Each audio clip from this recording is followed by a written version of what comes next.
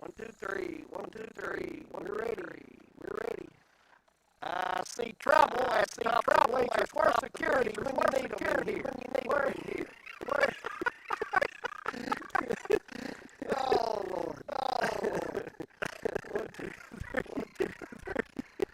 Oh, oh. How's everything going? How's everything going? Well, good. Well, good. Yeah. 1, 2, 3. 1, 2, 3. Yep, yep, 3. Yep, yep. 1, 2, 3. 1, 2, 3. Test. 1, 2, test. 1, 2, 3. That was live too. I can tell it was loud. It was loud. Ask Josh how things are going back home. Harold Bow. Yeah, asked him. Yeah, asked him. And Josh Harris. Why, yeah, he can. Why, yeah, he can. Josh, did you want to know what's going to rain? Yeah, I was wondering that same thing. I believe he cut us off. Now we're back on. I believe it'd been me. Equipment was truck and went over on the bypass, sir. Absolutely. I would have been. I would park over around there usually. Over on the hill. Yeah. I can't believe it. Yeah, I would have had it ready to go. But now, hindsight is not in these boys' vocabulary. No, it's not. No, it's not. It's not. It's not. No, it's not. Yeah. Yeah. We'll be all right. Yeah. Yeah.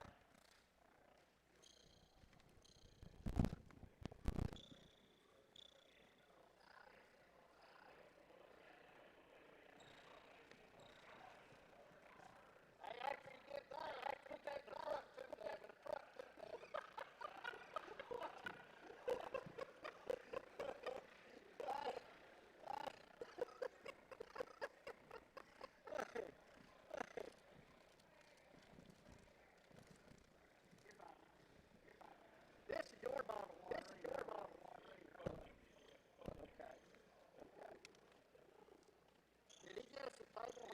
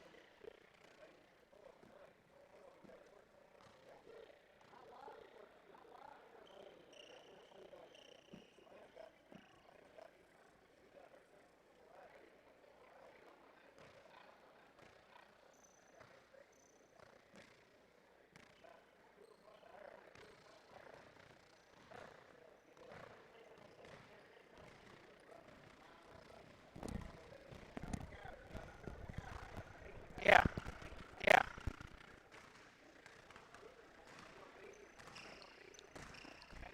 Yeah, man. Yeah, man. Say it again. Can you hear? Say it again. Say it again. Well, talk. No. Yeah, I got you now.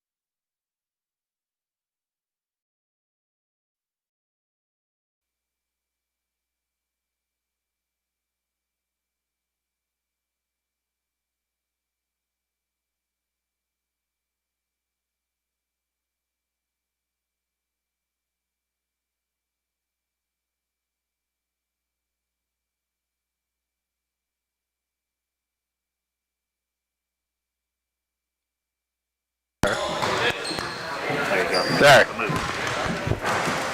We better get everything away from that cart. There, it's cutting off. We'll get this out from under it.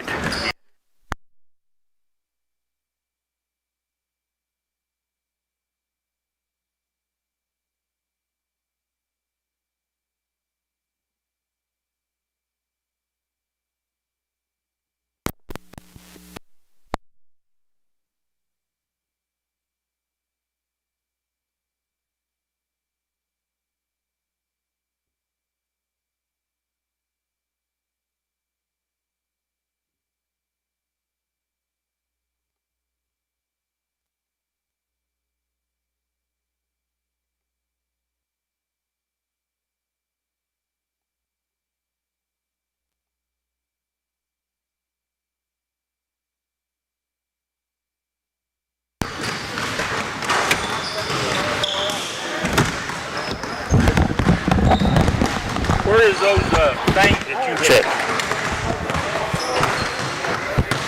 Is that all of them? Where's David's head sit at? Huh? Oh, you guys know? Yeah, I'm just. This all of them? Yeah. 2 apiece for each game.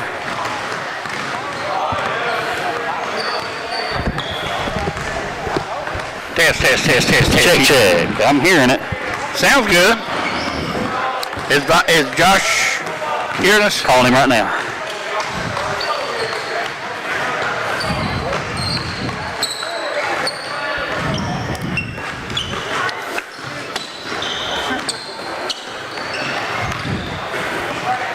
You got to answer, Josh.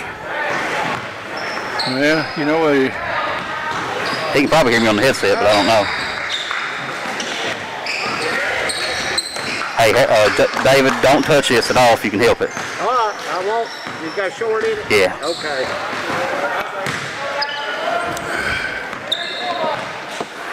Well, here, now you can wear the headset and I'll go ahead.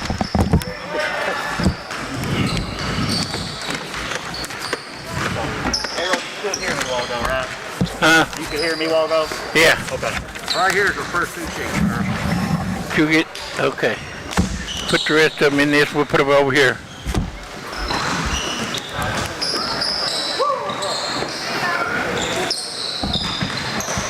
Hear me? What'd you do with the rest of them? Put them in there? Okay. Okay, that's fine.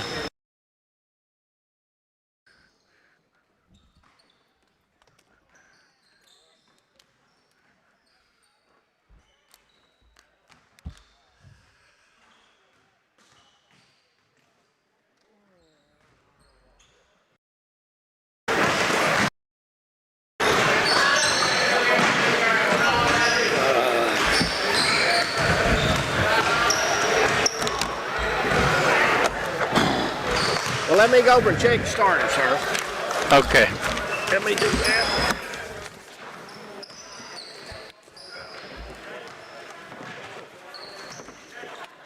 Boy, it ain't nothing like home, is it?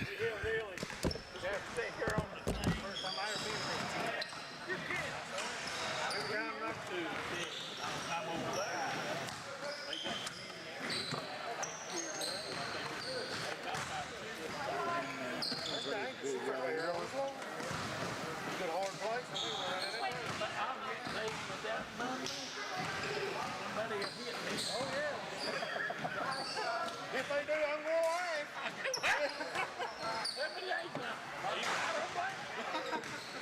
But ain't a doubt in my mind. Somebody will dive over. Now don't dive over here. Don't dive over here and knock the shit out of me.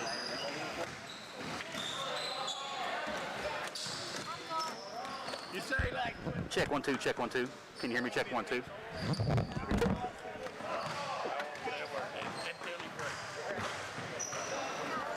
Well, I've got it.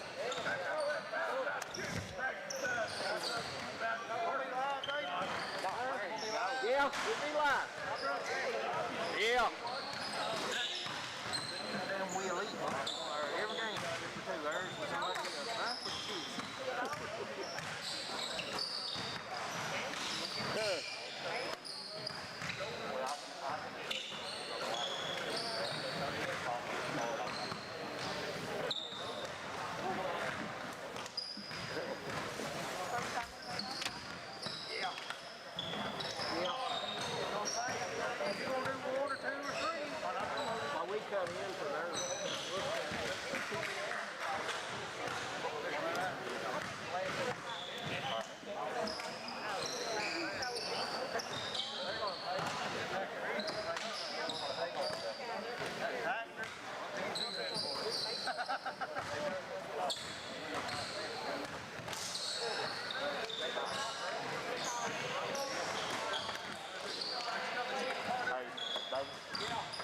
said let's go ahead and come up a little bit early.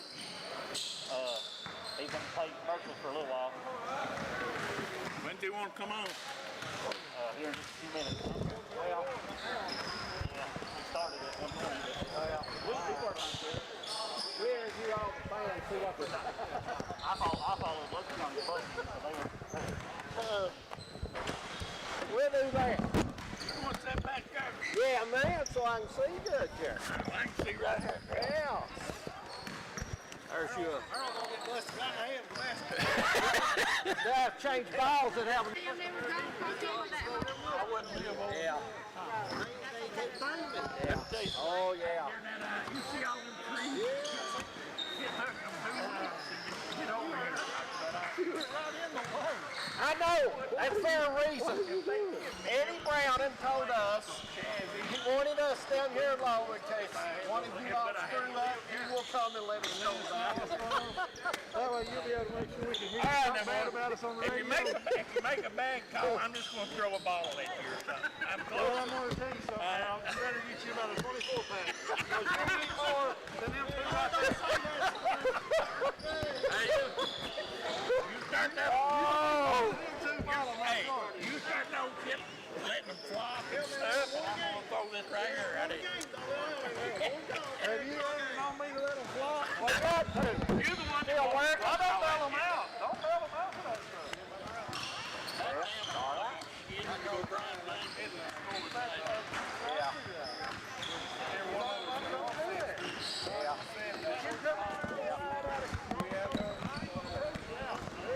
Yeah.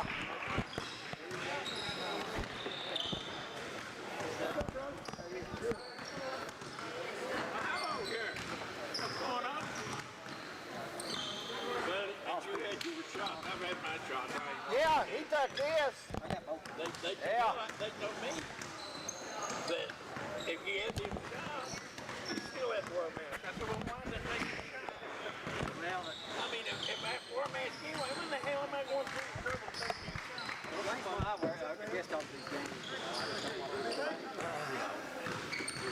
I don't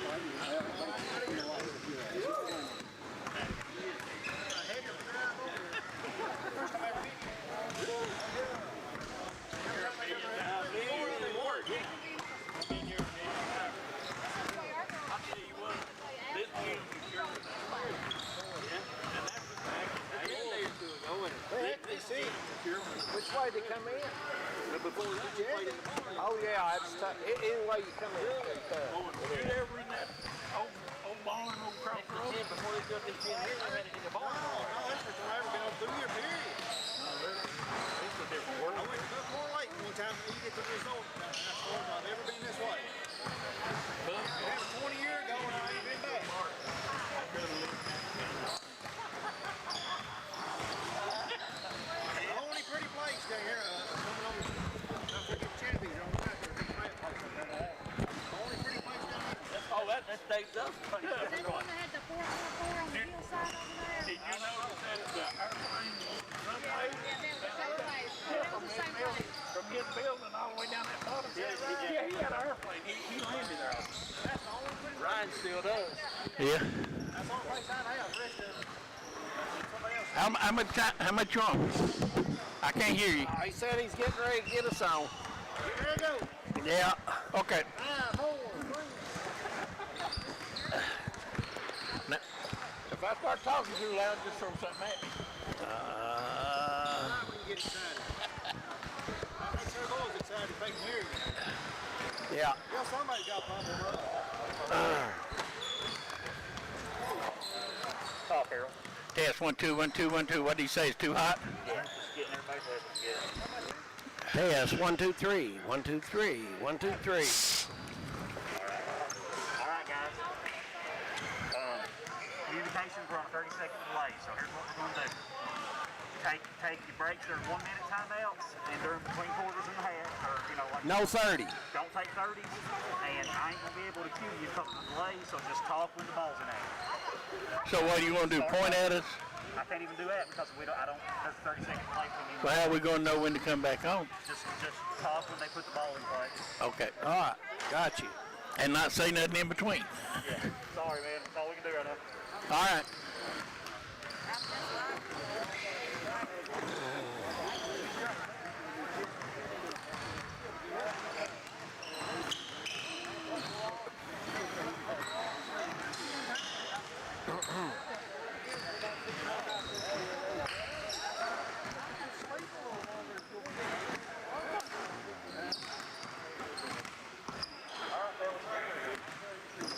Starting the broadcast right dead at 8 on the clock. All right, got you. 8 on the clock. 8 on the clock. Okay. We're on, Harold.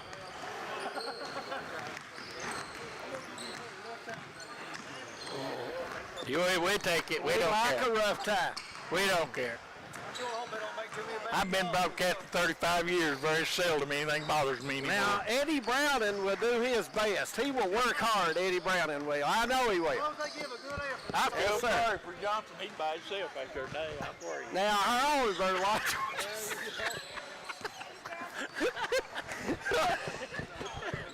Y'all are years on the home real loud. Well, I mean, we've been at the studio doing some of them. But I think they've tied into you a few times down there, ain't they? They did football. Yeah, I don't know about basketball. yeah. Congratulations on the Hall of Fame. Well, I appreciate that, buddy. Hey, I wanted to ask you about the talk show down in Jackson. The fella run into me and told me to come one day. I'm going to try to get down there this Wednesday or next Wednesday. And do you ever go? Well, you need to go. Why not? We'll go show up. Did not Kenny get that big girl Elizabeth from Lecture? Yes. That's what I heard. She Yeah. played last night. Yeah. Big Hayes Big girl. girl big girl from Lecture Central. She transferred. She's gonna play a week at Knockham for a tournament. Going on all over the place, and everything big. What's her name? What was her name? Hayes. Hayes. Yeah. I don't care much for all that going on. I don't like that. I ain't gonna get it until he scores the 12th. Yeah. Then we'll talk about it. All right. All right. Any way they'll stop the clock?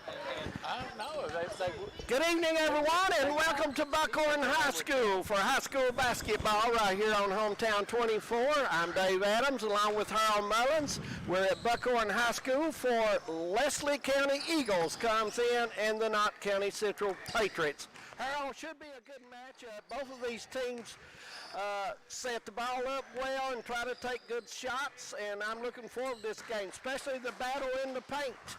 Leslie County, a physical team in the paint, and Knott Central. McGuire has played well here of late, and I'm kind of interested in those matchups in the paint.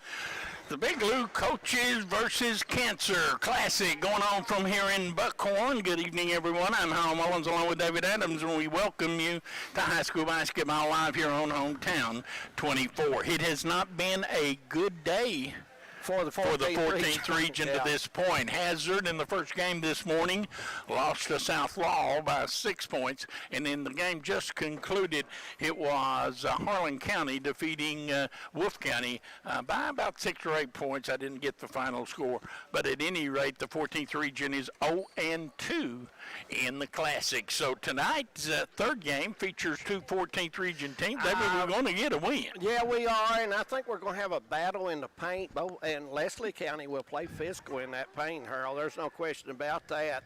I'm kind of interested in seeing it. Abner will mix it up with you, play physical. So let's see how that works with the Patriots with Big McGuire in the middle for the Patriots.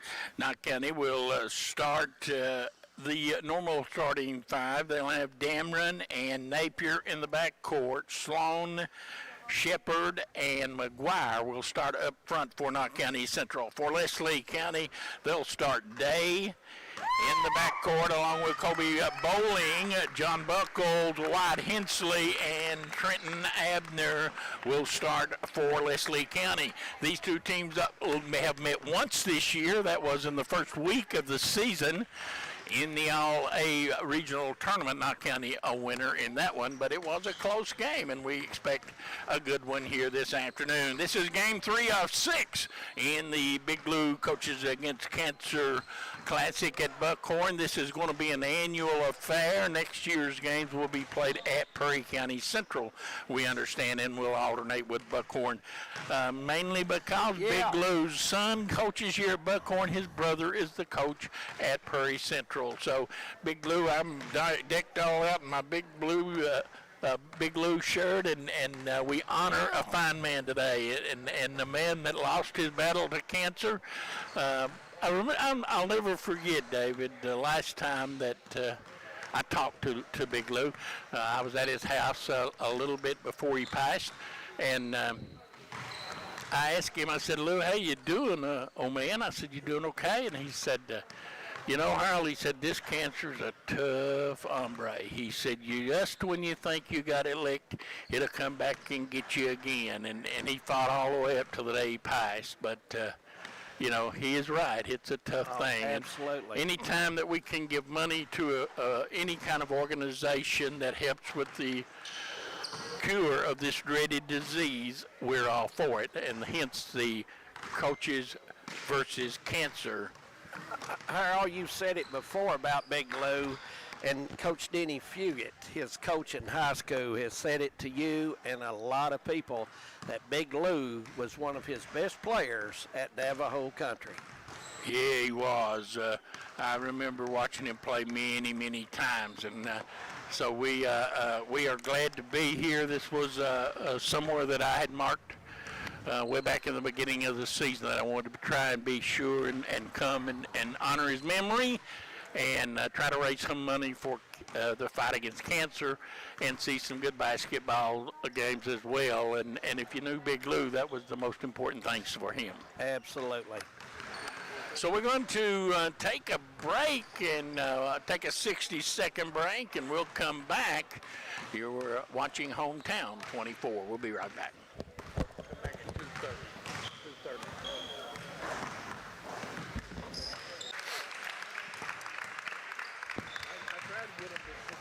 Go work on it. We could have sat next corner with 16 scoreboards. Gonna be here all day, too. Yeah. It's that much rougher when you have to.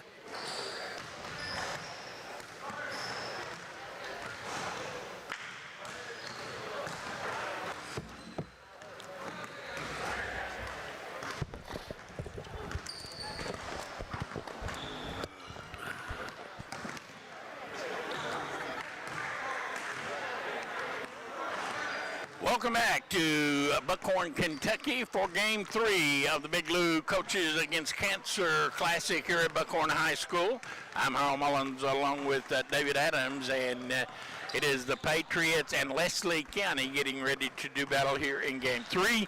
As we said earlier, it was Hazard losing for only the second time since the second game of the year. Right. This team, they have been on a long winning streak. They lost to South Laurel, a big, classy-looking basketball team from Region 13, by 6 points, I believe, in the first game. And then in game number 2, it was Wolfe County that that lost to Harlan County, a team Knox County knows a whole lot about. They lost to them in double overtime in the YMT tournament. Yes, they did. And you look at Harlan County, Harold, some very nice upcoming players on that basketball team, and like you mentioned in the WYMT, not in Harlan County, going to overtime twice before the game was decided, and that was a very, very hard-fought basketball game.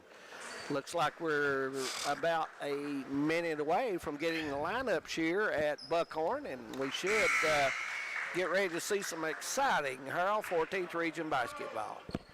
No introduction of starting lineups or anything like that, so we will simply begin, and it looks like Leslie County has won the toss, and we'll get the basketball to get things underway. It'll be McGuire, Shepherd, and Kaiser Sloan along the baseline, Napier and Dameron out front for the Patriots. And for Leslie County, Abner Day, Hensley, Buckles, and Bowling. Looks like Day will get ready to put it in bounds for Leslie County Hurl, and looks like we're underway from Buckhorn. Welcome to the Big Blue Coaches versus Cancer here at Buckhorn, and Leslie County quickly in front court, handling it is Hensley. Knott County open straight man-to-man down the lane. Hensley with a runner. It's 2-0 Leslie County. Hensley gets his first bucket. Looks like Leslie's going to operate in that man defense as well. Napier looks inside to McGuire. They'll work it around the defensive perimeter. Now down inside, and McGuire has two, his first two of the game. McGuire's tough there on that block if he gets his body and away from the defender, Hurl. Tied it to Hensley out of the corner. Bowling wants three. Bowling has three. He played here for 3 years. He knows this place very, very well, and it is 5-2 in favor of Leslie County. Nice jumper out of that corner. Napier for the tie. No, sir. Rebound down to Hensley. He'll bring it quickly in front court.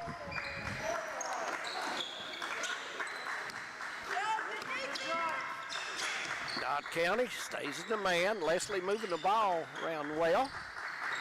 Straight away three, no good. Rebound Shepard runs it down in the corner. Dameron pull up 10-footer good. 5-4, Leslie County with a 1-point lead. Minute 30 seconds deep into this one. First of four for us live here on Hometown 24 tonight. As we'll have, there's a offensive foul as moving in to take the charge was Napier. Day will get his first one. And the foul was on Trenton Day.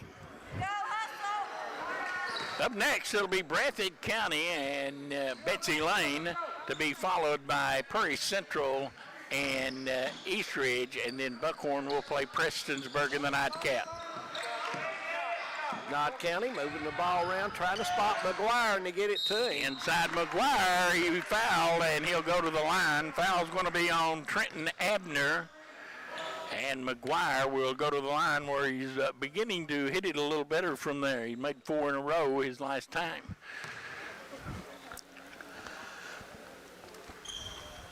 In the air. First one. First one is good. McGuire's gotten so much better since he settled his feet and decided not to do any dancing. Decided not to dance. There, he moved him just a little bit right there. He fires it up there. No good. Left it short. Rebound comes down. We're tied at 5. Just underway. Day now to Hensley. Top of the circle of Bowling as they'll work it around and go inside to Abner on McGuire. He turns. Got to kick it back out there. Abner and McGuire, two of the bigger guys in the region. They are indeed. Good size and strength. Top of the circle, 3, no good. Long rebound, nobody blocked out. They'll get it back, and Bowling will fire it again, no good. Rebound down to Shepard, quick outlet, Dameron. Bowling, good look. Just what a nice pass. Underneath McGuire in one. Great pass from Dameron to McGuire, and McGuire will go to the line trying to complete a full. McGuire has 5. We're going to shoot for number 6. McGuire at the line. Big man fires it up. That looks short as well. Rebound taken down. Got to get it over the front of that rim where it's never going to go. 7-5, 5:18 to go, or 5:10 to go. We are early on in the Big Blue Coaches Against Cancer here at Buckhorn. Buckle wanted to look into Abner, but he decided not to go. Buckle with it. Napier gives him a lot of room. He now pulls up and fires it. No good. Rebound down to Sloan.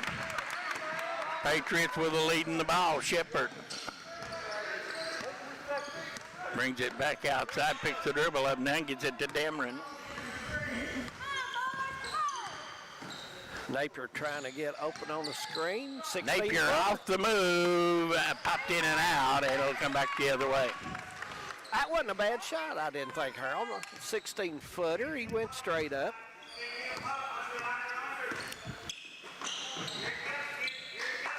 Abner wanting the ball on that side again. Straight man-to-man defense by the Patriots. They're a little aggressive out of it. Shepard and Day moves, missed the shot, rebound down inside. Shepard goes and gets it, lost it out of bounds. Had it knocked out of his hands, but they say he touched it last. It'll go to Leslie County.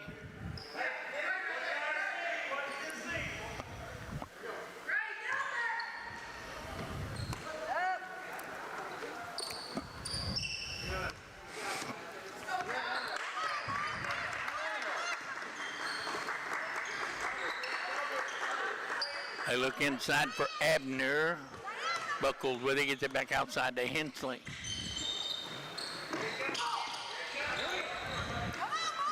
This time they go in there, and he punted and put it up and in. McGuire went for the steal, didn't make it, and Abner right off the glass to even the score at 7.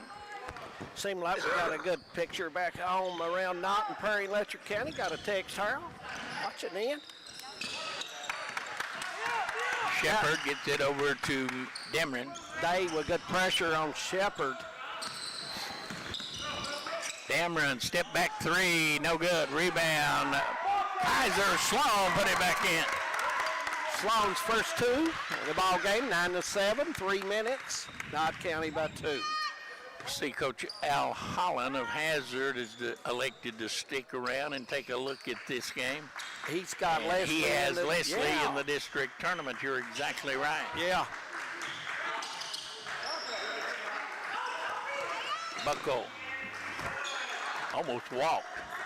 Gets it back to Hensley, and now Day. Down the lane goes Day. Blocked by Shepard. Trenton has it, or Abner has it. We got a foul. Looks like Kaiser Foul Sloan. on Kaiser picked up Sloan. his first one.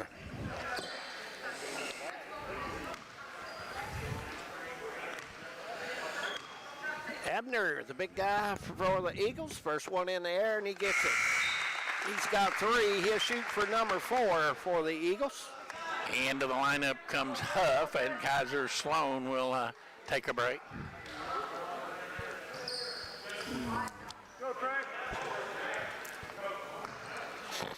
McGuire also coming out of there as Drake Sloan coming to the lineup.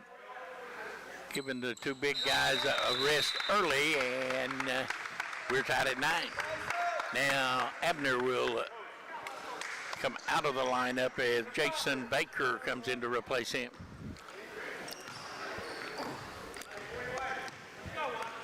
Huff, the sophomore of Knott County, good jumping ability, Harold, and that does have a nice touch on the jumpers.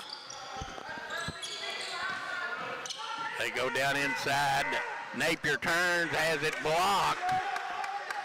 They save it in, but Leslie County has it.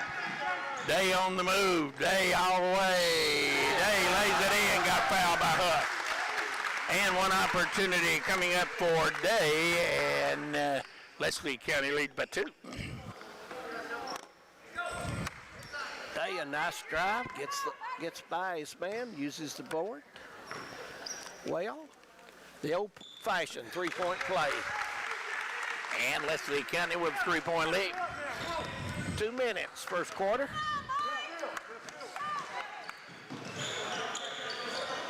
Leslie County starting. Come out and body up on Damron, and he takes him to the basket, and he'll go to the line. Dameron, good speed, moves quickly with the basketball. He's one of the harder Patriots if you're going to trap Harold Mullins. He's one of the harder ones to trap. Damron shot is good. That's his 3rd point. He'll shoot for number 4 on the next free throw.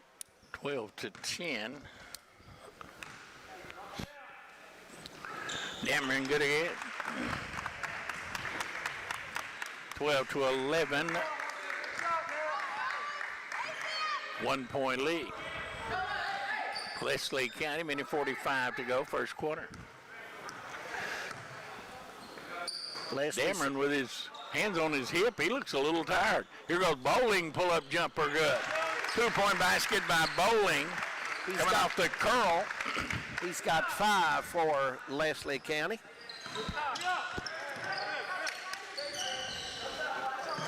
Shepard. They look inside, and instead Dameron for three, no good. Shepard runs the rebound down.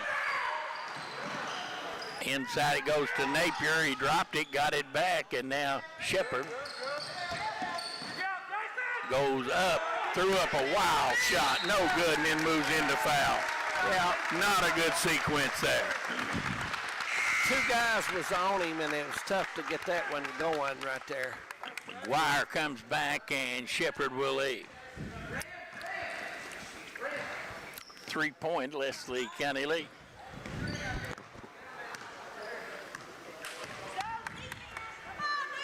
Day with the basketball, brings it back to top, and looks like 14. That would be Buckle with an illegal screen, Harold Mullins.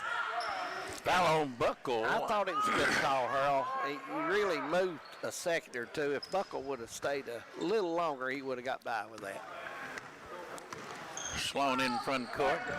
Eighth grader goes to Napier. Now inside they go. McGuire calling for the ball. He's got Baker on him. That's a total mismatch. Long three, Napier good. Tied at 14 as Colby gets his first 3-point basket of the game.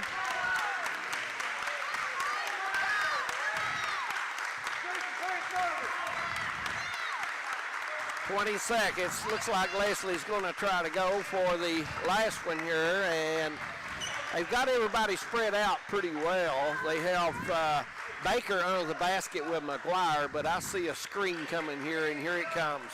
Baker or Colby Bowling picks his dribble up. They go into the corner, and now cross court pass, and Day's three is good. Rattled it home at the buzzer, and it is 17-14 in favor of Wesley County after one. We'll take a break, and we'll be back.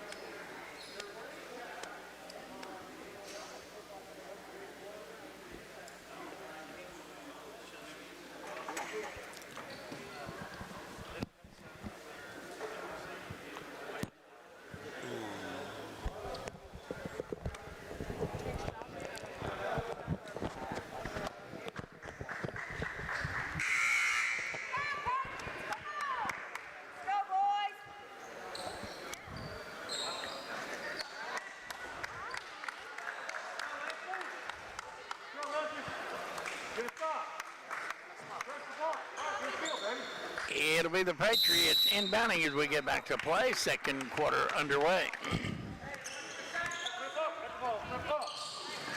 Underneath, a nice pass, open, put it up and in. That's Huff. Huff gets his first bucket on the day. Nice cut, and Dameron hits him right off the cut. 17-16.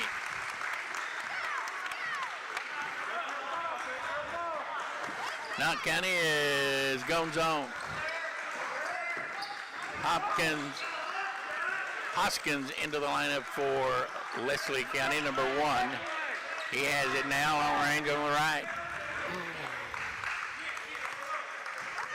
2-3 zone matching up out of it are the Patriots. I think Coach Kings went to this, try to get some defensive pressure, better pressure on the basketball, Harold. Here goes Day, kicks it back out. Hoskins shot no good. Rebound to Drake Sloan.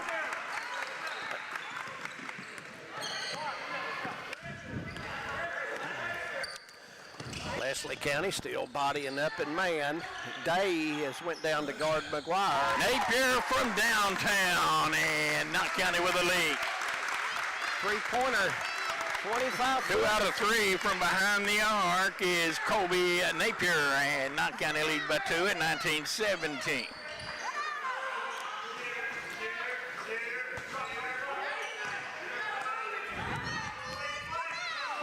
.640 to go, and we're in the second quarter. Day with it in the corner. Now inside. A bowling shot, no good. Rebound down to McGuire. Bowling had time to go up better, Harold, but he rushed his shot.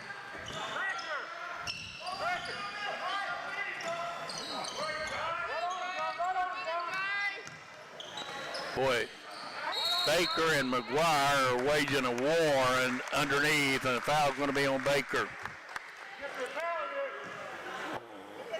Jason Baker's first for him, the senior from Leslie County. And he comes to McGuire, and he kissed it off the glass, and he's got 7. Nice touch there in the square. You get a lot of good things happen when you use the square.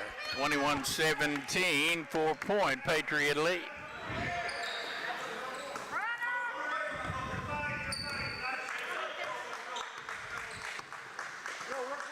Back in the zone, Day with it.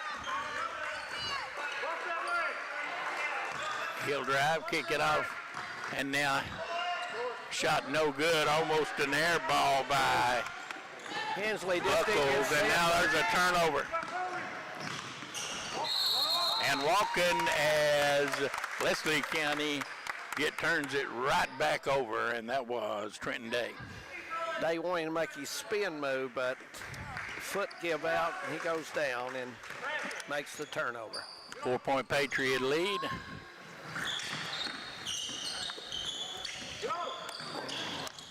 McGuire wanting it again. McGuire has it, and he'll take the 10-footer, no good. Tipped up, no good. Rebound comes down Leslie County. And foul in backcourt's going to be on Huff, and that's the second on Huff.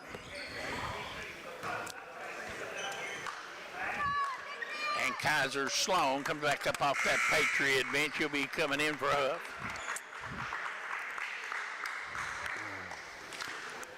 And for Leslie County, it'll be the big guy, Trenton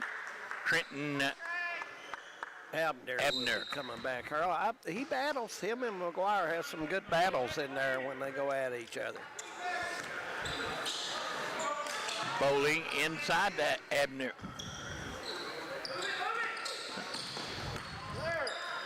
Shot blocked out of bounds by McGuire. Buckle made a drive. Nowhere to go with that.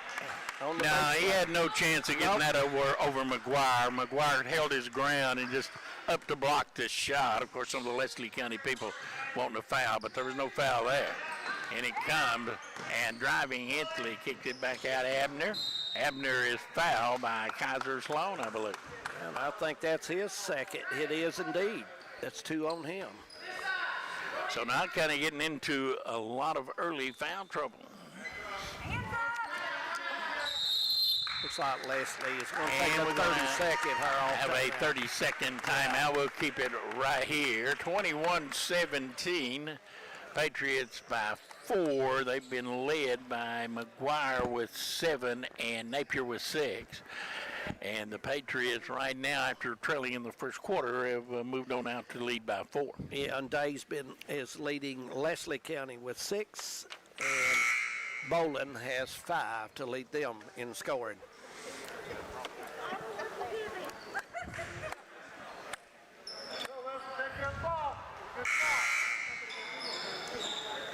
Leslie County will have the basketball as we get back to play. Abner will trigger it in under the basket down to our right. Leslie County dressed in black, trimmed in gold and maroon. Inside they go today. Shepard comes back into the lineup during that break.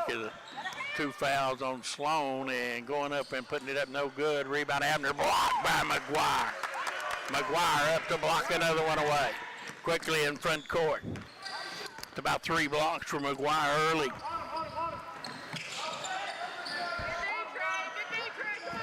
Bad pass there by Napier coming from the weak side. It was Hensley to knock that away. Now Day comes in on McGuire and fires it up over him, no good. And Big Josh comes away with a rebound.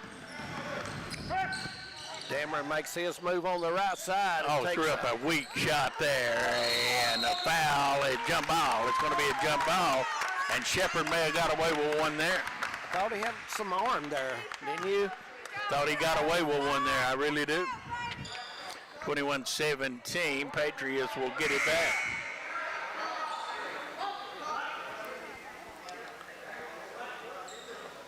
And Now they're going to say it is Leslie County's ball. I believe that's right. Yeah, County got it to start the quarter. Yes, that's correct. 21-17. Lead remains at 4.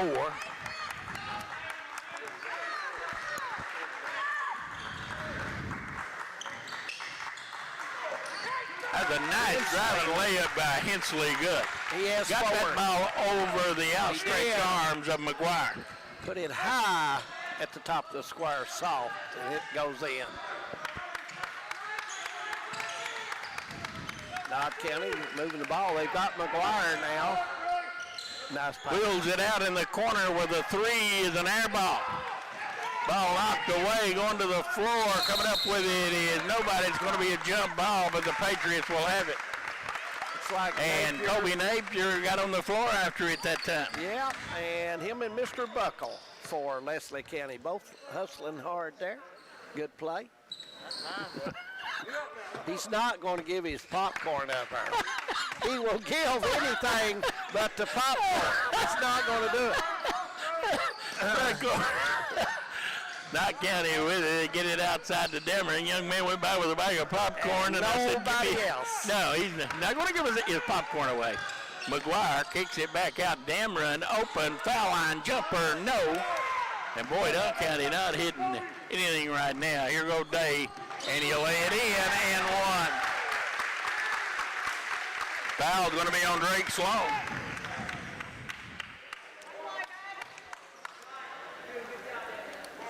And Day will go to the line. Chance to give Leslie County the lead with 2:44 to go. They've scored 4 unanswered.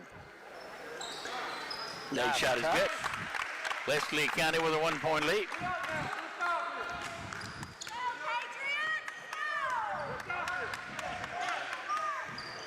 Day starting to have a pretty good ball game for Leslie County. 9 points so far.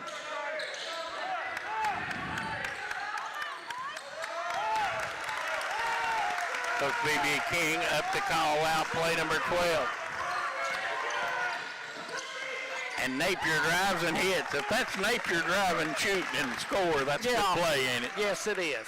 That's what he needs to do. He's got his matchup is smaller than him, and underneath, Abner puts it in, and it's a 1-point Leslie County lead. 2 minutes to go.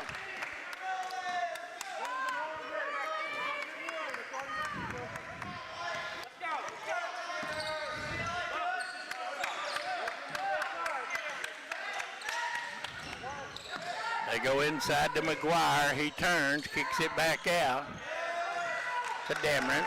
he thought about it, but decided he would look it over and set back up here. Patriots set in a 1-4 high cross. I'll get a whole lot done right now. Dameron off the high ball screen, drives, kicks it in the corner for Napier's 3, good. Napier has really cranked it up here in the second quarter. That's his 11th point. third 3-point basket of the night, and the Patriots lead by 2 with 1:10 to go. It's like Knott County's going back to his own. And now Day's 3, no good. Rebound Napier, and he can't handle it. It's out of bounds. Came out of his hands trying to grab and gets loose on him.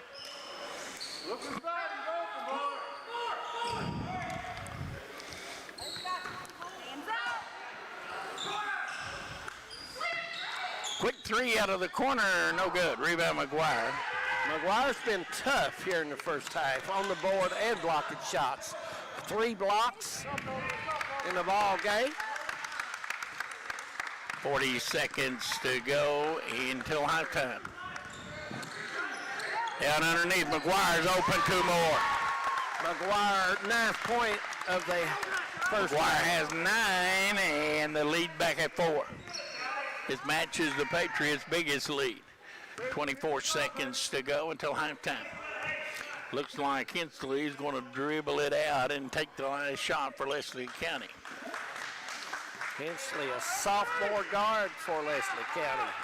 handles the ball, plays well. Comes off the ball screen, now goes down inside, and an offensive foul with 6 seconds. Not going he's going to get a look. I thought Hensley Harrell should have just threw it over to his teammate because Knott County was doubling down on Abner at that time. Here comes Sloan. Sloan quickly in front court, going to take it all the way himself, and he has it blocked and taken down by Hensley. And that was not a good play, to say the least. 28-24, we have arrived at halftime with the Patriots clinging to a 4-point lead. We're going to take a break, and we'll come back. You're watching Hometown 24. About that little boy get that popcorn on 16. Not reaching me.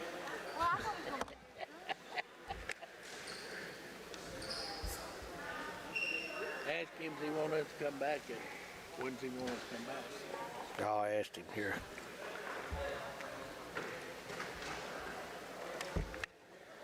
We'll run the bathroom if they bring him back. All right.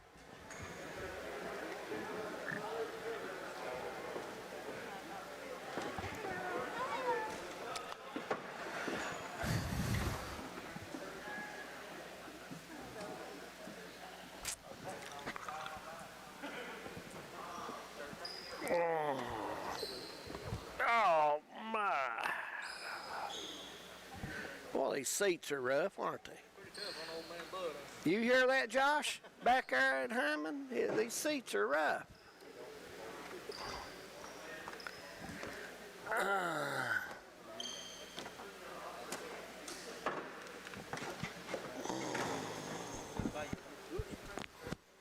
We had them. We forgot to get them. Yeah, we forgot to get them. Yeah, they do.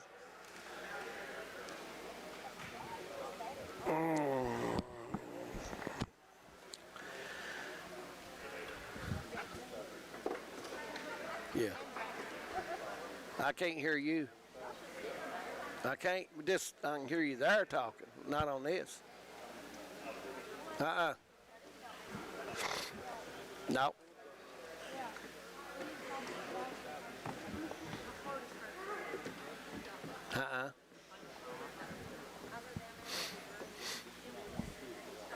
No.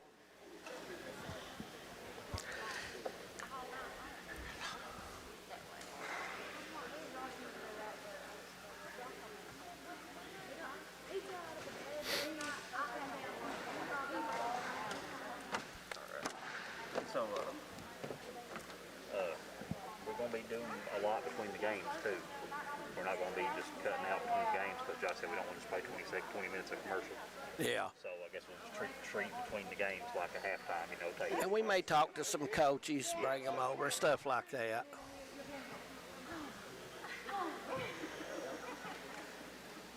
I'll holler at you. She, on the way, can't hear me. That's kind of hard. I can't hear you. I wonder if the batteries is dead in that thing. Huh. What size batteries is those? Double A's. I got a ton of them. Oh, okay. Yeah.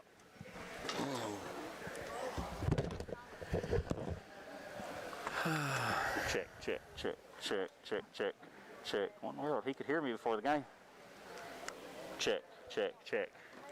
I can hear you on that. Check. Oh. Check. No, I see. Do it 40 again. seconds. 40 seconds? Yep. All right, so 5:45. All right, got it.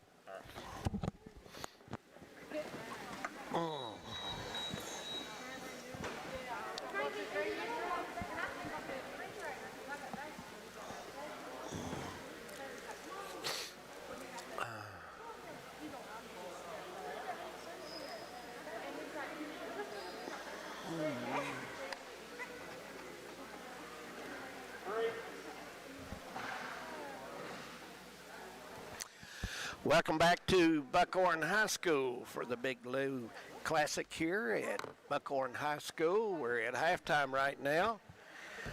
28-24, Knott County Central. Not on the board yet, but playing very well defensively. Got those 2 quick fouls and had to sit. Knott County be looking more for him in the second half. Napier has 11, 3 threes deep out for him. Sloan has 2. Big McGuire has 9 points for Knott County. And Huff has 2 as well. 28-24, Knott County with a 4-point lead. Both teams from the 14th region here, but earlier, South Laurel beating Hazard in the first game and Harlan beating Wolfe County in the second game. So 2 very tough ball games to start this classic off. 2 very physical games, and it was well-played basketball here in the first 2 games. This game here, 3rd game of the Big Blue Classic, and it's turned out to be a tight one as well, as it's 28-24 here at the Hive. Harold, if you're Leslie County, what will you change? And if you're Knott County, what would you do differently? Well, if I'm Leslie County, I'm going to find number 20 and try to get a hand in his face, because Kobe Napier is 3 out of 4 from behind the arc, and it is because of his shooting that Knott County leading right now.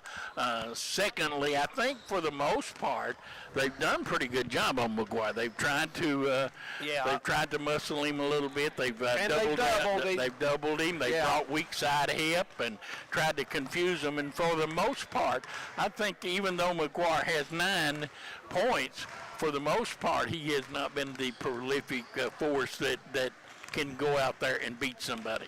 But when you do that, you got to give something up. Yeah. And they're giving up some long-range bombs from Napier, and that's the reason right now Napier and Knott County leads by 4. Yeah, and I thought Leslie Harold has settled for some shots out in the floor. They've not been able to drive to the bucket, especially Knott County went to the zone. That seemed to help Knott, but when they were doing the man, Leslie did take advantage of some drives and got some easier shots. Well, McGuire has 3 blocks in this game, and they have been people just coming in and challenging him, and he holds his ground and goes straight up. He's an awful big target to try to shoot over.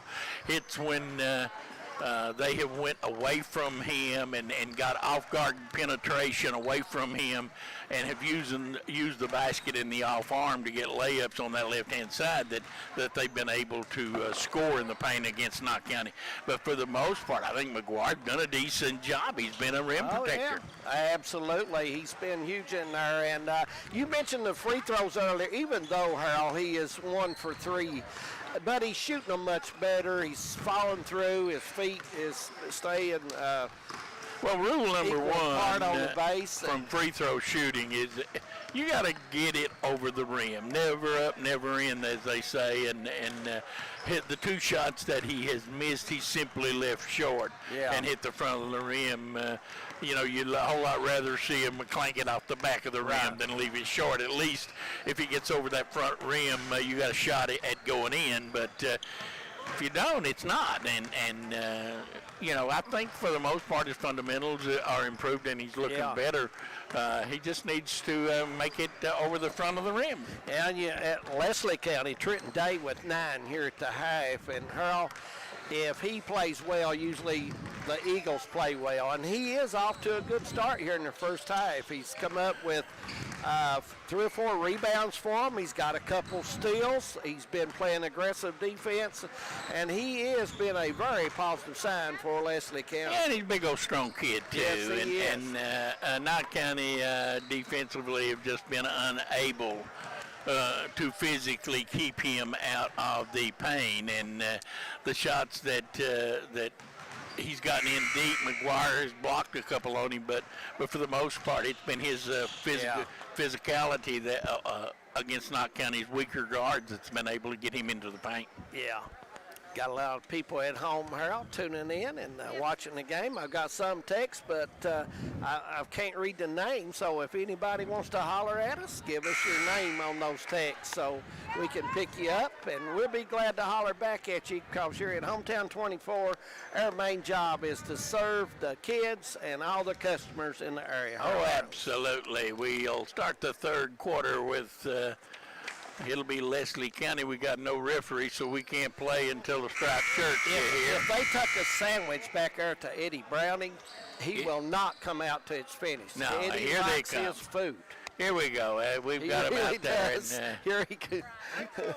we'll have, it'll be Leslie County basketball. They'll bound it right here in front of us. I guarantee it was Eddie Brown and Edie. All right, Harold's ready to go, and we're ready. Harold, you should have shot that. If I'd had it done over, I'd have thrown it right across through there.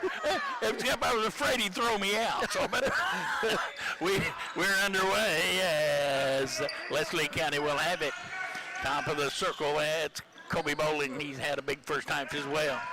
Now today, Shepard will guard him, put a little bit of a stronger defensive pressure on Day in this quarter. Day's had a nice first half for Leslie County. He's played well. He's handled the ball well. He's led the team. He's the captain out there. Day now holding the ball, waves everybody away. He's going to try to take Shepard one-on-one. He spins him into the paint, threw it up left-handed. Good defense there. McGuire comes down with a rebound. Dameron will set it for Knott County. Leslie will play the man defense. Knott County in a 1-4 high to start. Napier, good. Worst shot in basketball right there. The 19-foot jump shot. It's move back 2 inches and get a three. You know, I mean, that's the worst shot in basketball. The long two is the worst shot in basketball simply because you could move back 2 inches and get a three. Day over. 30-24, Patriots by 6. Bowling trying to make a move there. Sloan not giving him any ground. Kaiser playing pretty good defense there. Bowling now drives, and Kaiser, as his shot is blocked away by McGuire, the foul's going to be on Kaiser Sloan, and that is Kaiser's third.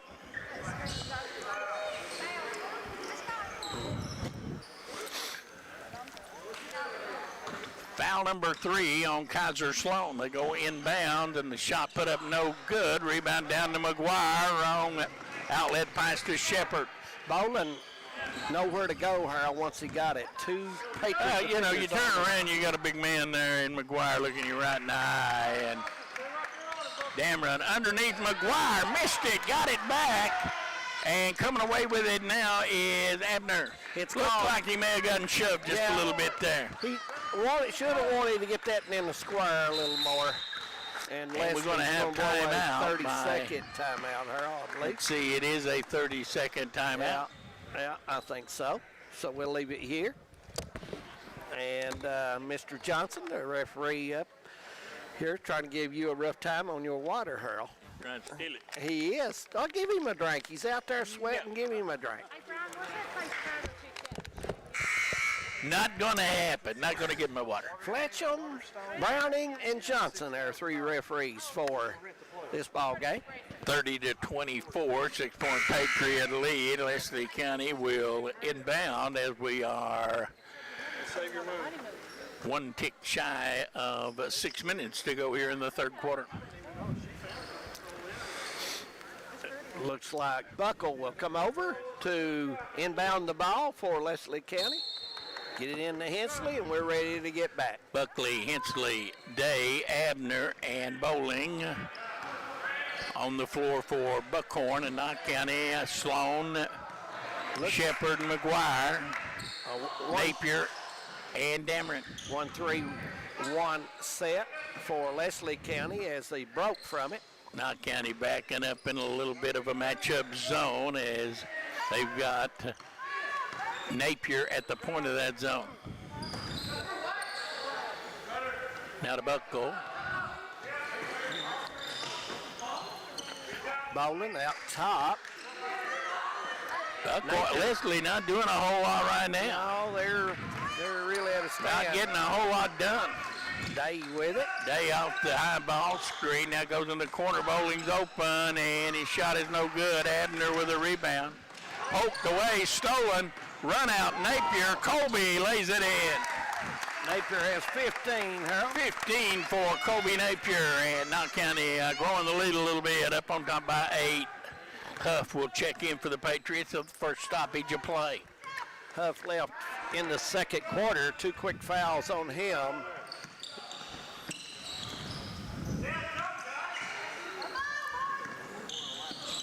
Day, right side, Hensley, 3, no good. Rebound, Shepherd. Leslie County been shooting it short so far today, Harold, on those longer shots. Knott County. Coach King calling a set from the bench. Here goes Napier to the basket, missed the shot, left it short. Rebound run out the other way. Hensley lays it in. I thought Napier, Harold, should have switched it to the left hand down there, away from the defense. Maybe would have got the foul. 4 minutes to go. Dam run inside McGuire, and he goes up and lays it in. McGuire now has 11. 34-26, 8-point Patriot lead, 3:40 to go. Nice battle underneath. Abner and McGuire, both of them good, strong young men. Runner Hensley good. Nice move by Hensley. He's got 8 for the Eagles. Knott County by 6. Knott County's biggest lead has been 8. Cameron missed him that time. Now they go inside to the big guy. He turns, and Josh McGuire has just scored his 1,000th point at Knott County Central. His mom told me earlier that he had needed 12 to get to 1,000, but made me promise I wouldn't mention it, so I'm a jinx evidently, and so I did what she said. I think she's got the right to say. And now underneath Sloan, yes, and one. Nice pass from Dameron to Sloan, and Knott County lead has grown, and there'll be a chance to get a 3-point play. So Josh McGuire has 1,001 points in his high school career, which is about 980 more than I had. Here's the shot, no good. Rebound comes down inside the bowling. I can tell you had a special math teacher. I was not a prolific scorer, I can tell you that. That was a jump shot, good by Day. He's got 11, and he's got a nice shot on him. Lead pass, and Sloan again, good. He has 6. 40-30. Patriots looking for win number 13 on the season. Here goes Hensley, drives, kicks it out, and the 3-ball left corner rattles home. That's Buckle. That's his first one today as he gets that one to go.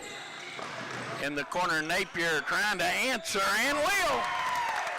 Colby Napier. 18 for him. 18 points for Napier. And the lead back at 10, 43-33. Day trying to set a screen. Hensley takes it, and down underneath it goes, and Baker, shot blocked by McGuire. Coming out of there, a bad pass. Napier finally gets a little help from the referee. Hit him in the back and bounced down, and the Patriots saved themselves a turnover right there.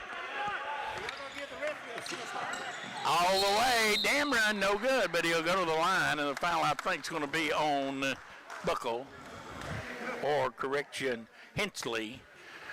And so going to the line will be Dameron. Hensley's Well, first Kent looks foul. tired to me. He looks worn out.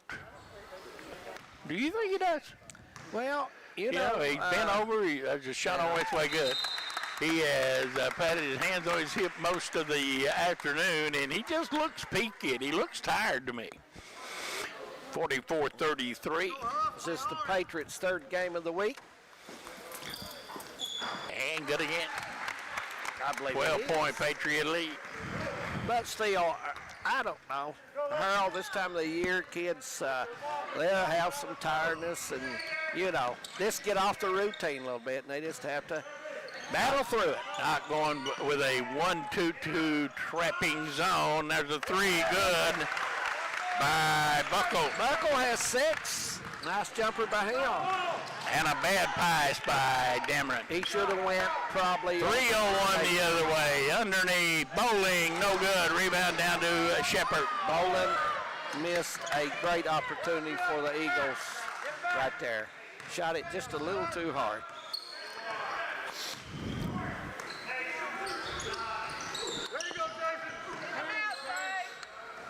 Not Kenny moving the ball. Huff's got it. McGuire's wanting it underneath, getting position, but they bring it out.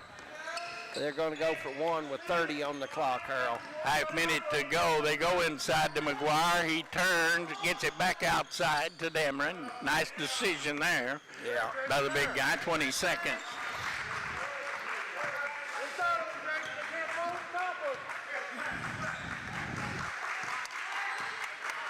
10 seconds. They'll call for the high ball screen. In the corner, open. Huff, jumper, no good. Rebound, foul, Shepard underneath. Yep, over the back. Foul on Shepard. And with 2.5 seconds to go, Buckhorn or Leslie will get it. Three-quarter court shot. Almost made it. Nice. Through 3 we go. It is 45-36 in favor of Knott County Central. We'll take a break. We'll be back.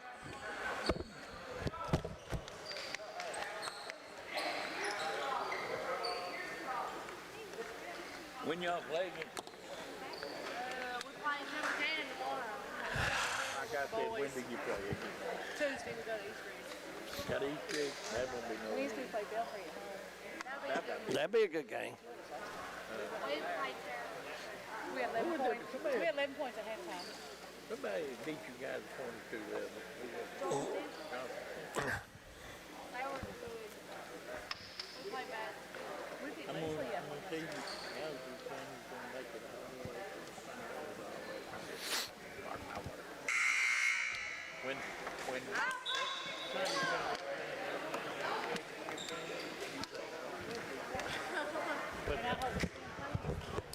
no, it'll be that same now.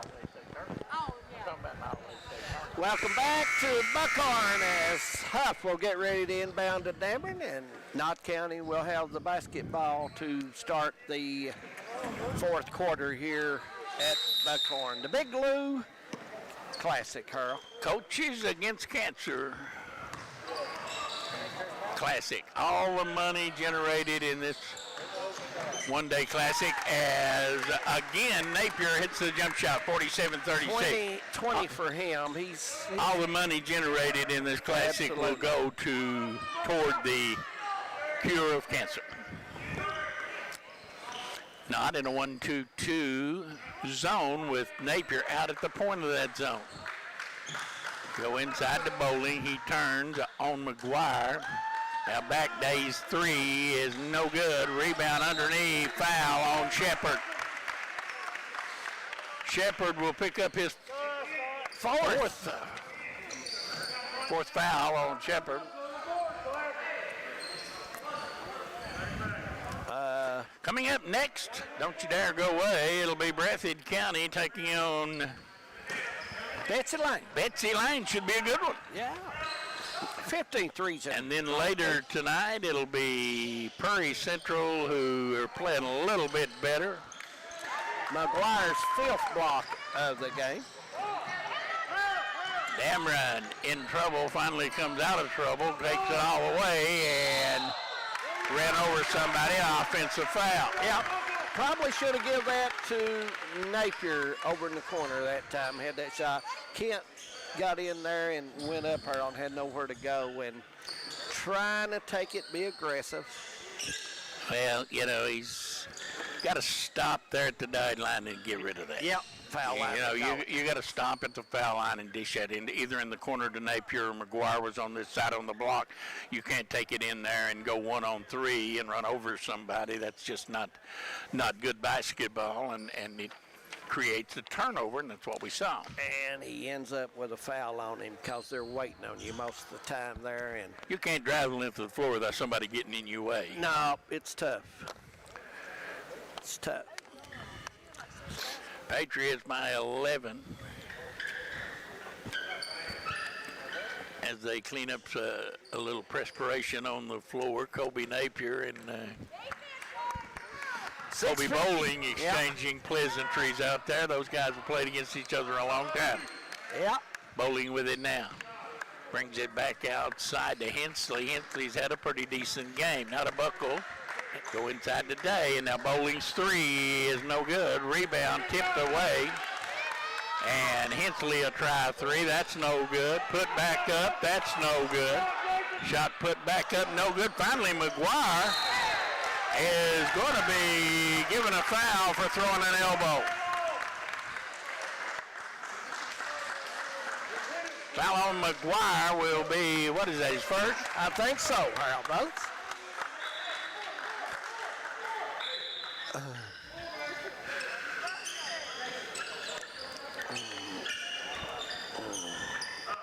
Shepard and Huff and Kobe has got to help hit the backboards there. Leslie had Day, Hensley, and Buckle all hitting the board hard. Shot in there, blocked again by McGuire as Baker unable to get that one over the outstretched arms of the Patriot big man. 6 block for McGuire in the ball game.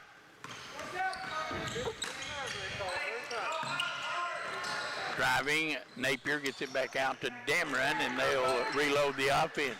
Dameron takes it in, drop it off. McGuire blocked from behind by Day, but the foul's going to be They thought he got all ball. Trenton Day, and going to the line will be Josh McGuire.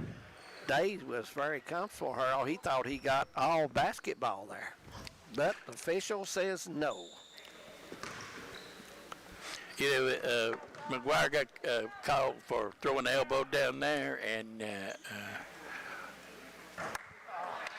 when his mama played at Breathitt County, she threw an elbow or two. No doubt. No doubt. McGuire is no good from the foul line. He'll have one more. And this one is good. McGuire, 48-36, 12-point lead. 14 points for him. McGuire now, as David said, with 14, and he and Napier have led the way for the Patriots. Down inside, shot put up and in by Day. Nice move there. 13 for Dave on that move. 10-point difference, 5:40 in the ball game. Dameron has Bowling on him. Drives by Bowling, gets in the corner to Napier for a three. Good. Napier hadn't missed nothing all night long. 23 for him. Napier with 23, and it's a 13-point Patriot lead. Napier's been playing some music in Buckhorn today. The ball knocked down, almost stolen by Dameron.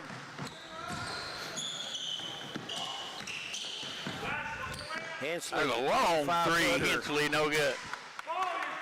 Rebound, Napier gets it ahead to Dameron. Dameron will show a little good judgment here and bring it back outside, run a little clock.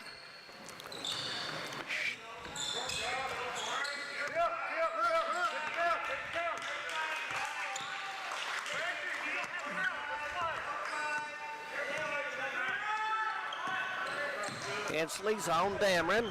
Day will match up with Shepard as he comes and sets the screen. Knott County, surely, Harold, they're going to try to get their matchup. They got it down there. There he is. And put up and in by McGuire, and he'll go to the line for N1.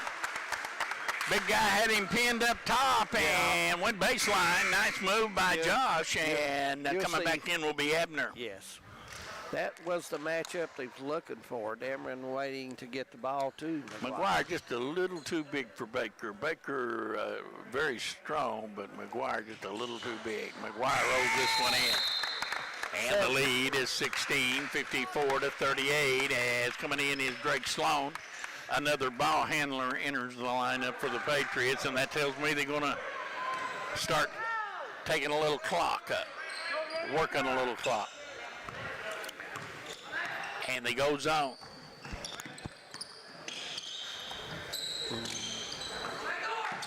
Bowling right side, and Hensley's three is good. Nice jumper by Hensley. He's got 11 for the Eagles. Damron in front court, they go, and McGuire underneath, good and one. 19 with that.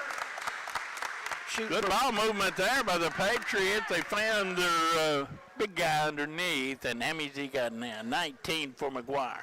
Shooting for point number 20.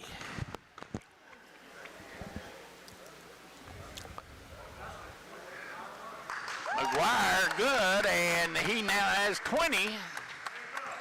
As he and Napier 23 for Napier. combined for 43 here in the early going of the fourth quarter. Bowling off the high ball, screen ball knocked down by Drake Sloan. Hensley again, no good. Rebound, Abner. Back out Day, no good. Rebound again, Abner. And this time Bowling, no good. Rebound on the floor, and Leslie County just shooting till they make it right now. Shot blocked by Napier, and we got a foul. It's physical on the basket, and they're going to let you play physical. I believe that's on Shepard. Yeah. And if it is, I think it's his fourth. That's to the 4 field, on Terrell. Shepard. 3:08 to go. It's a little late to worry about fouls now. 57-41. And Buckle shot is good. 7 points on the afternoon for Buckle, and played a Patriots. very physical game. Harold Buckle has. He's 15-point lead for the Patriots. Shot no good. Rebound. Shepard runs it down. Final 3 minutes of play, and Damron is fouled in backcourt. ball should be on the side up here, right where we're at, Harold. You know, they're emptying the gym after every game Yes, here. they are. Letting the fans from the team play and come back in 15 minutes before the game. Here goes Damron into the corner. Shepard back out to Damron. They'll reload. Bowling Garden Damron.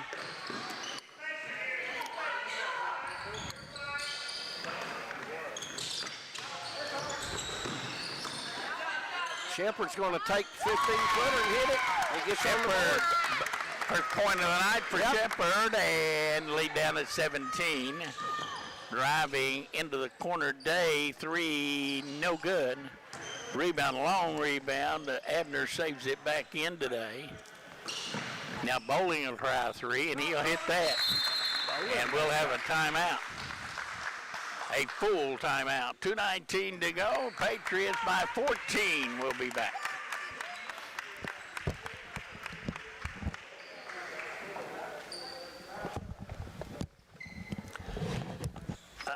You got Beth. Harold, what do you do with it? I put it in your notebook. There we are.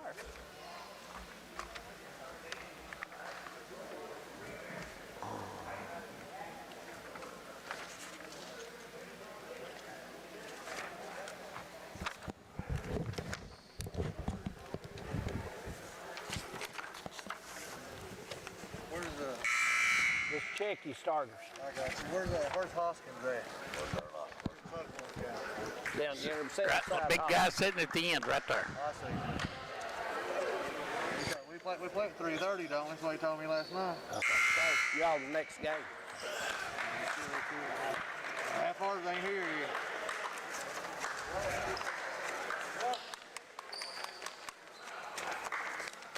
Not County will have the basketball as we get back to play. It is the Patriots up on top by 14.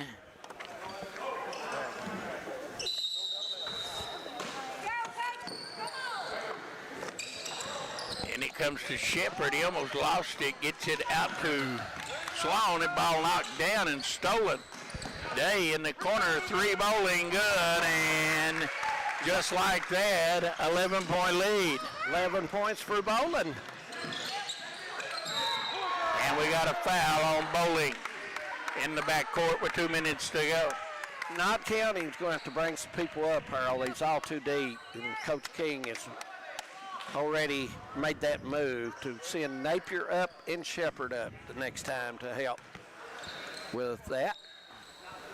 Back-to-back three-point baskets by Kobe Bowling as Buckhorn 17-point lead or 17-point deficit cut to 11 at the line. Dameron good.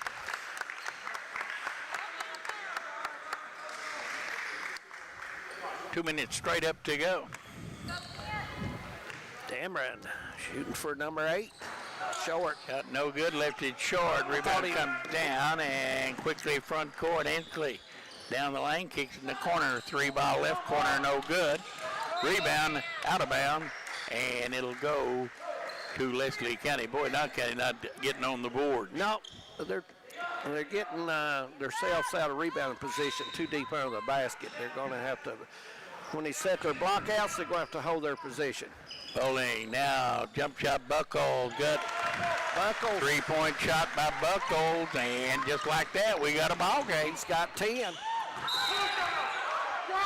And the foul's going to be on Bowling, and Dameron will go to the line. The Patriots' 17-point lead has been cut to 9.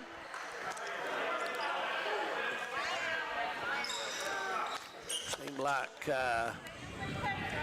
Kent is being left up here, and I think Coach King has got up to tell Sloan and Napier, Harold, they got to come up some. Well, I think he's telling them to get on the board. Yeah, That's what I'm telling you. Yeah. I think on the offensive they're end, getting whipped on the boards and giving up second and third shots. and that'll come back to haunt you. These are two big ones, I think, for Dameron here. Leslie County, Day, Hensley, Buckle, all starting to heat up. Minute 34 to go. And Dameron, no good, he missed it. 2 in a row missed by Dameron. Here comes that Leslie County. Day, Bowling, no good. Rebound, Leslie County. Abner with a big rebound. And foul going to be on McGuire. And once again, B.B. King telling his team they need to get a rebound. Yeah, I don't blame him. I mean, you've got to have them if you're going to get it done. Abner goes to the line, and he'll shoot a couple.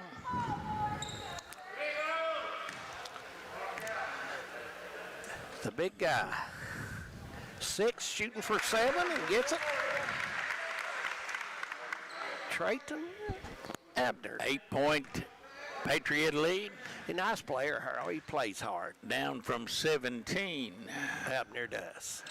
Shot no good. Rebound. Not getting it. Can't even get a rebound off a missed free throw. Driving Abner. Gets it back outside. And down low it goes. And Bowling threw it up off the glass. No good. Finally, McGuire comes to get it.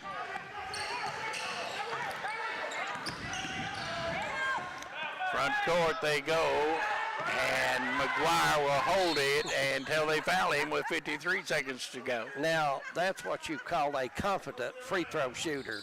That holds it away from the failure.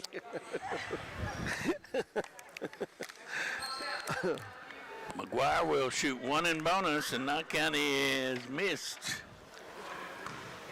the last 2.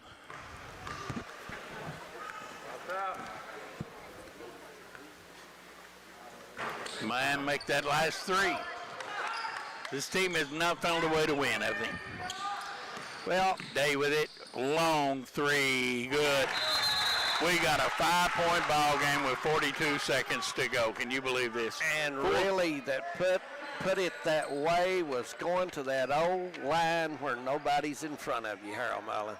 62-55, 42 seconds to go. We'll take a break. We'll be right back.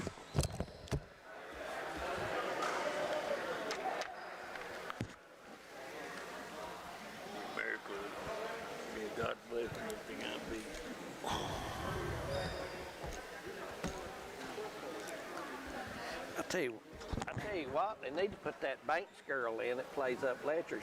She's got the sharpest elbows that you can imagine.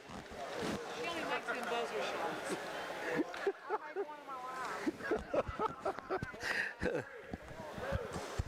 Welcome back to Buckhorn. 42 seconds to go in the ball game. Knott County holding on 60-55, 5-point lead right now. Hurl and the missed free throws. They're coming back to hunt the Patriots right now.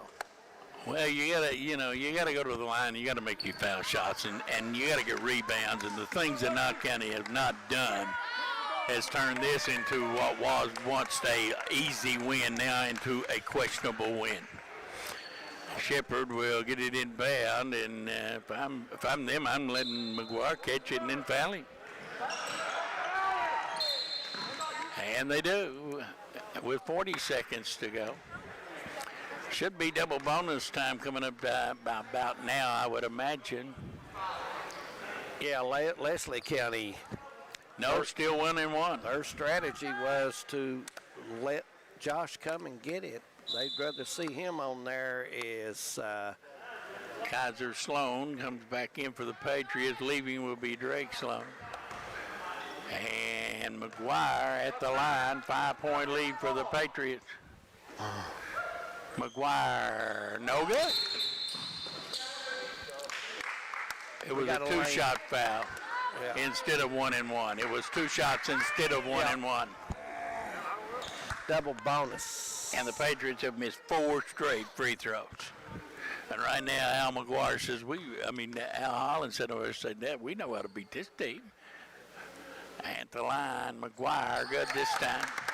And it's a 6-point lead with 40 seconds to go. 21 for McGuire in the ball game. Hensley. Now Day. Into the corner, wide open 3, Buckles good. 3-point game. 13 points for Buckles. Yeah. And it comes to Dameron. Dameron is fouled by Baker, and Dameron will go to the line and shoot 2, and with 21 seconds to go.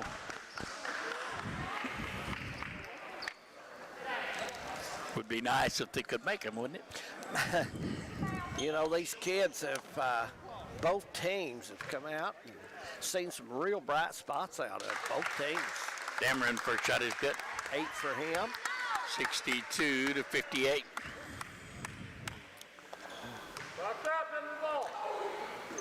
And good again. 9 points for Dameron. 63-58. Knott County coming out to apply a little pressure, make them use a little clock. Day. And we got a jump up. And it'll stay with Leslie County. 14 seconds.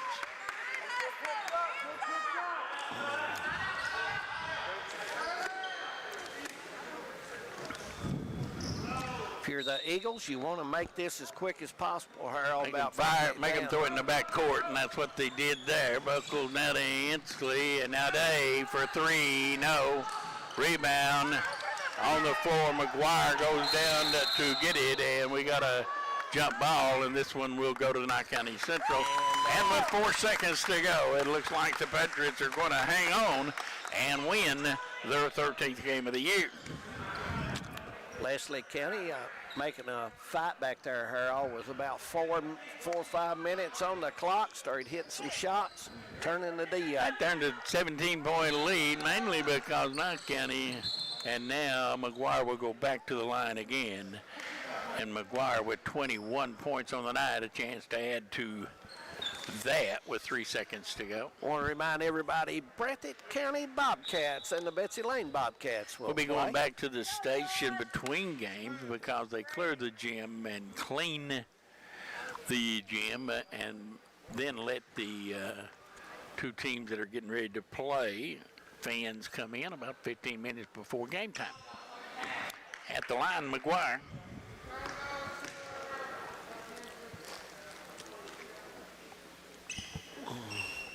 First one, That is good. 22 for McGuire. 64-58. Of course, Hazard, we're talking about Al Holland, they will play Leslie County in the first round of the district. Second shot is good, 2 seconds. Colby bowling 3/4 court, no good, and horn sounds. And Knott County Central has won the game 65-58 with a win over Leslie County here tonight as Coach B.B. King's crew will add another win to the win total. It didn't come easy, David. No, they jumped out first half, and it was Leslie led at the end of the first quarter, 17-14. Then at halftime, Knott Central took the lead, 45-36. And Harold, it was a battle all the way down, and Patriots finally pulled it out, 65-58. Leslie got in a row there, hit some long threes, and sort of got it back in the game. And the Patriots going, like you said, to the charity stripe sometimes there, Harold, and coming up short. 17-point lead was the biggest, and they end up winning by 7 as the Patriots a winner here tonight. We're going to go back to the station for some local programming, and then we'll be coming back here for tonight's next game, Breathitt County and Betsy Lane. Until then, for David Adams, I'm Harold Mullins. Thanks for joining us. We'll see you back here in a little bit.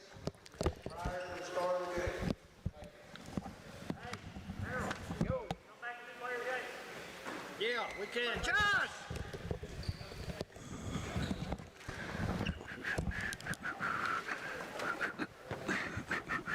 Kobe already gone in? Give me that headphone. Here you go. Put them on. Make you free throws, Rolly.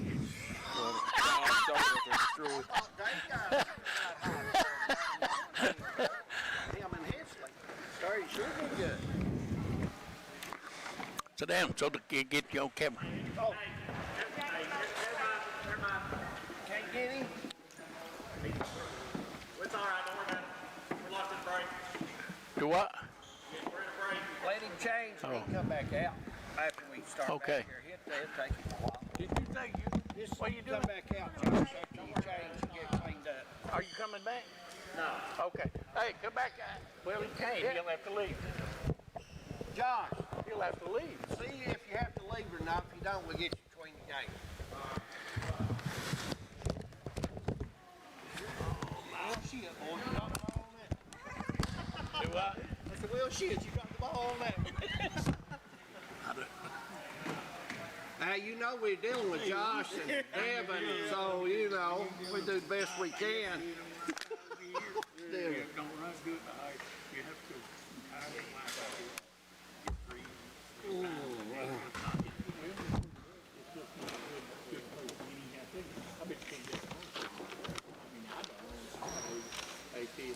I got a little bit on that back water. I don't have any.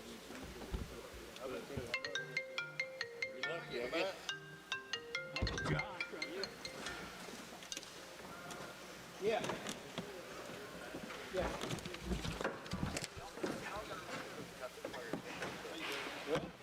You got to remember, get over here every time. I got too much on my mind. Hey, Larry, what are you up to? Huh? Well, I can't help What you it. up to? Yeah, it is your fault. It's your fault because you could have had this. You could have had that stuff ready to go last night, and you could have parked that truck because you knew it was going to come a flood, or you should have known it was, or you should have known. Well, I'm just telling you, it was all over the TV and the internet and everything. They was going to get 3 inches of rain. Sometimes you got to use a little foresight. Well, anyway, you want me to come home? You want us to come home? You want us to come home? Well, all right, then don't call me and try to jump on me. Okay? Okay. Well, okay. I'm not mad. I've been over here since 10 o'clock this morning. Okay? I come over here and try to do something for I come over here trying to do something for this station. And then I have to be aggravated by that stuff. Now, listen, I ain't jumping on you, and I ain't jumping on nobody. I'm just telling you that you should have known in advance what was going to happen. I knew it was going to. Hey, I knew it was going. Hey, I knew it was going to rain 3 inches. And if it rains 3 inches in Knott County, it's going to flood. And if it even gets up a little bit, it's going to get up right there in front of your face. Well, you should have, I think anybody would have been 10 would have known that job. Lord have mercy. I mean, when is the last time you ever come a hard rain when they did get it? That's a good place to move. But it don't matter. Well, in 2 years, I'm not blaming it. Listen, I don't want to talk anymore because we're going to end up saying things we're going to regret. Okay? I'm not going. I'm not upset. I'm not upset with the weather. I'm not upset that you was late getting here. I'm not.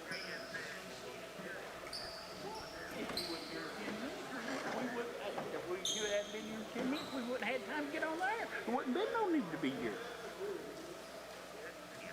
No, we didn't. Ask him when he gets here and the kids okay, you've got 6 on the top row. And they had the most room. Okay? But the thing here, it don't make any difference. It don't make any difference. But don't call me in town and you call me. Now you know I don't really. You call me and said, good movie to the board. I'm sitting on the bleachers, okay? I'm sitting in the bleachers to start with. I'm sitting in the bleachers to start with. Okay? And things don't go away, and sometimes you don't remember things. But I'll do the best I can. But I've been at this too long to be calling and jumped on about something like that. I'm not calling you, I jumped on you. I'm calling you to revert. I mean, it's a clear. Well, I don't. All you had to say was, don't get down from now and get to play the game. That's all you would have had to say. And I would have not forgotten, and I wouldn't have forgot this time. How come we couldn't do the interview? I had him, dude, huh?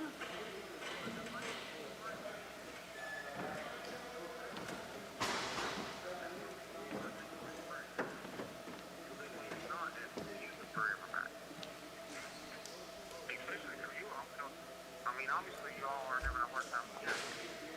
We're having a hard time, period. We're having a hard time, period.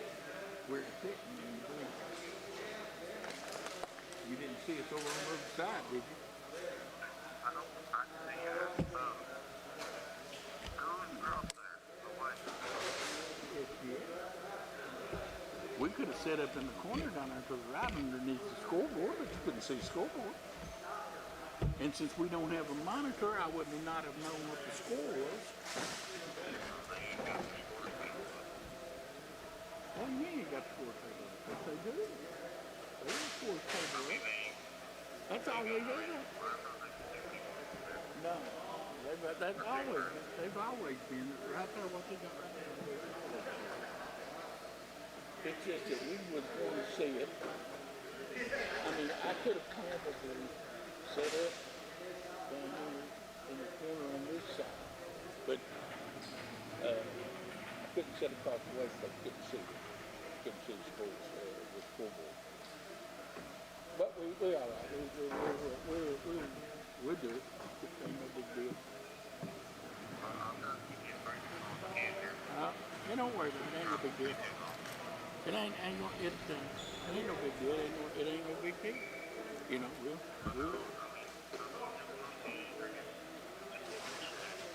You frustrated.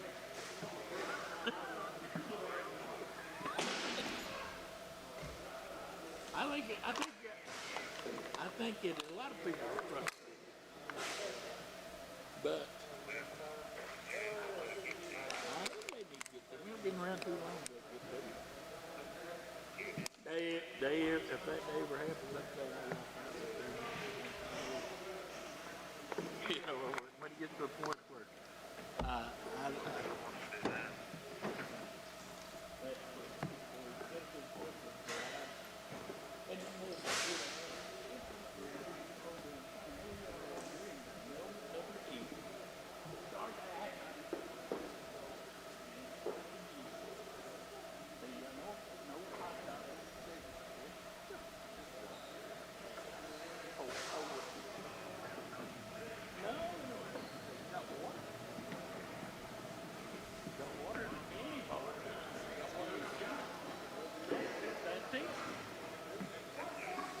leave here tonight after I've been over here 12 hours. I will not have eaten the bite.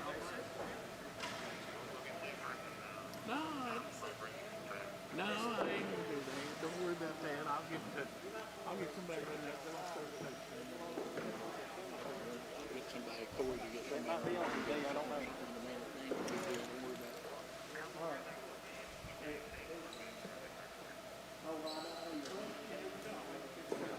Right now, this lane there, they close the 10 between them, and then they try to rebuild. You know, don't worry about it. We'll get something done. We'll take care of it. We ain't gonna start with too damn fat, but well, don't worry about it. Don't worry about it. We'll take care of it. All right, we'll see. All right, bye.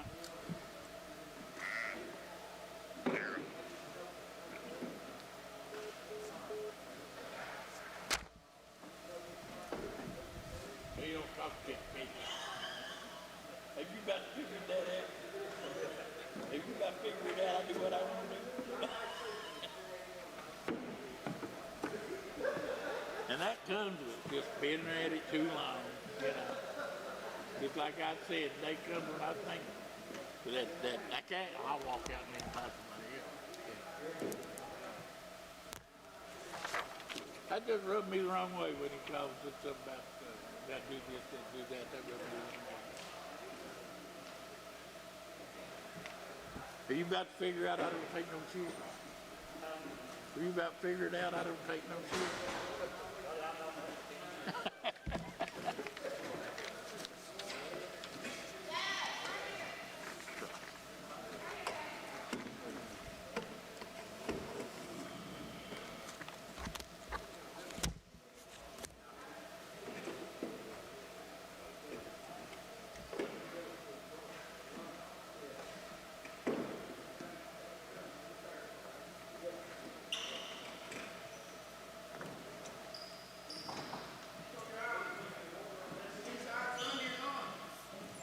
Did you?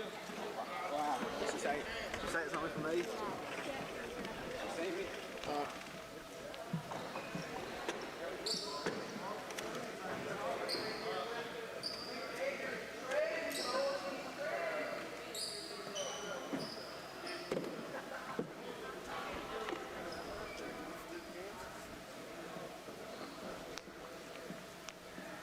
I don't know which business.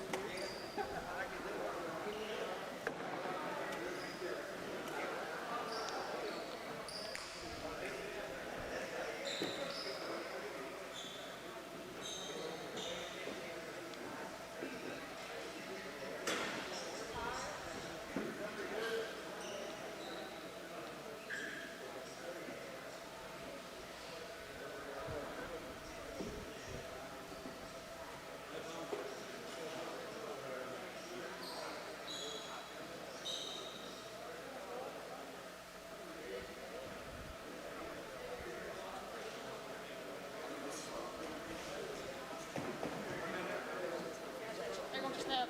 They're going to snap.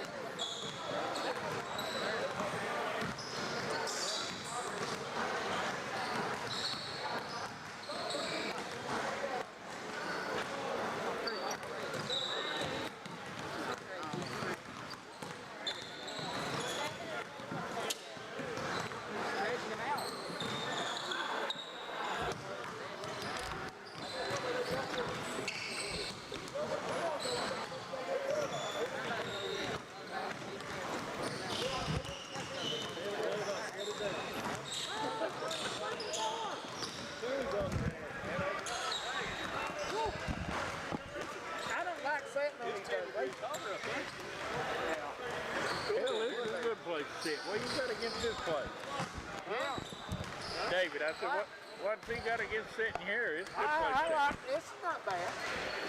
Like you said, it's probably cooler than the higher you go up. It's about the perfect size for you.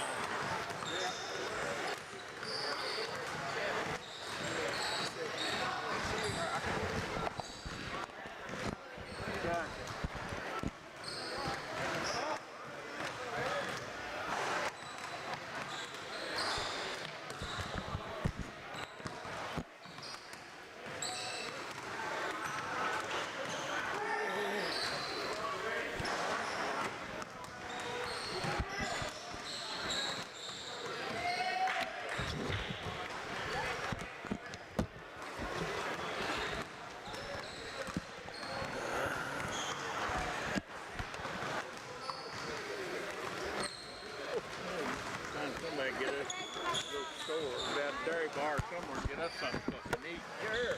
You gonna pack nabs right there? Yeah, give me something. I ain't need a bite today, not a fucking bite.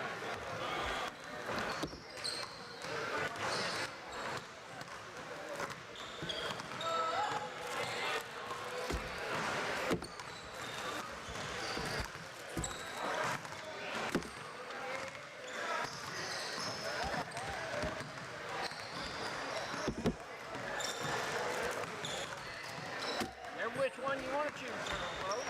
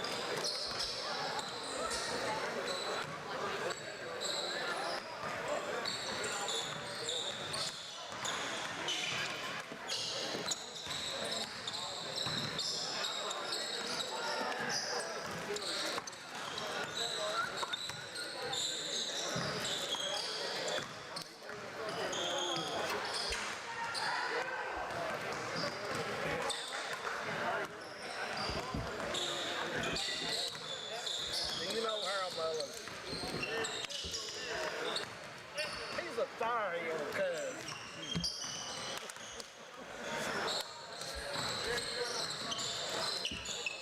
He's gonna go get us a little drink. You want pop? Is the water cold? Yeah, it's pretty good. It's water well. Do I have water? Yeah.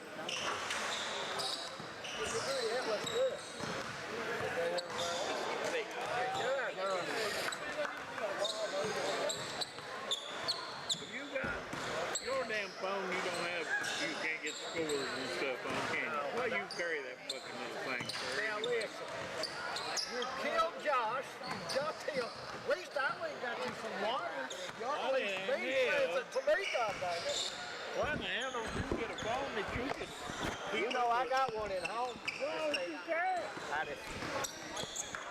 I'll probably start pretty fast. I mean, I can't go. Even though I'm on the internet here, I don't have no service. But Appalachian Wireless, I've got service. You probably be able. We could keep up with the scores of the game. I'll have to get my phone in it. I've got it at home.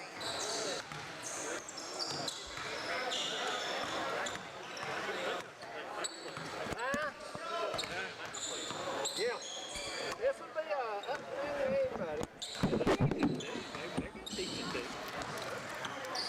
I remember they beat Knockane. They beat Knockane last year.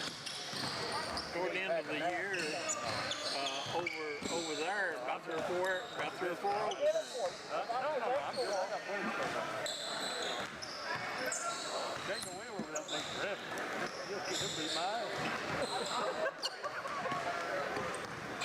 This is Midco, first game coming, so it's time for food. You didn't have a buckhorn, brother. No.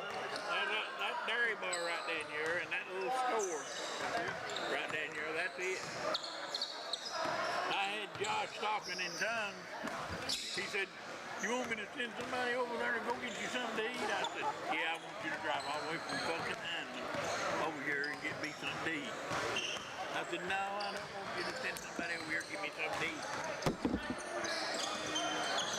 I'm just glad everybody's going with these light blowers. These light blowers. That Florida Coliseum is awesome. We're the same age as Regionals down there. What day is the district? Y'all playing all your district games on Saturday? playing the first two, and then Monday and Tuesday night. It's not official yet. We're still waiting on referees. Yeah, that's what everybody is. You know what they're going to do for the regions? Super Saturday, they're going to play all four on Saturday. They ought to. I got no problem with that. I got no problem with that. Welcome back to Buckhorn. We're getting ready for the second game here at Buckhorn High School. Got Betsy Lane Bobcats coming over from the 15th region to play the Breathitt County Bobcats, the 14th region. Harold, we've had some interesting ball games so far today. No question about it. We've had some pretty good games. Yeah, you're right. But I tell you, this is a kind of unique situation. The communication is not good here. You know, it just takes a little getting used to. We struggled through the first game, and we're going to struggle through a couple of more, three. But we'll do the best we can, I guess. And you know, it's just this area of the county just makes it extremely tough to get signal and that sort of thing. Yeah, it does. But you know what, Harold? Me and you both really enjoy coming to Buckhorn. There's such good basketball fans at Buckhorn, and the people treat you so well here. Show a lot of respect to you, offer you anything they can get for you, and you're very appreciative when you come over here, and I like being here. And Harold, it seems like everywhere we've been this year that we've not got to go many places. Letcher was very nice to us the other night, and it's good to go up there. And I'm kind of looking forward to getting down to Perry and Hazard, and maybe even in the North Central, where we're always treated special there too as well. Yeah, it's you know, it's we have not been able to get in the gym all year long, and this is our second trip into the gym. We went to Letcher Central earlier in the week, and we look forward to probably finishing out the year going on the road and getting in these gyms. But talking a little bit about, as we still got some 13 minutes before this game tips off between Breathitt and Betsy Lane. Talking a little bit, it looks like the only thing that's going to keep all the districts from playing all their first-round games on Saturday, the 12th this year, is referees. If we can get available referees, then they're going to do that, and that means there will be 4 basketball games on Saturday, at 53rd, 4 in the 54th, 55th, and 56th, and so on. But that means the boys' championship games will be played on Monday night. All 4 districts will play on Monday night, the boys' championship, and the girls' championship will be on Tuesday. So that is kind of set in stone unless they have a problem getting referees, and if they do and they have to move them back, they're going to play Saturday, Sunday. So a little different scenario, and then we were just informed that this year in the regional tournaments, they're going to play all 4 first-round games on the same day. So a little bit different scenario this year than we have been accustomed to in the past, but that's something that we'll work through and do the best we can. But hey, this is a different world. It is indeed, and it's going to be very, very different. You know, you having to play all 4 regional games on that Saturday, and then you know, it just and I'm sure the crowds will be different at the games. There'll probably be allotment, no I'd question. say they'll run them out just like they're doing here. You know, clear the gym and bring in new people. I don't know for a fact that that's what's going to happen. While we have a moment here, we need to clear up some. Do some homework that we didn't get done in the first game. Our Alice Lloyd College player of the game in the first game was Kobe Napier and Josh McGuire for Cornett County. They combined for about 45 points in that first game, and so they are our co-players of the game, and we've been informed we cannot do interviews because of COVID, so we just can't do that.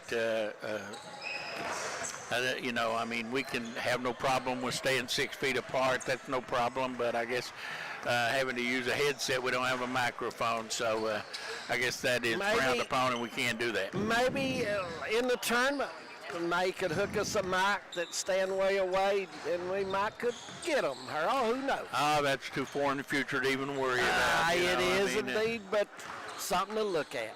It's something that may or may not happen. Here in Buckhorn, of course, like you said, they treat you awfully good here. Yeah, nice I've been here since about 10 o'clock this morning, and you know, they've able to help us, assist us in getting on the air and set up, and so we appreciate that very much. Coach Corey Hoskins and his staff here, and we look forward to many more trips to this part of the country. Yeah, we usually have good basketball when we come here, and usually nice people to greet you when you come, and it's a fun place to come to, Buckhorn is. Perry County Central will be, are they our next game, Harold Mullins? I believe they are, aren't they? Perry Central will play East Ridge, I think, coming up next. Yeah. And then Buckhorn will play the nightcap against Prestonsburg. So we'll finish out with 3 14th region teams playing 3 15th region teams. After a couple of 14th region teams, Drum sent me a text here. It says WS Views. I have no idea what that is, so maybe he can clarify that for me. Yeah. I don't know. But anyway, let's take a look at the starting lineups here for Betsy Lane. They'll start Jordan Frazier, number 1 at the guard, a senior. Nicholas Howell will also start at guard. He's the point guard, number 2. He's also a senior. Brady Robinson will start in the backcourt, number 10. He's a junior. Jacob Rainey at number 25, also a junior, will start along the baseline. And then the big guy underneath, another junior, Chase Mims, number 50. So it is Mims and Rainey, Robinson, Howe, and Frazier for Betsy Lane. And for Breathitt County, it is Jalen Noble, a junior. Tyler Christie, a senior, will start. Luke Bellamy, a sophomore. Bryce Hoskins, a sophomore. And Austin Spurry, a freshman, will round out the starting lineup for Breathitt County. It is Turner Christie, Bellamy, Hoskins, and Spurry for Breathitt County, and Frazier, Howe, Robinson, Rainey, and Mims for Betsy Lane. We're still some 7 minutes away from getting this one underway. We're going to take a break, and we'll come back to you. We're watching Hometown 24.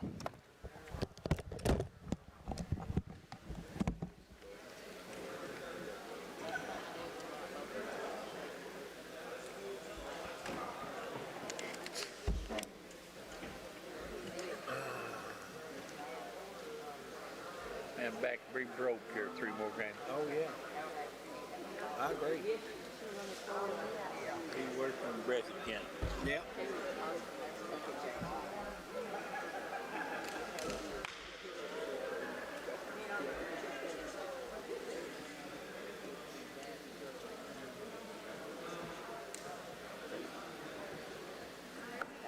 I agree. Fully. Tell us when they want us on.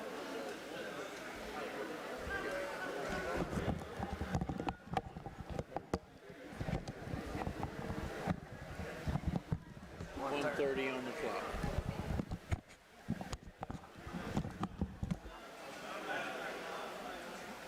Whose Cats played today? Florida.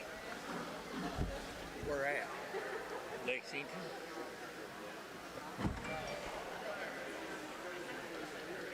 Are you going to keep us up to date on Kentucky? They start in about 20 minutes.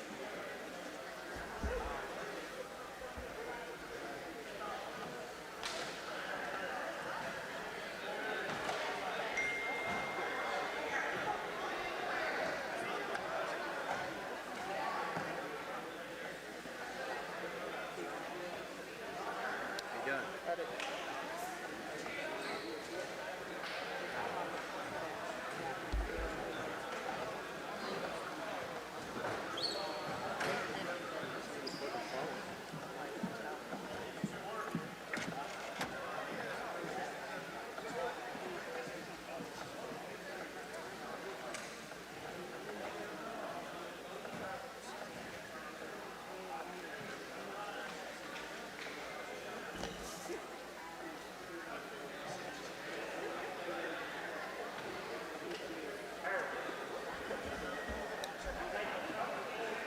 What did he say? Game don't start at 4, Kentucky. Yeah, 4 o'clock.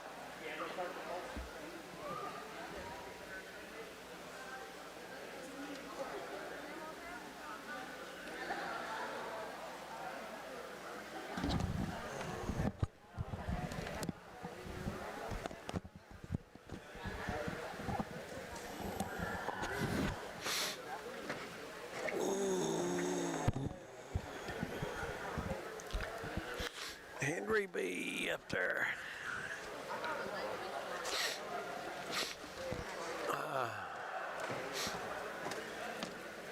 Any other games y'all want to keep up on?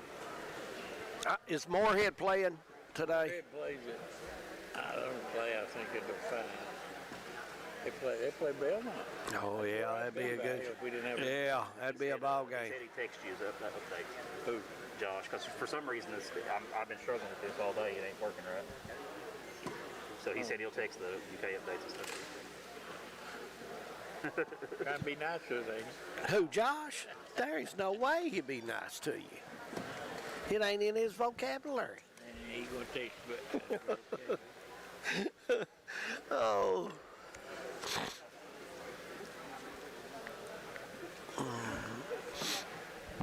What was Josh saying? What was he doing? Player of the game?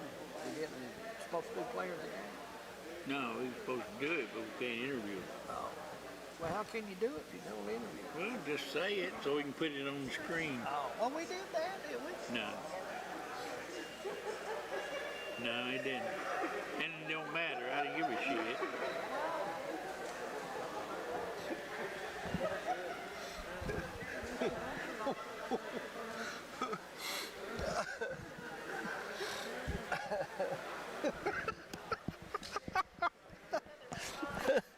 Oh, Lord.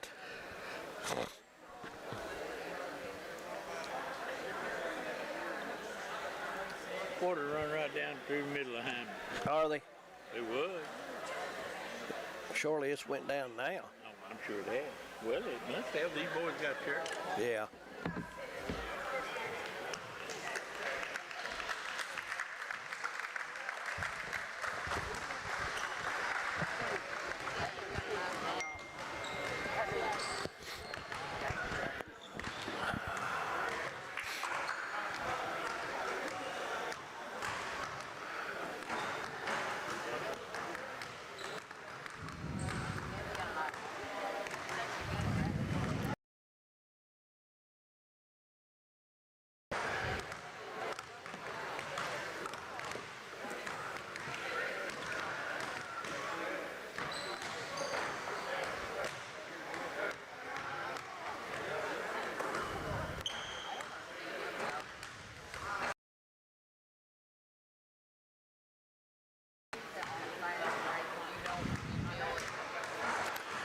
Welcome back as we are at Buckhorn, and we understand they're having a chicken dinner brought in for the media, but there's only one problem.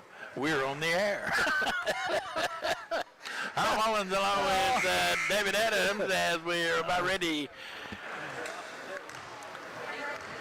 to get the fourth game of today's underway. Breathitt County and Betsy Lane. Bobcats come in here 13-4, coached by John Noble, and Betsy Lane 8-6, coached by Derek Newsom. Talking with Coach Newsom a little bit, her all down there between games. Really likes Brady Robinson, a kid that shoots it really well, good attitude, and plays hard. So let's look out for him today. Brady Robinson, number 10 of the Bobcats.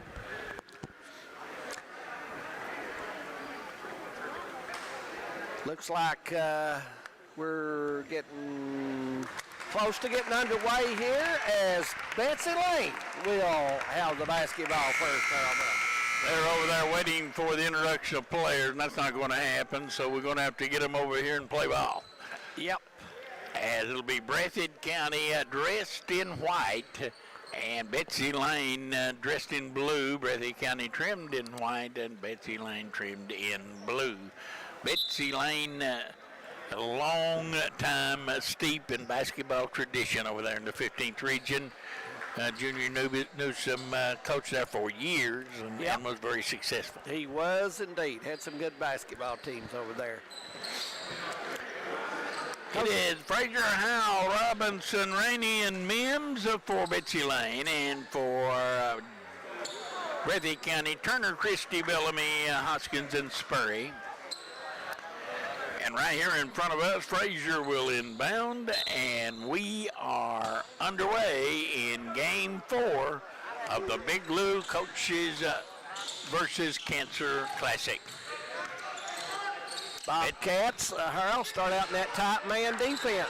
Oddly enough, both these teams are Bobcats. Yes, they are. Long three right off the bat, no good. Rebound run down in the corner. And I don't know if Bryce Hoskins' three-pointer is what I'm looking for early in the game. No, I don't think Coach was either. I think he kind of wanted him to. There's a ball lost out of bounds, and it'll go to Breathitt County. Betsy Lane coming out a little 1-2, 2 3/4 court trapping defense. Breathitt, couple passes, they handle that down. Now they'll set their offense on low stack. Spurry, the freshman, handles it. All right side, Christie to Hoskins, and a lot of pick and roll going on. Now a long three straight away, no good. That was Spurry, and we've already played a minute and had 2 3-point shots by Breathitt County. Bobcats trying to come off a low screen, get a good look, but there's a shot put up, no good. Rebound put back up, and that one will fall. Turner. No, it was Frazier, number 1, that put it in, and it's 2-0. We've got 2 number 1s on the court. Yep, one for each team. Yeah. Belmont and Moorhead kip off at 4 o'clock That this should be a afternoon. good That ball should be a game. great one. Get some updates on them and the Kentucky game, and we'll pass them along to you. Right now, Breathitt County with it coming baseline and laid up and in by Turner. Now both ones are on the book. Pull up jump shot the other way, no good. Put up and in by Mims. Neither team doing a whole lot of blocking out right now. No, they're not.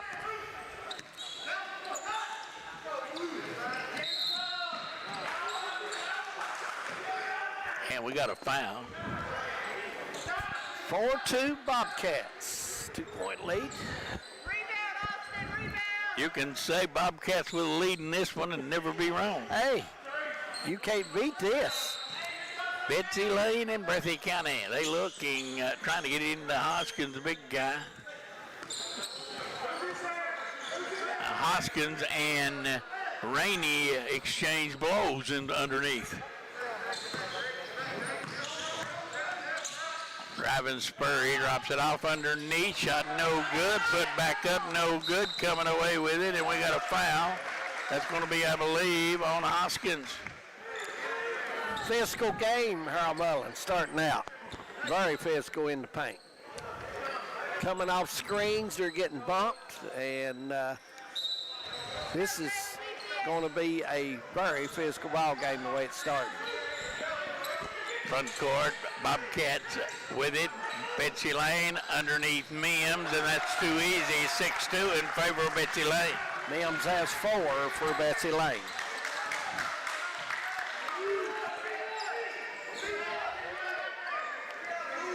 Betsy Lane, straight man-to-man defense. Long three, Bellamy, no good. That's just 25 feet, kind of long start out. underneath, but Breathitt not getting back, and the shot put up no good by Frazier, and Breathitt County has it in front court. Driving baseline, ball loose, and now coming up with it and driving it is Spurry, and he has it taken away. Run out the other way. Mims lays it in. 6 for Mims with that layup. Timeout like by Breathitt County, and Coach John Noble is beside himself. He is not happy with his team. Well, let's look here, Earl. Breathitt County's attempts in the ball game. And you can hear John Noble really ripping into his team over there. And so far in the ball game, here is their shot selection, Harold Mullins. And I don't think he wants that. Well, you know, I think he's more disappointed with them not running the floor. Yeah. You know, I mean, they are giving Betsy Lane's big man Mims has got new layups on run out. Yes. That means he's beating them down court. And John Noble will not stand for a lack of effort. 8-2 right now. Betsy Lane a 1-2-2 after the timeout. There's a long three, good by Turner. Turner has 5. Here we go again, a layup the other way, put up and in by Frazier, and right now, Breathitt County just not getting back defensively. Frazier has 4 for the Bobcats. Turner now to Christie, he goes inside and he just threw up a prayer. Mims comes away with it. Mims is going to go all the way and lay it in. Mims has 8. Mims has 8 of his team's 12, and Breathitt County down by 7, 12-5.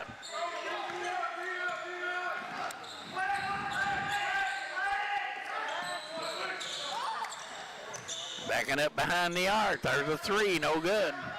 Rebound out of bounds. It'll go to Betsy Lane.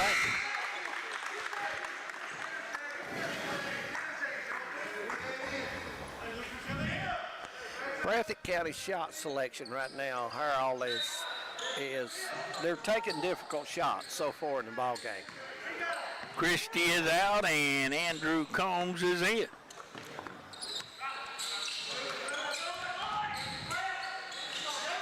Underneath, and the ball knocked out of bounds. It'll stay with Betsy Lane.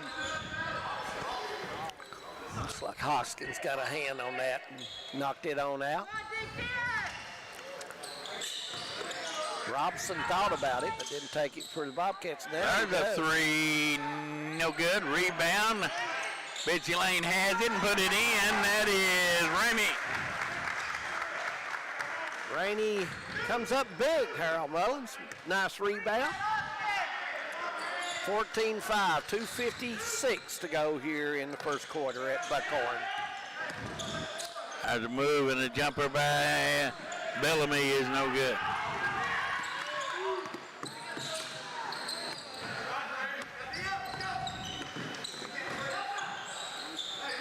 Betsy Lane, a very nice looking basketball club. Well, you can tell they're organized very well, Harold. They run their routes, they pass well, and they can do that well as well.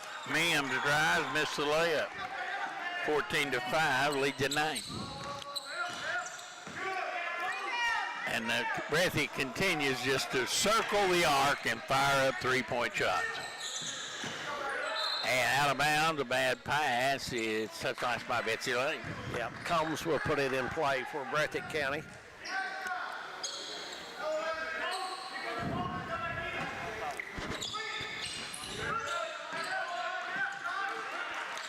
Bellamy from downtown, good.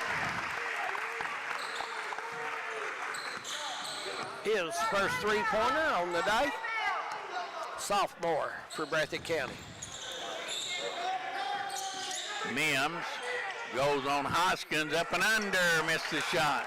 Made a nice move, but didn't get it to fall.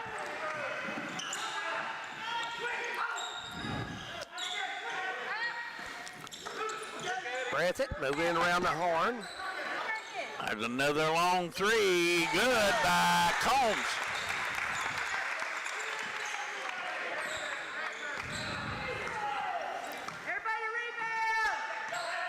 Combs his first three. Shot that one deep.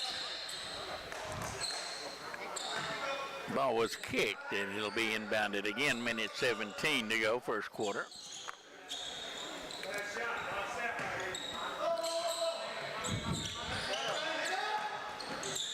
There's a runner, no good. Rebound down to Combs. Thought Robson had a nice jumper over there, Harold. Made a hard, missed the easy shot to go take a hard shot. 14-11, Breathitt County can tie with a three-pointer here, and you can bet they'll shoot it.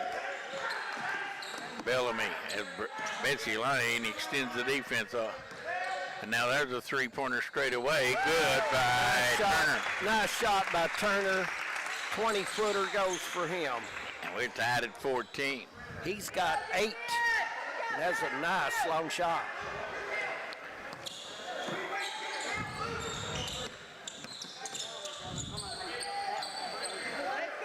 Betsy Lane spreading the floor. Frazier is about 6'4", isn't he? He's a big guy. Yeah, he's got good size. This team matches with Breathitt pretty good for his size, Harold. Ball knocked loose by Turner, stolen Breathitt County. They go underneath, and the Bobcats will have the lead.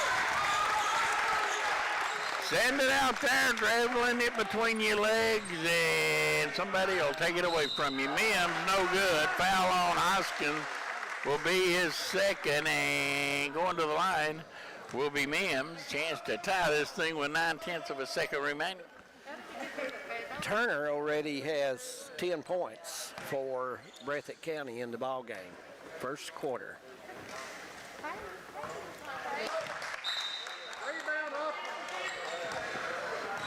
Mims, first shot, no good. Mims will be shooting for his 9th point for Betsy Lane. Mims got it, 16-15, and that's how the first quarter is going to come to an end. We played one in the Big Blue Coaches versus Cancer Classic at Buckhorn. And it is Breathitt County 16, Betsy Lane 15. We'll be back.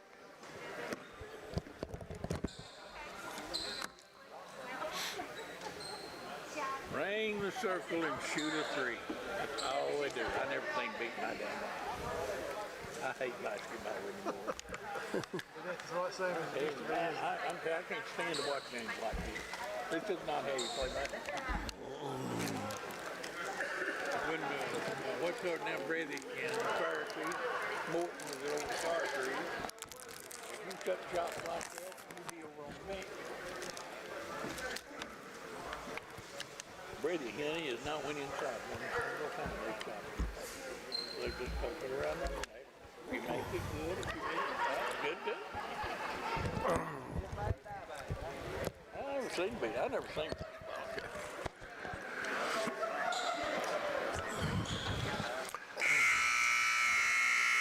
Back at the Big Lou, Coaches versus Cancer Classic at Breathitt County at Buckhorn. It is Breathitt County leading Betsy Lane 16-15 after one quarter as Breathitt closed the quarter on a run of points. Yeah. They were down 14-5, I believe. Three 14 to straight 3. threes? Yeah. Yep. Brought them back. And the Bobcats will have the basketball. They come back with Spurry, Combs, Bellamy, Christie, and Turner.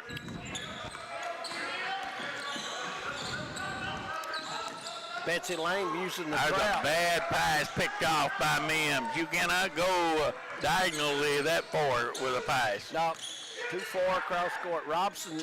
There's a three, no good. Rebound tipped around inside, and Breathitt comes up with it. Robson off a good look. He's normally dead there, but he did not hit it that time. Turner has been shooting the ball extremely well. Combs, too, for that matter. Got no good. And Combs will try it from this side. Missed another one. Rebound down inside. Foul's going to be on Christie underneath. Over the back call on Christie.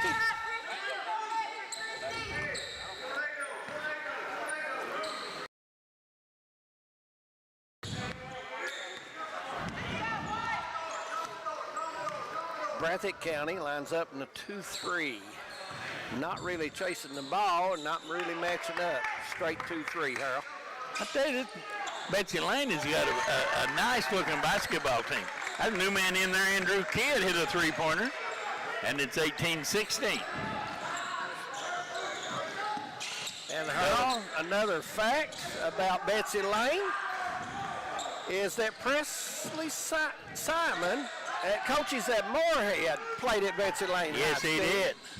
There's a runner, and it hit the top of the backboard. Ralph will not give you that fading away. No, you're not going to get bailed out like that. Christie for three, no good, didn't even draw iron. Rebound Combs, and he got fouled.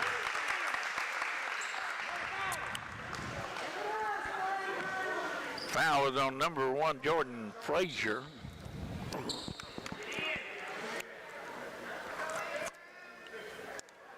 Combs be at the line.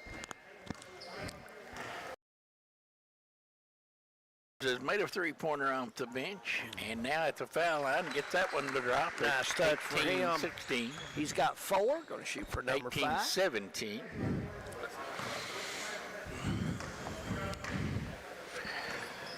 A couple of big collegiate games, 3 actually big collegiate games in the state today.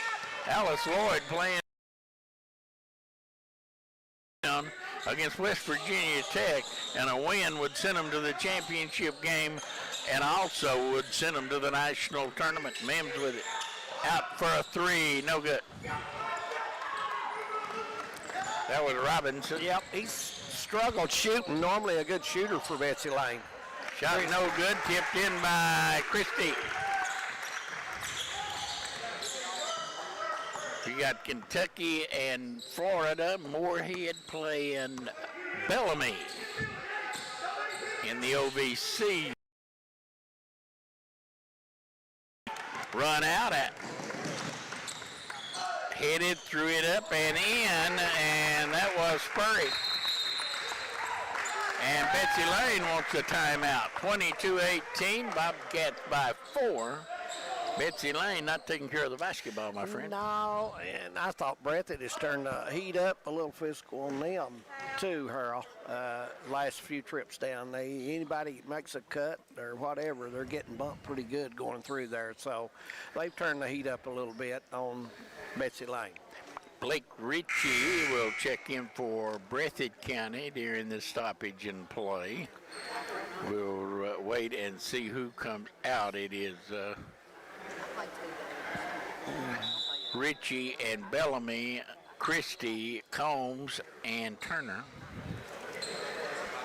And Betsy Lane down by 4. First time they've been behind. Well, they've had some good looks. They've had some open shots, but they're not shooting it very well. So right now they've had a cold spurt. Robinson has had 2 wide open looks, and he's not drawn any iron there. Exactly right. Betsy Lane with it. They continue to try to get the ball inside the Mims.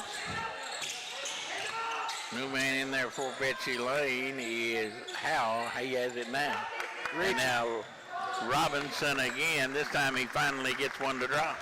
22-21. His first 3 of the game. He's shot 3 or 4, so evidently he's a pretty good shooter. Yep. Blake Ritchie in for the Bobcats, number 15. Down inside, shot blocked. Coming away with it, Mims. Turner's got to go up stronger than that. That was where he wanted to be with the basketball.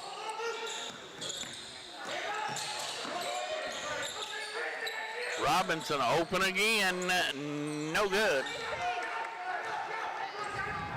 Well, he's not shy. No, he's normally has been a very good shooter, according to the coaches for the Bobcats. But Well, almost stolen away there. he's shooting short right now today for Betsy Lane.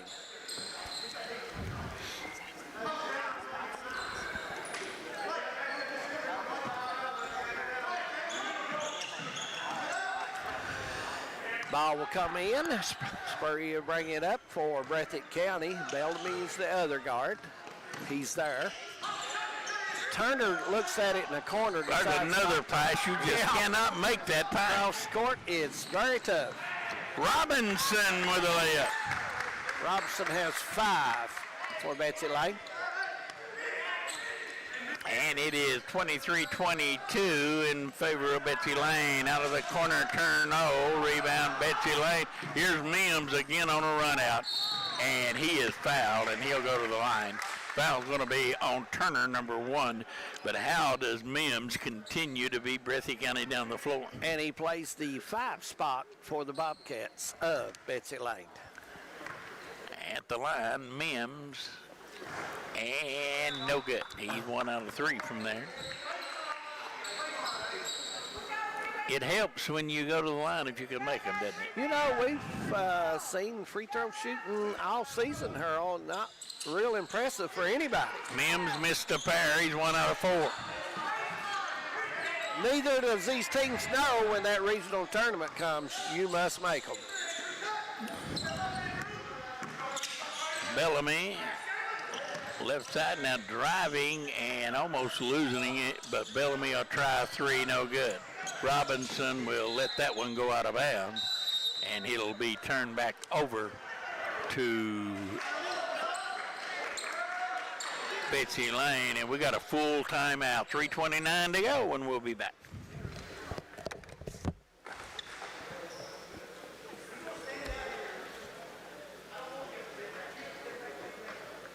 Oh, Jody Johnson, big as a house. He cased me while I was going and said, "You got chicken in here." I said, "What number 7 you come to the kitchen too late?"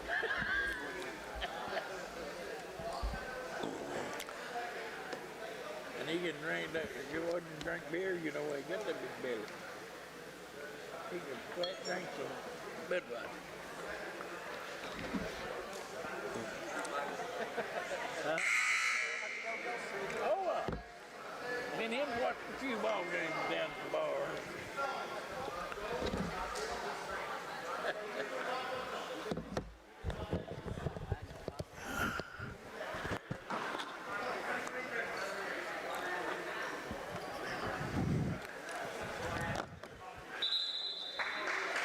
We are back at Buckhorn.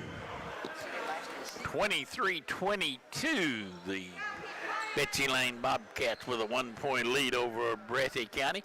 Going into this thing, looking at them on paper, we thought this might be a pretty good ball game. Yeah, I mean, Betsy Lane is one of those teams over the 15th that's played well this year, Harold, and they have size. This is a good matchup for both the Bobcats of Breathitt County and Betsy Lane. Both of them matched up well. New man Andrew Kidd into the lineup for Betsy Lane.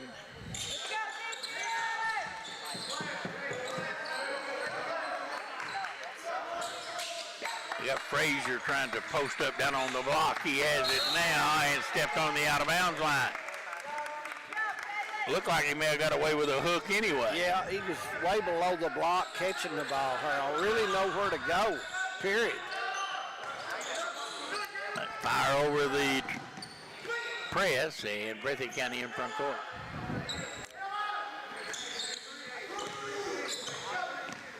Looks like the games on the collegiate level have started now. We get a score on Alice Floyd. We'll pass that in. There's a ball off the hands of Bellamy, and they're going to call that one over and back, and Betsy Lane's going to get it all the way down at the end line.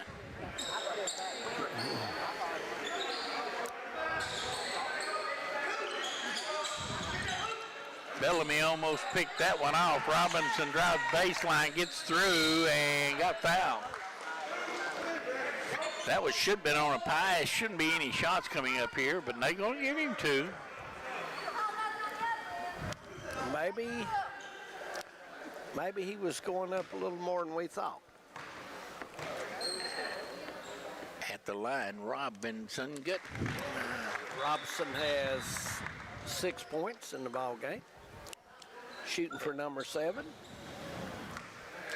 Ben Wooten into the game for Breathitt County, 25.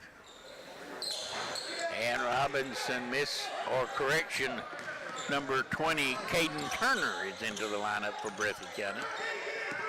Also, number 32, Andrew Combs back in there.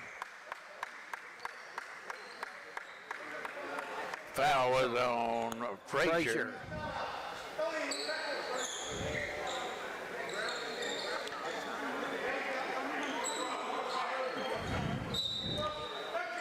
Betsy Lane by 2 with 2:10 to go until halftime.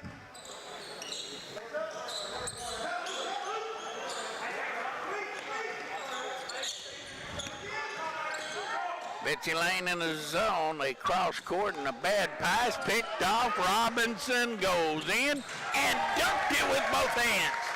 A little hop in that young man, isn't it? Yes, he does. Plays it hard here in Buckhorn. Down the lane, shot no good. Christie put it back, no good.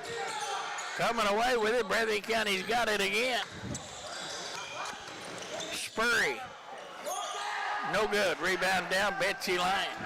Quick outlet, Robinson stops and going to try three. No. Mims rebounds, missed it. Put up and no good by Frazier. Betsy Lane missed 3 good opportunities there. 3 easy shots, really, Harold. Combs, Bellamy, and Spurry. They're moving the ball around. Not looking. There's a drive. Spurry. Well, that one had to be something. He went up and came back down with the ball. Yep, Spurry. You know, it had to be something there. Had to be a jump or a foul. Had to be a jump ball or a foul or something, because you can't do that. 47 seconds, 2-point Betsy Lane lead.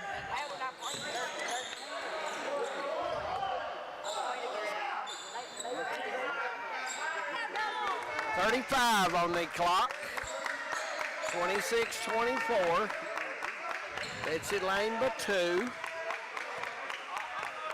Robinson gets it back to Howell. They content to get one shot out of this. Down to 15 seconds. 10 seconds. It's time to make you move at 7. Breathitt in the zone. Now Robinson opening the corner goes bad inside the Mims. They're not going to get a shot. No, they did not. It did not get a shot as they simply held it too long.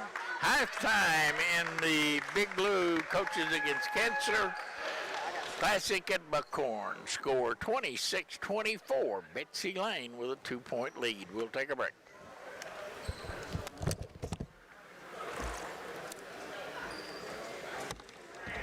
They got chicken over there between games.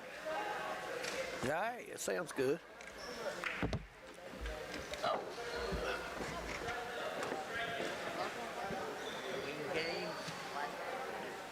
Between games, they got chicken over there.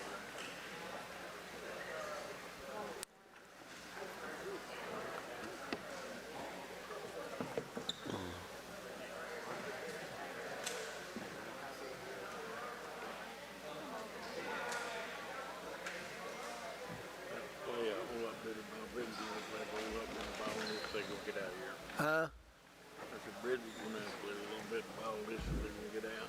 Yeah, I agree. That won't win it, what they're doing right now, shooting that deep. That long, no.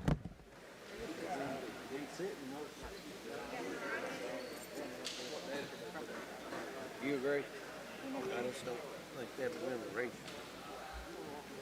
You have to be awful hot. 3 out of 4. Yeah, we're going to play at home, but I don't know. That's still, I don't see them beating. I know they can't beat Hazard. Do you? No, but they can beat them. Won't guard these people. Oh, yeah. No doubt they can do I that. don't think they beat Hazard. Hazard will guard them. Harder than these boys will.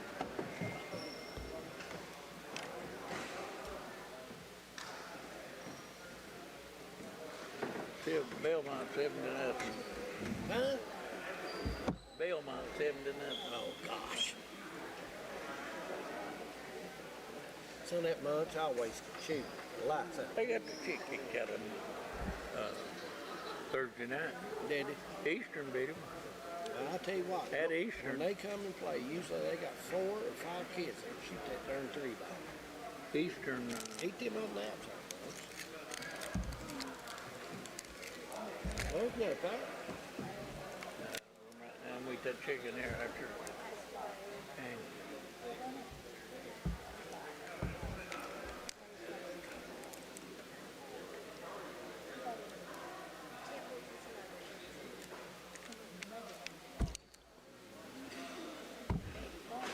Who went and got the chicken? yeah, they did, Jerry.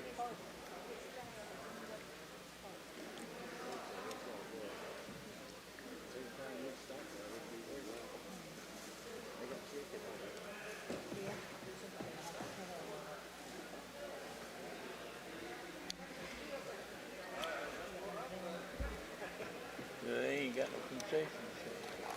They got drinks. They said they sent me a text and said they had some chicken back there for for people been working all day. I've been here since 10 o'clock. Well,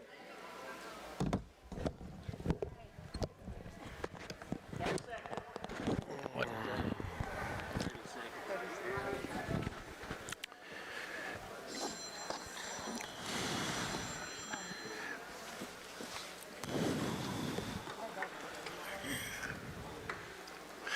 Alrighty, we are back at Breathitt County and Betsy Lane in the Big Blue Coaches Against Cancer Classic here at Buckhorn, and it is a good one brewing in Buckhorn as Betsy Lane has come out, jumped out on top early, saw Breathitt County come back, take the lead. But toward the end of the half, there took some questionable shots, and the shot selection wasn't what I'm sure that they wanted to be, and they down 2 here at halftime, David. Yes, they are. And the scoring for Betsy Lane, it's been Robson with 8. Got the big stuff near the end of the half there. Mims has 9. Frazier 4, and Rainey has 2, and Kidd came in and hit the 1-3. Breathitt County, it's Turner with 10 points, Spurry with 4, Bellamy with 1-3, and Combs has 5 on a 3-pointer and 2 out of 2 at the free throw line. But I thought, to be honest with you, Breathitt has took a lot of shots deep than they maybe normally take them, Harold, and they're coming up short there. I look for Coach Noble to maybe try to get some cuts and curls and try to use this block and shoot some closer in range. Well, they've had absolutely no shots in the paint. I mean, Breathitt has had no points in the paint, and while it's good, you wonder as you go into the end of the season and into the tournament.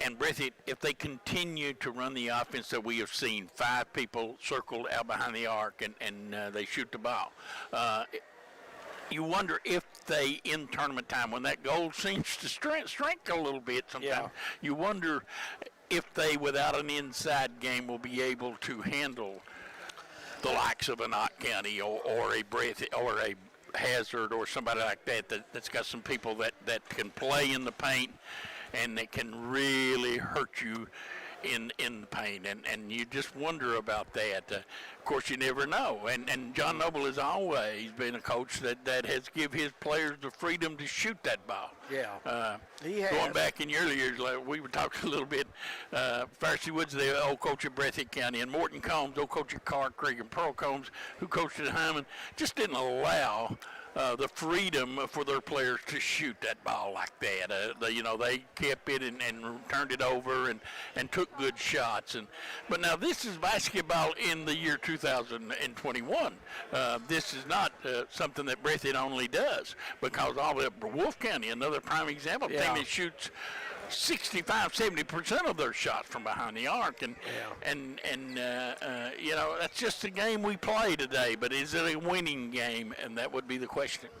Well, you look at Betsy Lane. Betsy Lane has attacked the defense down here on their end. They've got some lane shots, quite a few, to be honest with you, and missed a lot of easy opportunities. So, and, Mims has really played well in the paint for Betsy Lane. He's run the floor good. He's gotten out of early opportunities. He beat Breathitt County down court. That's what John Noble was so mad about it when he called timeout, and you heard him all over the gym. It's one thing about with not many people in the gym, everything's quiet. You can hear the coach, and boy, did he go off on his team. But simply because they were letting the biggest man on the floor in Mims beat him down court, shoot layup. He made 3 in a row, and boy, that nothing drives a coach crazier than that. Jalen Turner is one kid from Breathitt County who can go down on the block, Harold, and post up and play. He's got a couple buckets there. Probably the only 2 buckets in the first half the Bobcats has got there. But he is one kid. If the offense turns over and he ends up on the block, he can score there if he's. But do they want to do that? I don't know. And he's got a kid like Hoskins. Big raw bone kid, strong as a bull. But he opened the game with a 3-point shot out of the corner. Is that the shot you want your not big man for to take? him? You would like Turner to take that, but not for him. Yeah, but you just wonder. But like I said, it's a different game now than what was played in years gone by. Hey, that's the game we play, and kids love it, and that's what they want to do, and. Hey, that's the way we go. Good to see your buddy Henry B. Combs in the audience tonight, Harold. See him up there. He's on the back row up there. Oh, yeah. Henry B., yes. So good to see him here today. Yeah, Henry, he and I refereed a few ball games together in our day. Yeah, Henry B.'s been at it. He's been here watching the Bobcats. Yeah, he's a old Bobcat man from way back. Played a little bit in his day. Yes, he did. We're just seconds really away from getting the second half underway. Neither team has come out. We're about a minute and a half yet, I would think, to get her going. None of the officials have come, none of the team, but it's time for them to break out of the dressing room, and third quarter is is about here. And next game coming up, Earl. Commodores. Looking forward to seeing them play again. And Belmont is leading Moorhead 13-9 midway through the first half. And Florida now trails Kentucky 7-5, and that's just underway at Rupp Arena. So Kentucky leading 7-5 early at Rupp against Florida, and that's a must game for them, really. Yeah, I mean, I would think not so. that I don't think they're going to get invited to the tournament unless they win the SEC tournament. But in order to get, and what they're trying to get right now is as good a seed as they possibly can in that tournament. Stay away from Alabama, and it's just about a must-win for them. Alabama, a very impressive team. The Tide is, Harold. They shoot it awfully well. All 5 of them on the court this year has lit it up. Yes, they Bama. have. And that ought to be a very interesting Southeastern Conference tournament, to say the least. You spoke a little bit earlier about a couple of games to follow this one. Prairie Central and Eastridge I play look next, forward and to then that game. Buckhorn will play Prestonsburg in the nightcap. So we wait for the referees once again, and here they come, and we're ready to get it underway. Yeah, he was. He don't feel good. Well, the same officials. We had the last ball game. Well, the Brown, guys are out there Johnson, eating and chicken. They're out there eating chicken. You're probably right. Betsy Lane will inbound, and doing the honors will be Rainey, as we are ready to go. Quick game because very little fouling. Yep, it has been a good moving ball game. Betsy Lane faces the zone of Breathitt County. They go down inside. Frazier turns, gets it back outside. Good collapsing defense there by the Bobcats. Mims open, missed the shot. Rebound, Betsy Lane's got the offensive glass, missed it, tipped it, no good. Finally, Breathitt County comes away with it.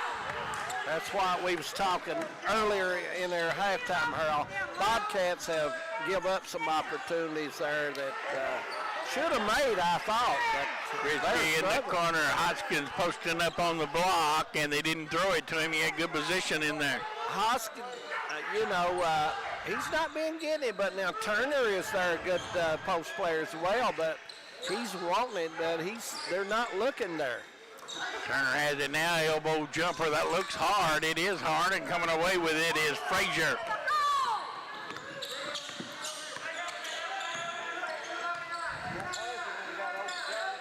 Mims back breaking and laying it in is Frazier. Back cut by Frazier, an easy bucket. He's got 6. And it's back to a 4-point lead for Betsy Lane. Spurry in the corner. Here comes a 3. No good. Rebound out of bounds. It'll go to the Bobcats of Betsy Lane. 28-24. Betsy Lane here. Early third quarter from Buckhorn, Kentucky. Now Breathitt County in a 2-3 really, and they're trying to put a little pressure on the ball, but not here on this side. Now they're coming out. Inside they go to Mims. He gets it back, and Rainey's jump shot is no good. Pretty good inside-outside action there, and he just missed a good shot. Spurry in the corner, and he got slapped and fouled, and that's going to be Number 20. on Rainey, I believe, 25. Yep, his first one of the game. And looks like Breathitt will throw it in on the side there. And it comes to Hoskins. That pass was lucky in itself. To get It there. was Spurry. Down low, Turner back to Spurry. Long 3. Spurry no. Rebound, Betsy Lane. Down low they go, and Frazier will get it out of trouble. Now go down inside to Mims, and he walked. 2 quick steps before the ball went down.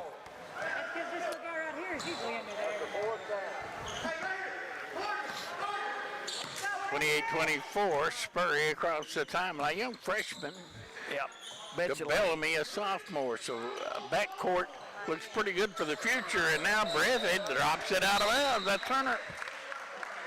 We'll have a 30-second timeout. I think it is, Harold. Coach, you know those little old passes drives the coach crazy when they just, simple and you let it go out of bounds on you. And coach is trying to get his guys fired up here to get them in this ball game. Coach Noble continuing to really get into his kids.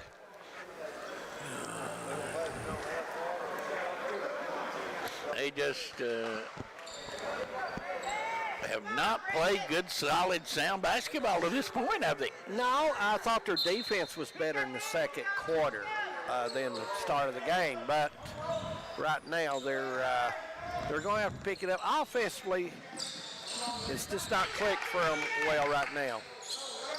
Mims gets it in the corner and driving baseline and getting fouled with Robinson.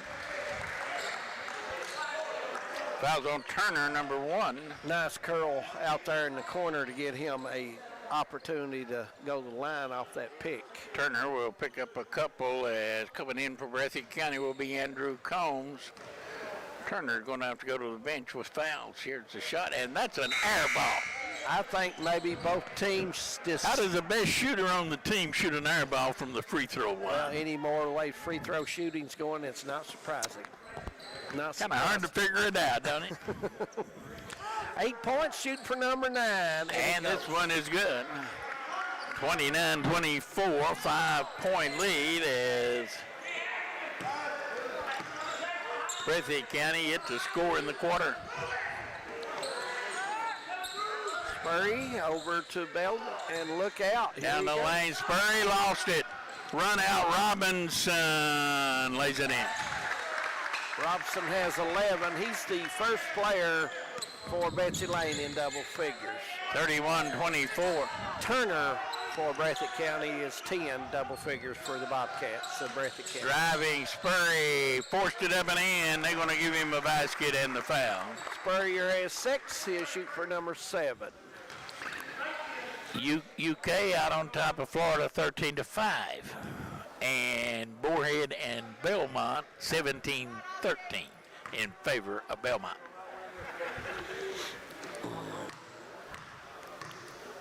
It's been a good game today. Belmont and Moorhead to see. Well, Belmont lost at Eastern Thursday night. That's the first loss in the league for them. There's a three-pointer no good by Robinson. Robinson not having a good shooting day today, Harold Mullins. Front court, Christie missed the shot. Rebound, Hoskins and Christie go for it.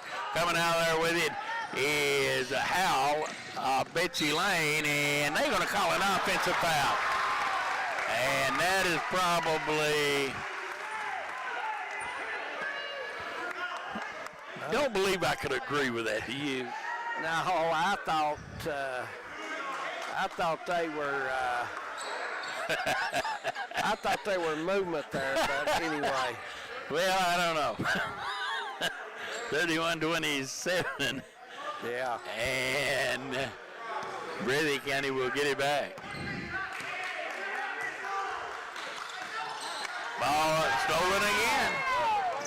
And ahead, Betsy Lane throws it away. Breathitt County comes back with it, and a foul on the Bobcats. Foul on Mims. Tried to put the ball in a place there that had no room that time. And leading the break, got to stop at the foul line. Take that little jumper if it's clogged underneath.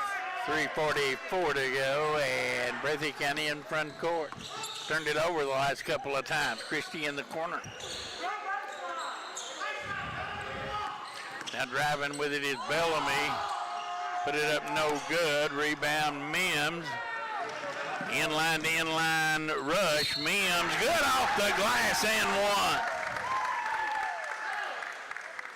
11 points for him, Harold, and he'll have one more here. Mims the biggest guy on the court, and he's probably the fastest guy on the court as well. He's beat him down court all night long, hasn't he? He has good speed to play that 5 spot. Very good speed. 33-27. Mims gets the 3-point play. He has 12 points for Betsy Lane.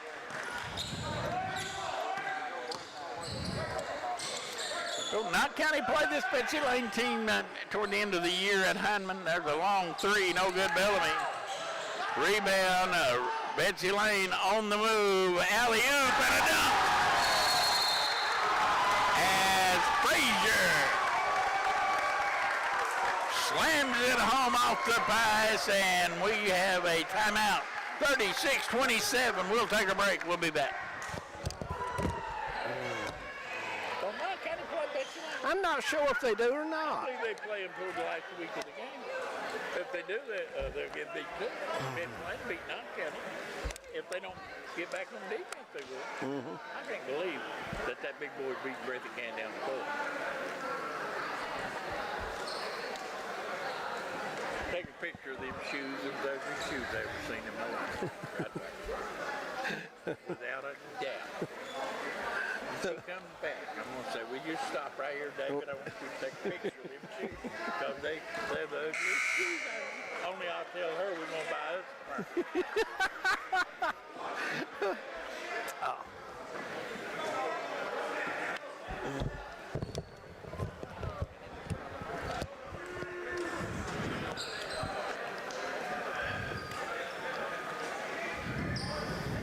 Got us.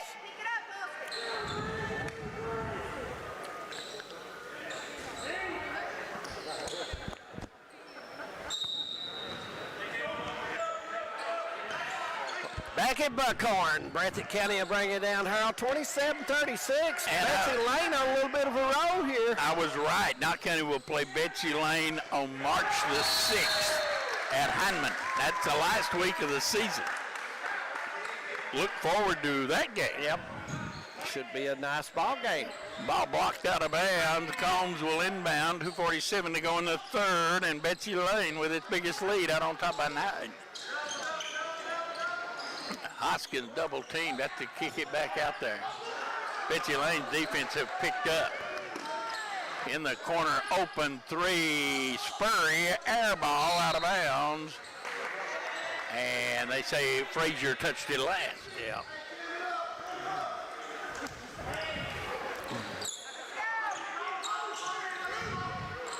That was a bad pass, and they're going to let it go out of bounds. I thought he should have run and got it and maybe got a layup out of that. Yeah. Yeah, I agree.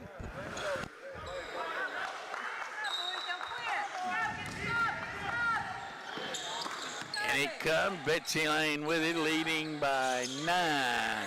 Inside it goes, Mims, no good. Tip, no good, put back up, Robinson, yes, and 1. 13 for him, and very tough shot there. He had to bring the ball back behind his head and use the board to get it to go. And the lead's at 11, and it looks like Christie's coming back for Breathitt County. Leaving will be Turner.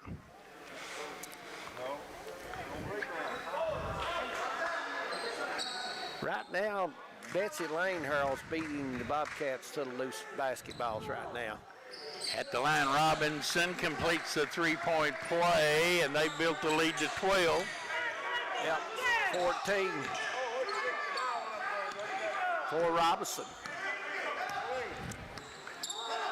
1-2-2, half court zone for Betsy Lane.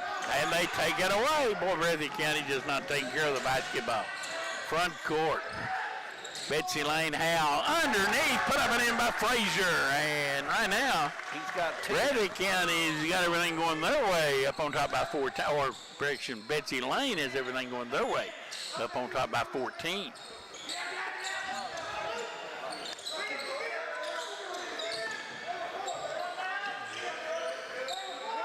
Now Bellamy, no good.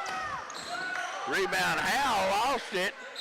And a foul is going to be Who they got? Maybe number 25, Rainey, or maybe it was Mims. Betsy Lane, coach, I don't think is arguing about the foul. I think he's arguing about the man that they put it on. Yeah. And I kind of thought it would have been number 25, Rainey as well that got the foul, Yeah. but instead, I think they gave it to Mims. Yeah. Going to the line will be Christie.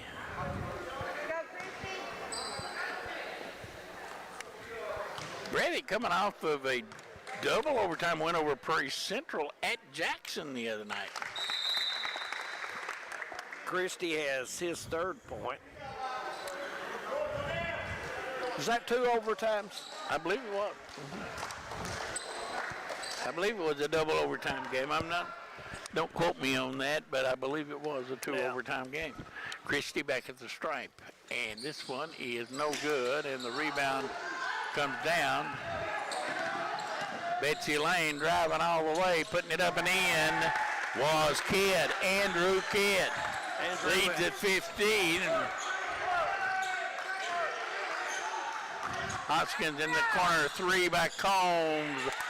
Rattled and came out, put back up, and the foul this time is going to be on Rainey. Yep. Christie, a nice job going up there getting the rebound for Breathitt County. He come from the foul line, Harold, and went up high and strong there to get that rebound. Christie has 3 in the game so far. That's point number 4. Shot is good. 43-29. Not heard anything out of Turner. He got himself 2 quick fouls, Harold, and he's had to sit. Well, he's been over there beside of Coach Noble for a while. And Christie missed the shot. Rebound down inside. We got a foul. That's going to be on the Hoskins. Bryce Hoskins with a foul.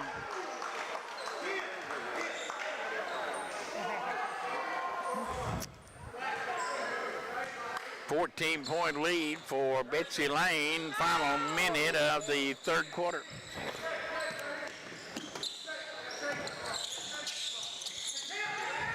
Betsy Lane spreading out. Here comes Robinson. Oh, what a nice move. Robinson's a nice player, David Adams. Yeah, coaches were high on him. 16 for him. We got a foul on Robinson, I believe.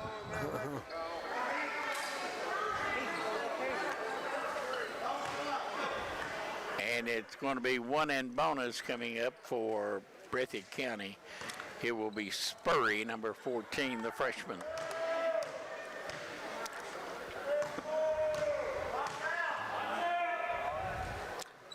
Spurry's no good. Rebound out of bounds. It'll go back to Betsy Lane as Hoskins in there, unable to corral it. I look for Betsy Lane probably to do 1 shot here, Harold, I would imagine.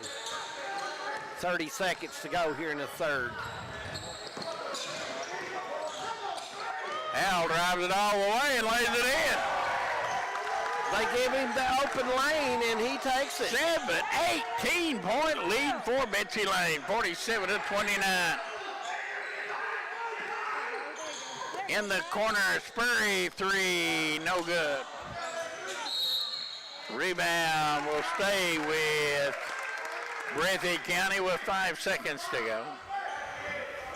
Boy, Betsy Lane's played well. Yeah. And we played 3 at Buckhorn. The score, Betsy Lane 47, Breathitt County 29. We'll be back.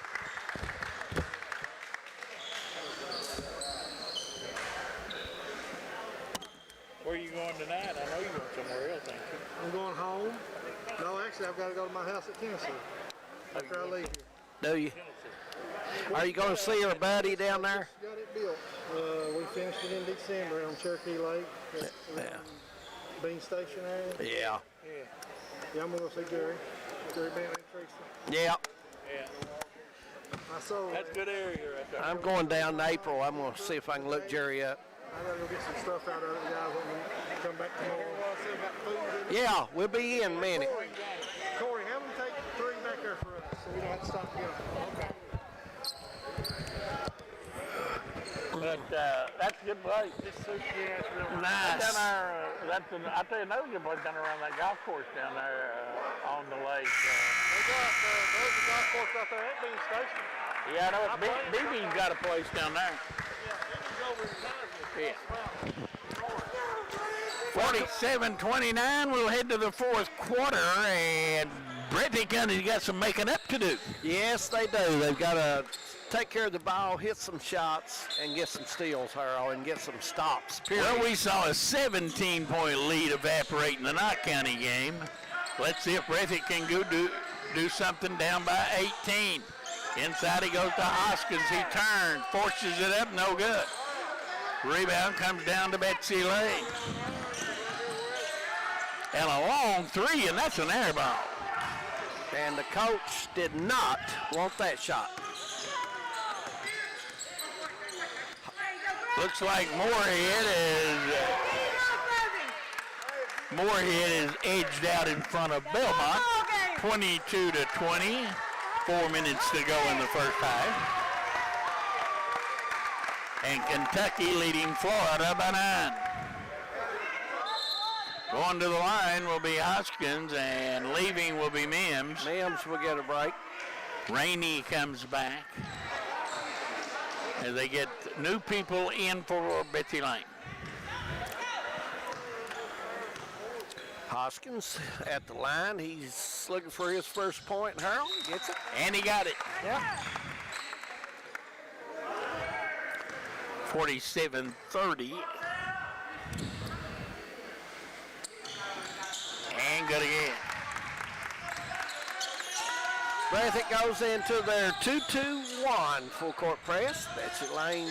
See if Betsy Lane will throw over it. They do. Down inside, put up and in by Frazier, and Robinson hit Frazier on a backdoor cut, and it's back to 18.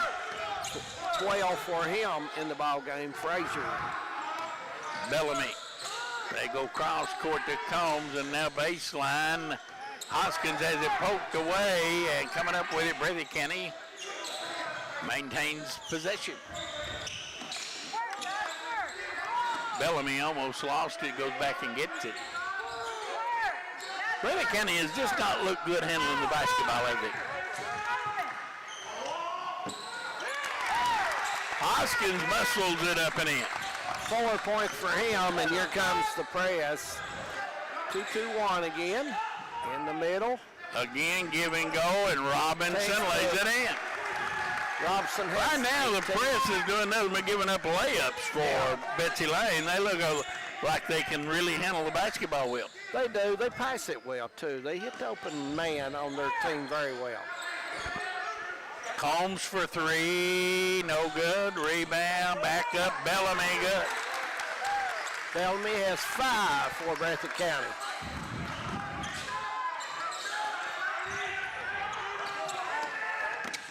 Yep, it did hit the line, and he probably should have went to the middle. He had Robson running in the middle. Hard pass is running up the baseline, trying to hit up the sideline, trying to hit a bounce pass on the sideline. Christie, no good. Rebound down, foul on Christie underneath, and that'll send.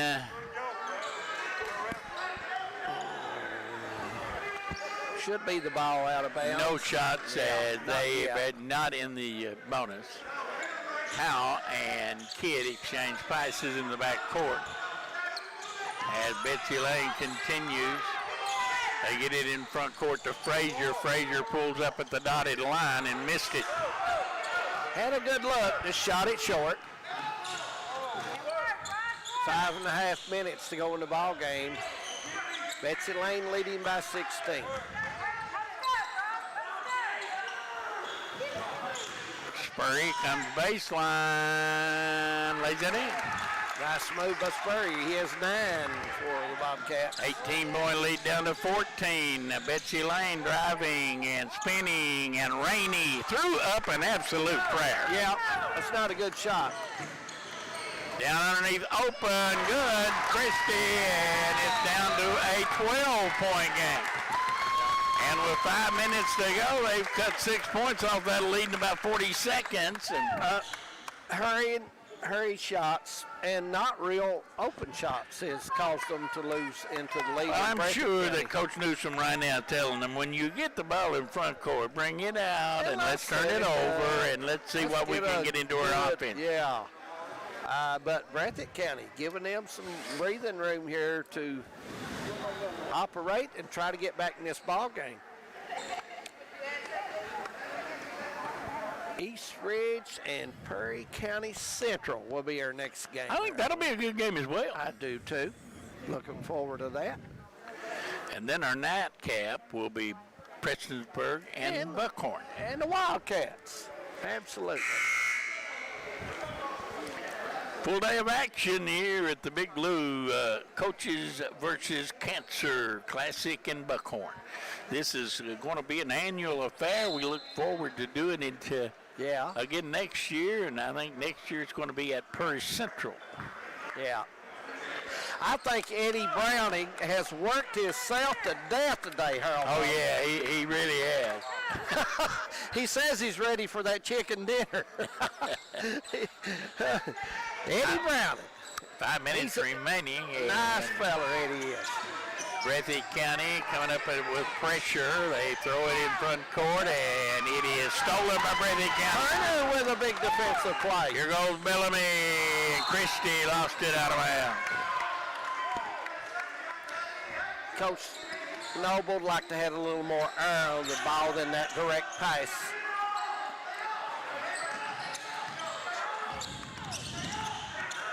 Finally in front court, Betsy Lane has it. Mims, double team, gets out of it. They bring it back outside, start to kill a little clock, 4.5 to go. Yeah, I think Betsy Lane is wanting a real good shot, and that is a real good shot. Robinson just drove it around off the pick and roll and shot a layup. 20 points for Robinson. And it's back to a 14-point game. Spurry, good. Down to a 11-point lead for 53-42. 12 for Spurry on that shot. And back the other way, Frazier lays it in. Frazier has 14 for Betsy Lane. Betsy Lane back in a zone. Spurry lost it, got it back, lost it again, got fouled. You're trying to gain some ground here, Harold, and you cannot gain ground trading buckets after the timeout. It's just not going to work for you. You got to get stops. Betsy Lane has shot 2 layups after the timeout too, Harold. Andrew Kidd will pick up the foul. Going to the line will be Spurry. Nice player. Plays hard, Spurry does. No good, back of the yard and off.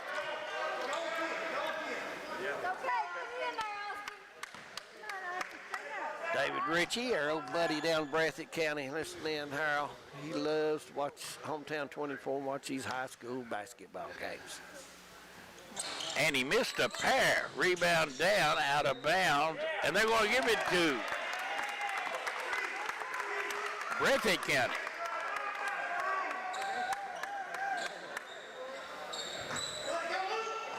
Spurry, alley-oop, Turner, no.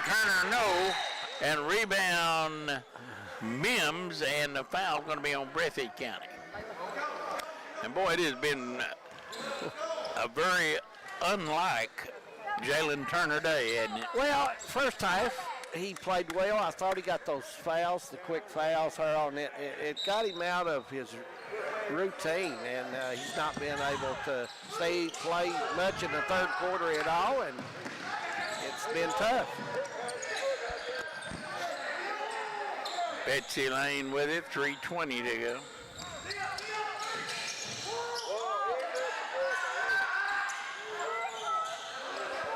(13-3) record for the Bobcats this year. Yeah, they're going to have to really get busy. They're going to beat this Betsy Lane team. Yeah. And there's a foul on Christie. 1-1 coming up for Betsy Lane.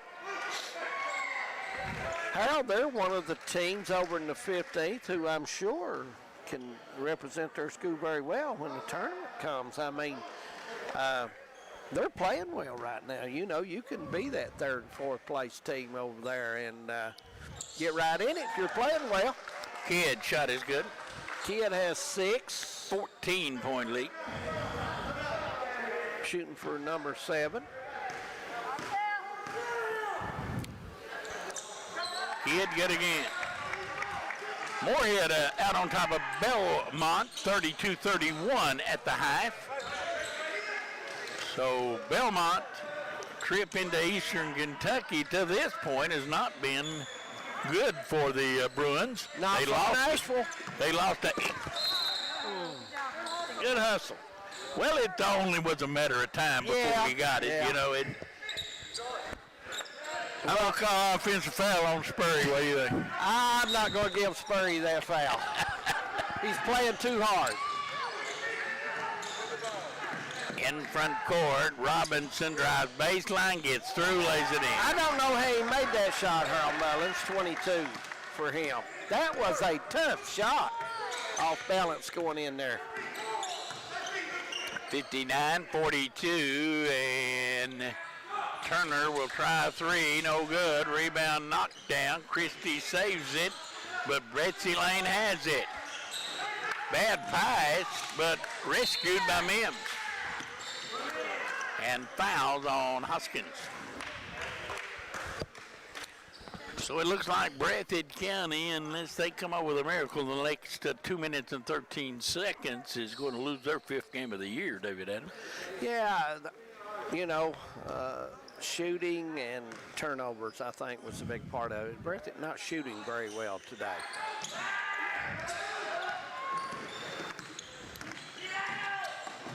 Bobcats have it now, and Spurry, is he fouled?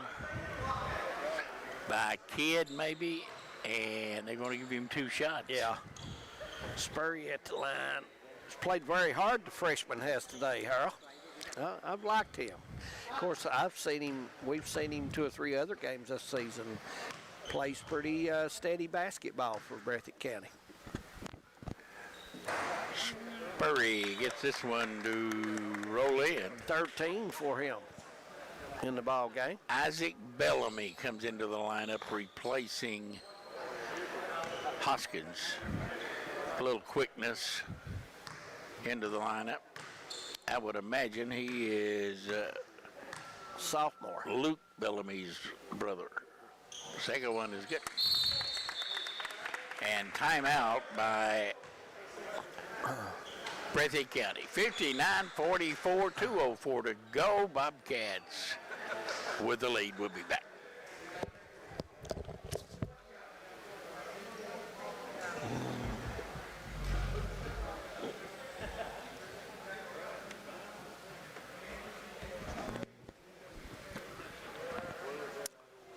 You know, It's a long trip over here from East Ridge, you know that? oh gosh, yes.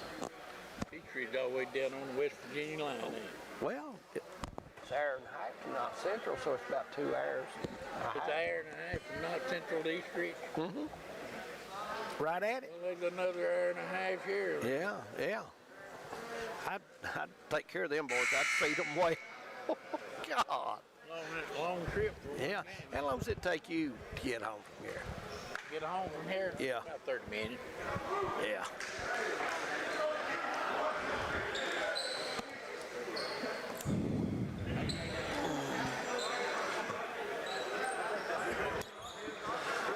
Betsy Lane basketball as we get back to play. 59-44. 15-point lead for the 15th region Betsy Lane Bobcats. Breathitt County needs some quick steals, Harold. If under 2 minutes.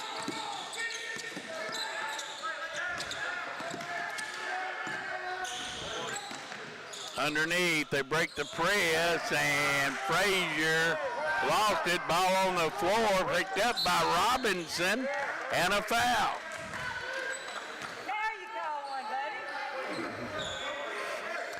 Foul was on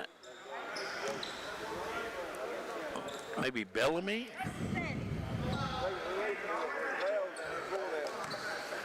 Minute 44 to go. Robson at the line, shooting for number 23, and has it. He's had a big game and a big candidate for Player of the game. Player of the game. That would be number 10, Brady Robinson.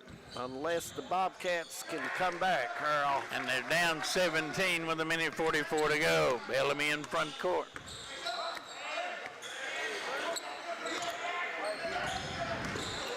Going to have to score and score quickly.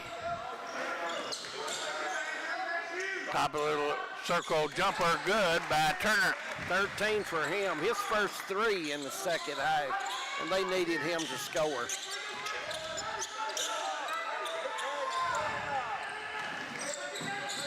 Front court turnover. Breathitt County with a steal. Bellamy lays it in.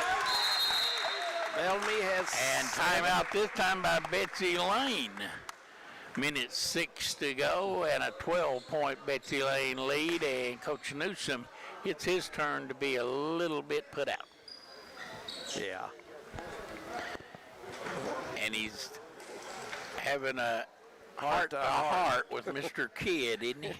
I believe he is. He's giving him a lot of attention. I'm thinking Mr. Kidd might have been responsible for that turnover, wouldn't you? Our pass not very solid. And I mean by solid, he aired it. He probably should have took another dribble or two and then, been a little stronger with it. Betsy Lane's got to be smart enough to understand you probably got enough points, okay? Yeah. You don't have to rush it across the timeline and then go to the basket and try to lay it in. Pull it out, let them foul you.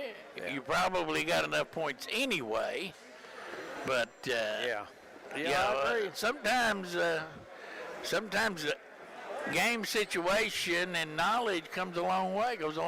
It does indeed.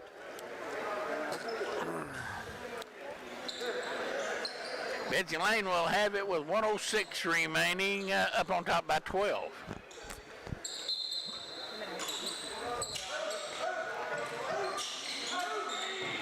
They get it into Mims. Ahead Frazier and foul. Looks like Frazier's going to go to the line for the Bobcats. Right at a minute to go in the ball game. 61 seconds, and Frazier will go to the line.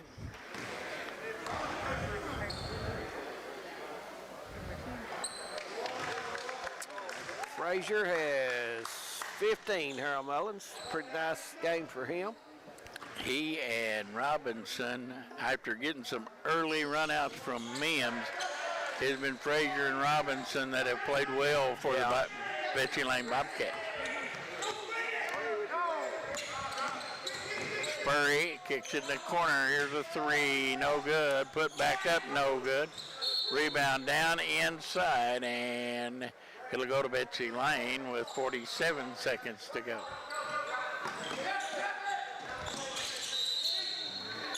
Now we got a foul at 45 seconds, so the walk to the foul line will send Mims to the line. Chase Mims, a junior. This Robinson kid's a junior. Mims a junior. Rainey's a junior. This team's got 3 pretty good players coming back next year. Build a team around. They do indeed. Mims shot is good. 13 for him, 14th point. Couple of 7th graders on this team too. But Robinson and Brady Robinson, number 10, of course he's a junior, but Hal and Frazier are 2 seniors on this team. 16-point lead. 40 seconds out of the corner. Bellamy, no. Ball saved in. Mims has it. And we got a foul.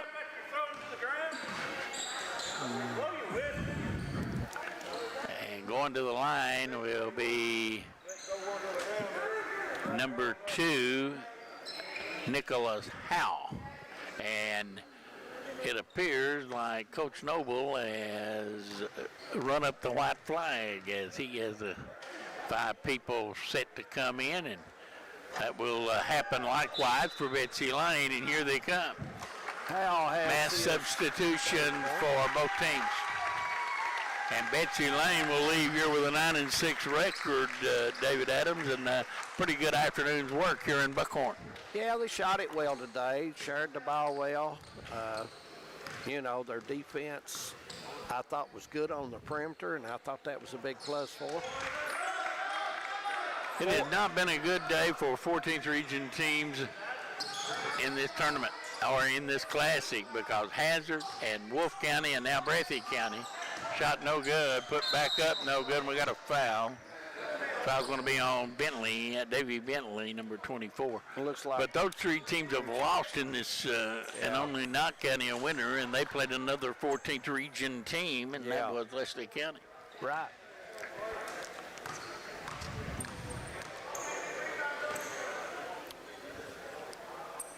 First At the line, Richie. Good. First point for Richie. 18 seconds to go. We'll have a break after the game, everybody, and then we'll be back for the Prairie and East Ridge game. Be about 20. Our Ellis Lloyd College player of the game is number 10, Brady Robinson. 12 seconds. And it looks like Betsy Lane's going to dribble this thing out, and they put it in the hands of a freshman. 1 second, and that will do it. Final score, it is 67-51 in favor of Betsy Lane as they win the 4th game today in the Big Blue Coaches Against Cancer Classic here at Buckhorn. Our player of the game, Brady Robinson, Alice Lloyd College player of the game. And Betsy Lane will win their 9th game against 6 losses, while Breathitt County will fall to 13-5. For David Adams, Harold Mullins saying thanks for joining us. We're going to take a short break, and we'll come back. We've got a couple of more games left on Hometown 24.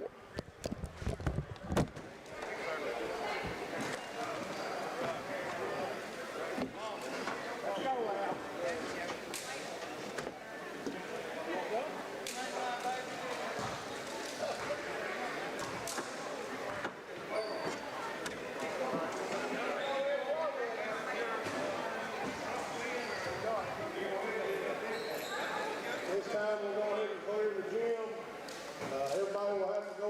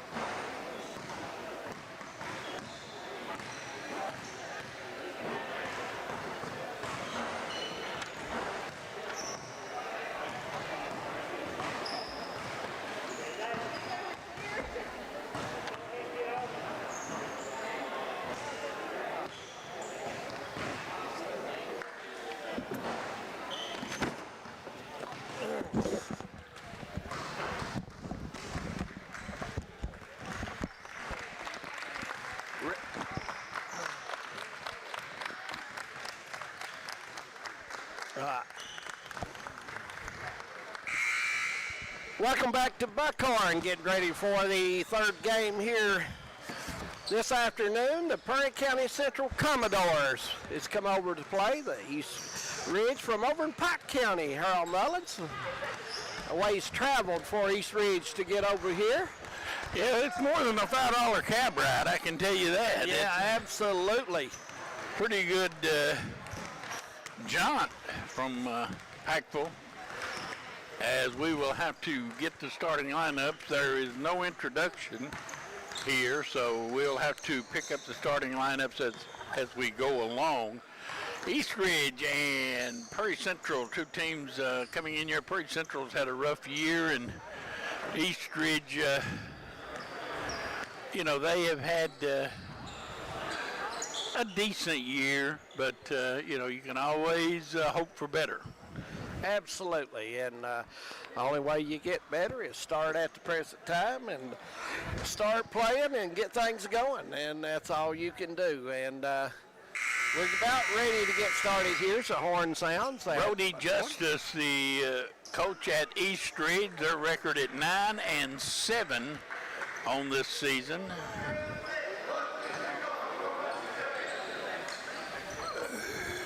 Brody Justice. East Ridge comes out and it looks like number 22. And right off the bat, we do not have a 22. Number 4, Jonathan Mills, is one starter. Ask him who 22 is. Who is number 22, guys? 22 on East Ridge.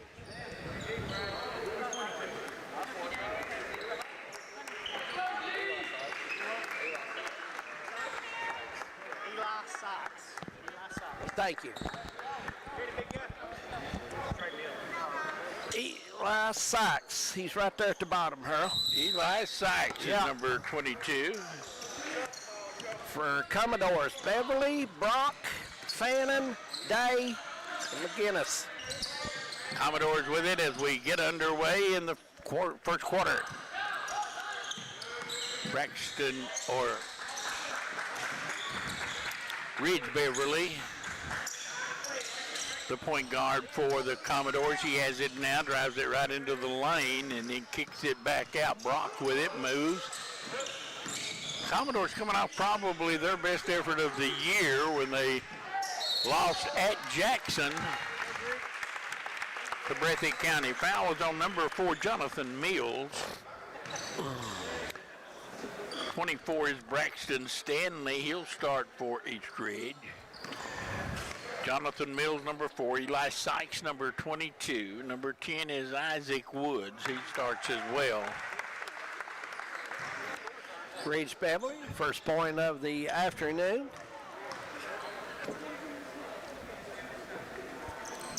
Beverly, good again.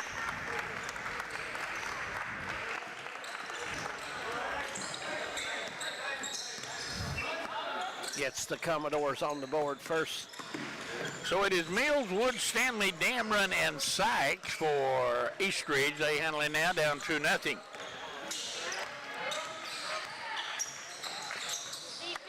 There's a turnover. Coming up with it is Brock. He brings it quickly in front court.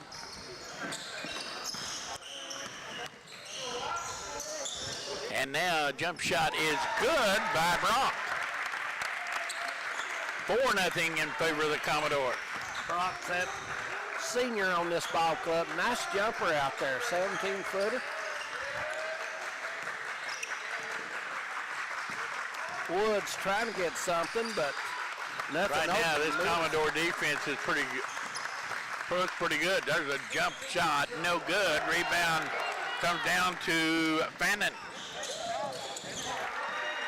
He loses it, and here comes East Ridge the other way. Turnover, and the ball stolen. Here goes Day for the layup, and it is 6-0 in favor of the Commodores.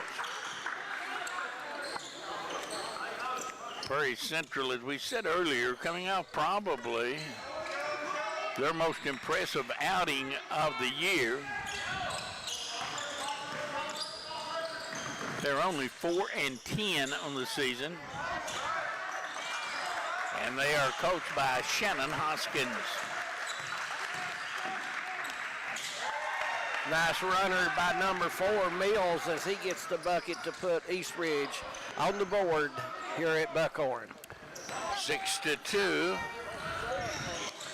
Lead belongs to the Commodores. Brock, top of the circle, thought about a 3, gives it to Beverly, driving off the top of the circle. Now Brock has it knocked down and out of bounds, touch last by Eastridge.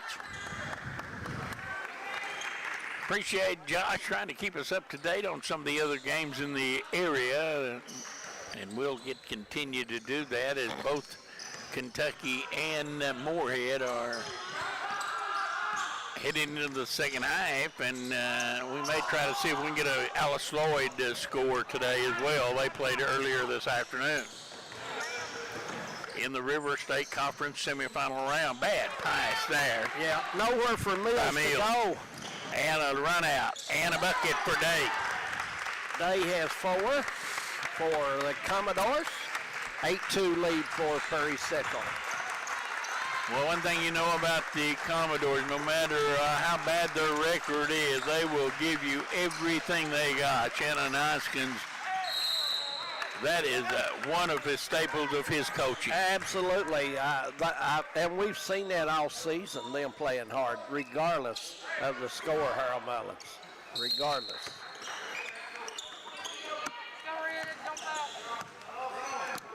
Eastridge down by 6, has the basketball.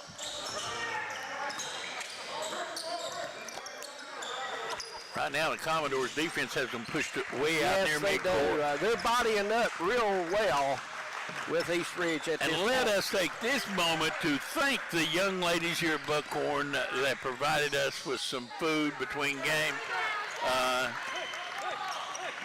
Rowena Miller was one of the ladies. I know her, and she provided us with some food, and we sure appreciate that. Did a nice job, a real nice all the other ladies, and I don't know their names that were in there helping her. We sure appreciate that, and so kudos to Buckhorn. Oh, absolutely. Great lunch. And chicken legs never tasted so good, did yeah, mashed potatoes, corn, green beans. I know Josh is listening back in the studio, and I just want to make sure he knows everything we got.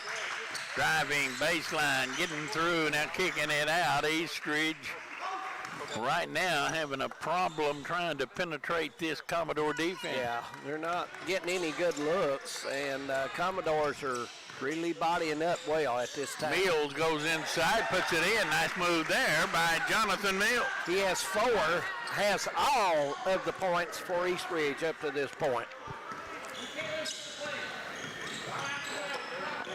One senior starts for Eastridge. The rest are all juniors. There's a 3 by Day. No good and out of bounds.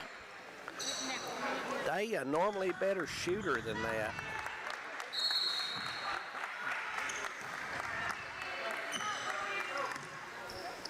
West Virginia Tech defeated Alice Lloyd today 82-68. That's in the semifinal round of the Mountains River State Conference tournament. Give the bucket to number 25. So Alice Lloyd lost at home today to West Virginia Tech. Knew going in, David, that was going to be a tough game. Yep. Good program, and I congratulate the Eagles on a good season. Coach Scott Cornett, the rest of the crew over there. I got a feeling the season is not over yet, is it? No, Do they get into the Christian tournament? They Christian will probably tournament? hear about that, and hopefully they can get another shot at playing some games here. There goes Sykes with a nice move. Eli Sykes, and suddenly Eastridge has come alive. 9-8. The score. Brock with a move and a sweeping left hand good.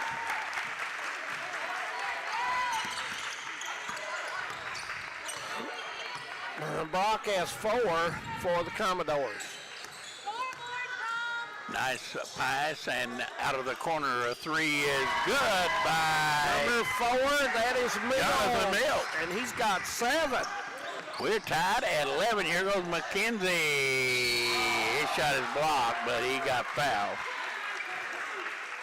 And McKenzie, Lance McKenzie, number 45 for coming in to replace him, Eli Rose, number 33.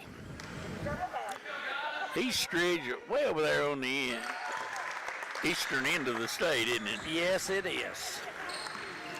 13 to 11. For Who did they consolidate to make Eastridge? I know Elkhorn City was one. Maybe Millard? He did.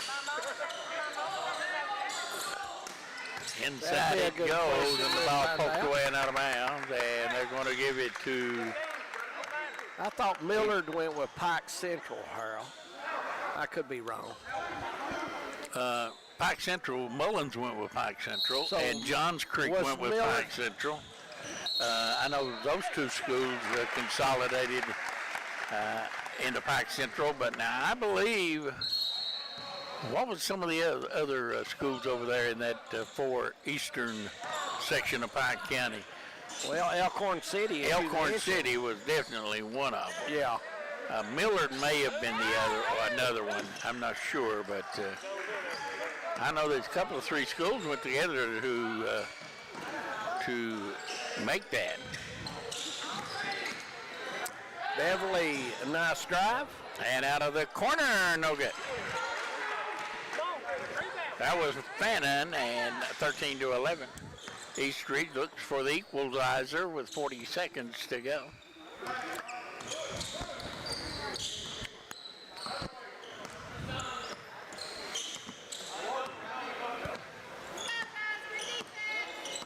Get in, Gardner.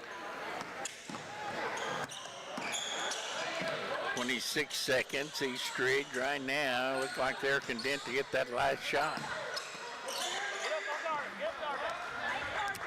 Go, get up. Go, Red. Sit down, Gardner.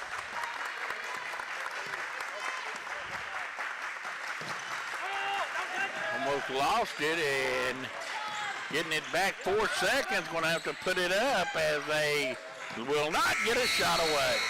Second time today we've seen a team hold it for 40, 45 seconds Not and be able to end get a up shot. not getting a shot away. Yep. One in the books. It's 13-11. Commodores will be back.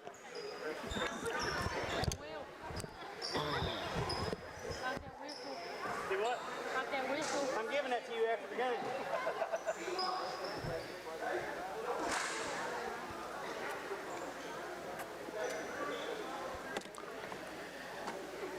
Oh, mercy.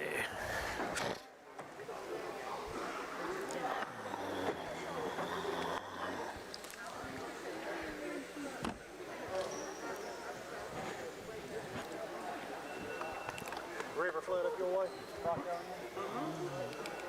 No, I think it must have been hit toward the viewers and stuff like that. Still raining now. Well, let me take it back. It's drizzling. Okay. That's better than what we had last night. wasn't it? It's bad. Yeah. More is ahead of Belmont 2 points with 6 minutes to go. Welcome back to Buckhorn. Second quarter coming up. Eastridge will have the basketball. 13-11. Commodores 2-point advantage.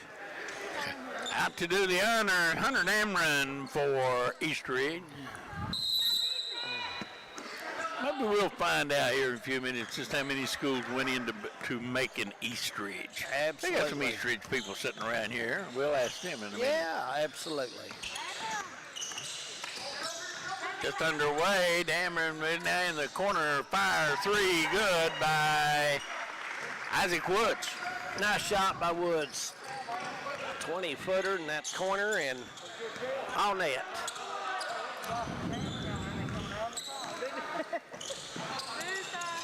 Down inside they go. McKenzie lays it in. Nice move by McKenzie as he gets his third point. 1 for 2 at the free throw line at near the end of the quarter. Ball lost out of bounds. Mills unable to hang on to that. Coming up next, it will be 30 the seconds. home team, Buckhorn Wildcats. and they will take on Prestonsburg as they will be the final game of what has been 6, and we got a chance here. Let's run them down. Opening game this morning, Hazard lost to South Laurel. South Laurel won by 6, I think. Second game of the day saw another 14th Region team, Wolfe County, lose, this time to Harlan County of the 13th. In game number 3, Knott County Central defeated Leslie County, winning their 13th game of the year, and that was followed up by game we just saw, and that was Breathitt County losing to Betsy Lane. And now in game 5, it is Commodores taking on Eastridge. Foul's going to be on 33 Rose, and up later in game 6, it will be Prestonsburg and Buckhorn. Things getting tight in those college games. Well, we knew Moorhead. Okay, I got an answer to her question. The schools that went together to make Eastridge was Millard, Elkhorn City, and Feds Creek. Oh. Underneath, McKenzie, no good. Rebound comes down to Mills.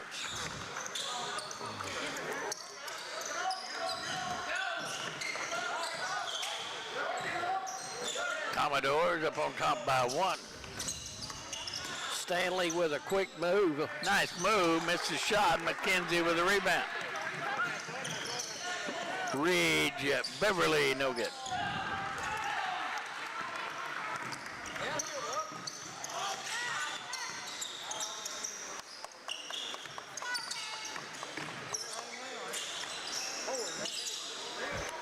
Mills, no good, and McKenzie playing Understand the rain continue to pour down here in Buckhorn, but we can't stand much more of that in Knott County, can they?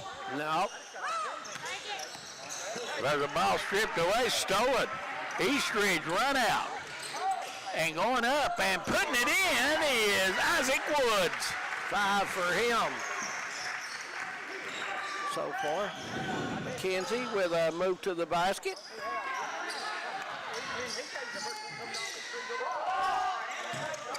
Day with it. Eastridge playing the zone. Long 3, Beverly, yes. Ridge Beverly gives the Commodores the 2-point lead, 18-16. 5 for him this afternoon. All 4 teams in the 54th district we will have seen when this day is finished. Hazard, of course, will play Leslie County in the district tournament, and Prairie Central will play Buckhorn. So these coaches have stuck around all day to watch each other play, and what do we got? A foul underneath. Ball should be thrown in underneath. Nope. Now they're going to give them 2 shots, and McElharnis will come in. Also for Prairie Central, Woods will come in, and number 1, Carter Castle will come in.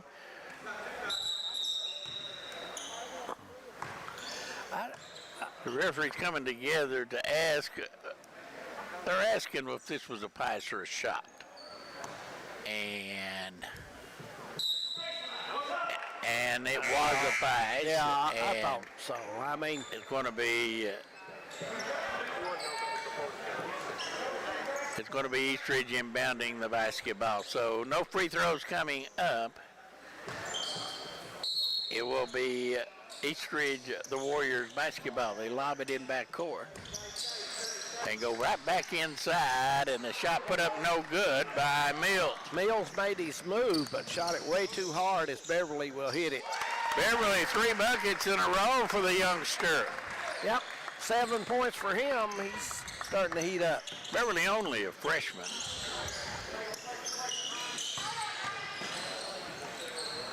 There's a move and a bucket by Eli Sykes.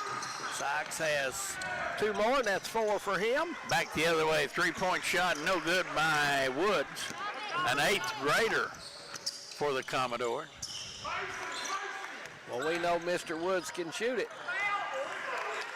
Castle, number 1, is only a freshman, so very young Commodore team. Pull-up jump shot once again, Beverly. 9 points for him here in the first half.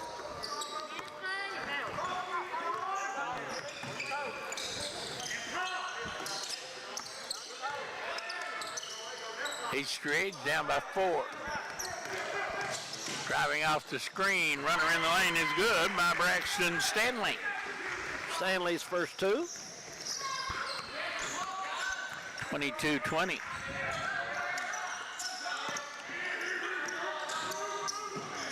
Coach Hoskin playing a lot of young kids. He's got McElarness, number 35, in there, and he's a sophomore. Beverly's a freshman. Day, long 3, no good. Day is a sophomore. So the Commodores have McElarness, a sophomore. Woods, an 8th grader. Castle, a freshman. Beverly, a freshman. And Day, a sophomore on the floor right now. Young bunch on the floor. So a very young basketball team.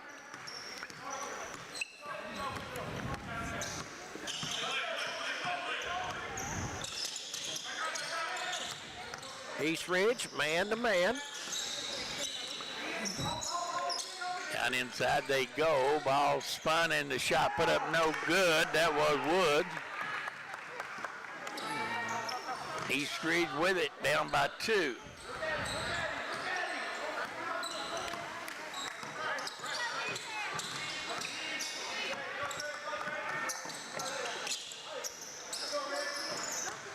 Ado down inside, Sykes, walk.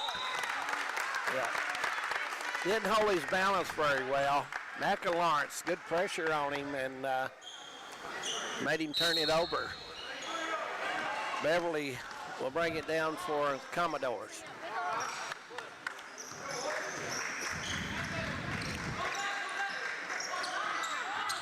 Long 3, good by Wood, the 8th grader.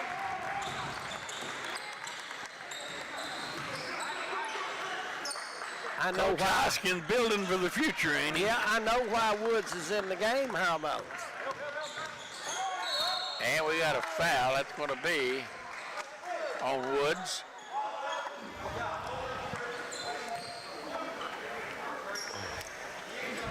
Nice touch by Woods. Had good follow through and can release it quick.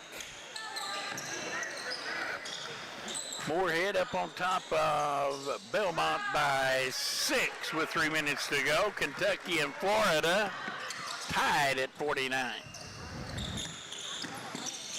There's a runner, no good by Day. Day's got to hit that, Harold. You got to hit that in the ball game or make contact. Front court, 3-pointer wide open, shot no good. Long rebound, run down and Eastridge. In the corner, he's going to try it again.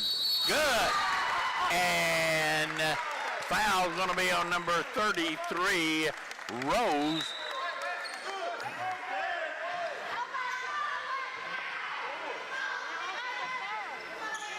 They need to give him the basket, you know. I'm sure the basket. Yeah.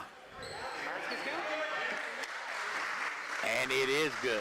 Stanley's 5th point with that right side wing jumper.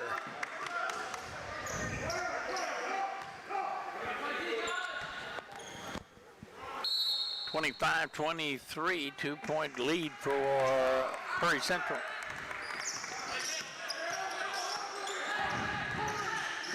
Zone defense by Eastridge, and they go inside, and we got a foul.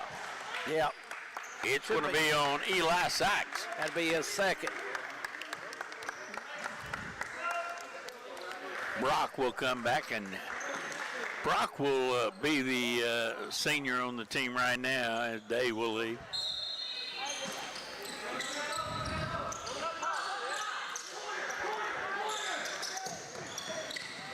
I thought Woods would put that up, but he did not. Brock, jumper good. Brock has 6. 27-23, 4-point lead. He and Beverly leads the Commodores in scoring. Underneath, one nice pass and put up and in by Woods. 27-25. There's a Wood for three, no good. Rebound down to Isaac Woods.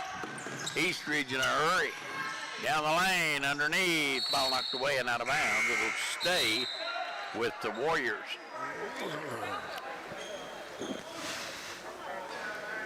Well, we've had some good ball games here today. Yeah, and they went pretty steady for the most part.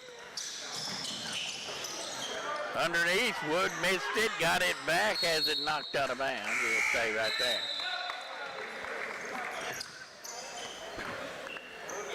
Coach Brody Justice team played pretty well here. Yeah. They're 9-7 on the season. And it comes in the ball blocked out of bounds.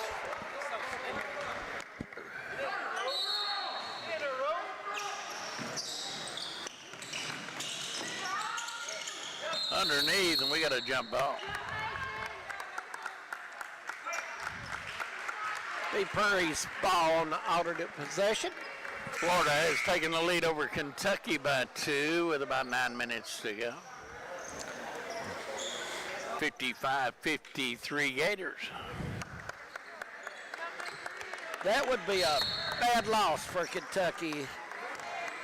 Well, you know, it would be for their seeding, but they're not going to make the tournament anyway unless they run the table in the Southeastern Conference tournament. That'd be a hard thing to do. And, you know, they're probably not going to do that. So, you know, as far as other than seeding purposes in the tournament, this game, as far as any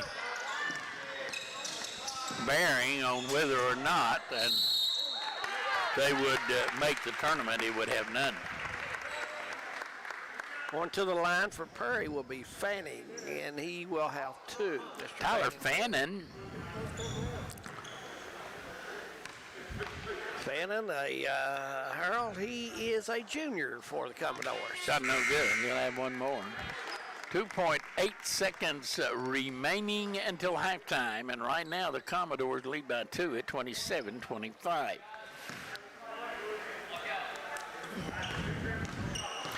Rapidly moving affair from Buckhorn. He missed them both. Rebound comes down, and the horn will sound. And the first half in the book, they made that shot from behind mid-court, but it was well after the buzzer. So it is 27-25 in favor of Prairie Central at halftime. We'll take a break. We'll be back.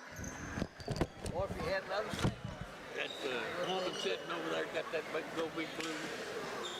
blue shirt on down there. Yeah. That's Tiffany. Her name is Tiffany Miller. That's that girl, woman that got us our food girl. Oh, okay.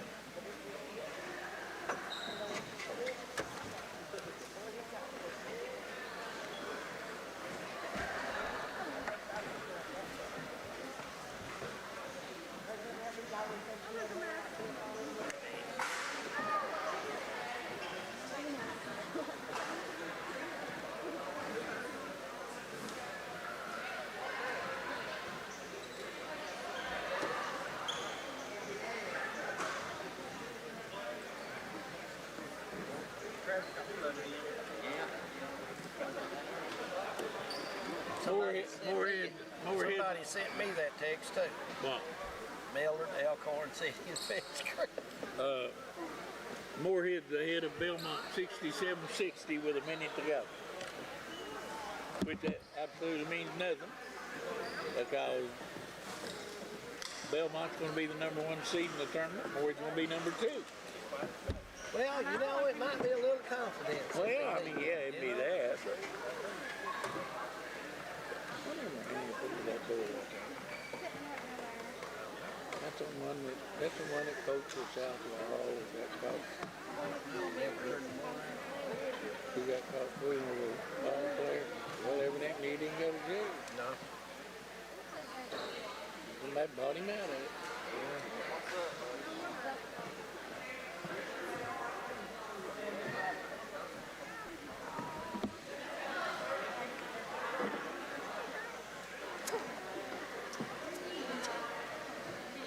text Kim and tell her KCC won, and we had called the game.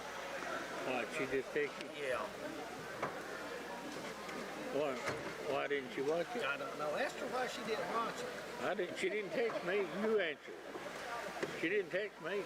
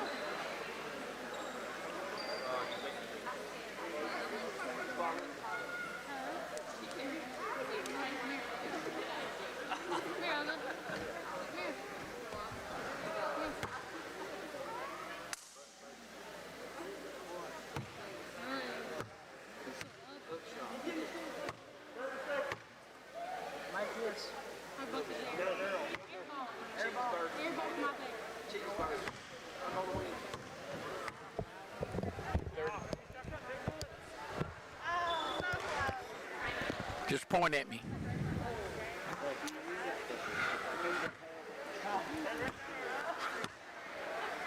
There you go. More like that.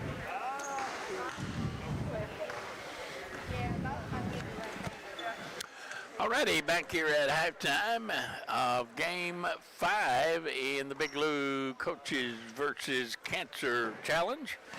It is Prairie Central holding on to a 2-point lead over East Ridge of Region 15. I'm Harold Mullins along with David Adams as we are at halftime, and this has been close throughout. Neither team is led by any more than 4, and right now the Commodores lead by 2 at halftime.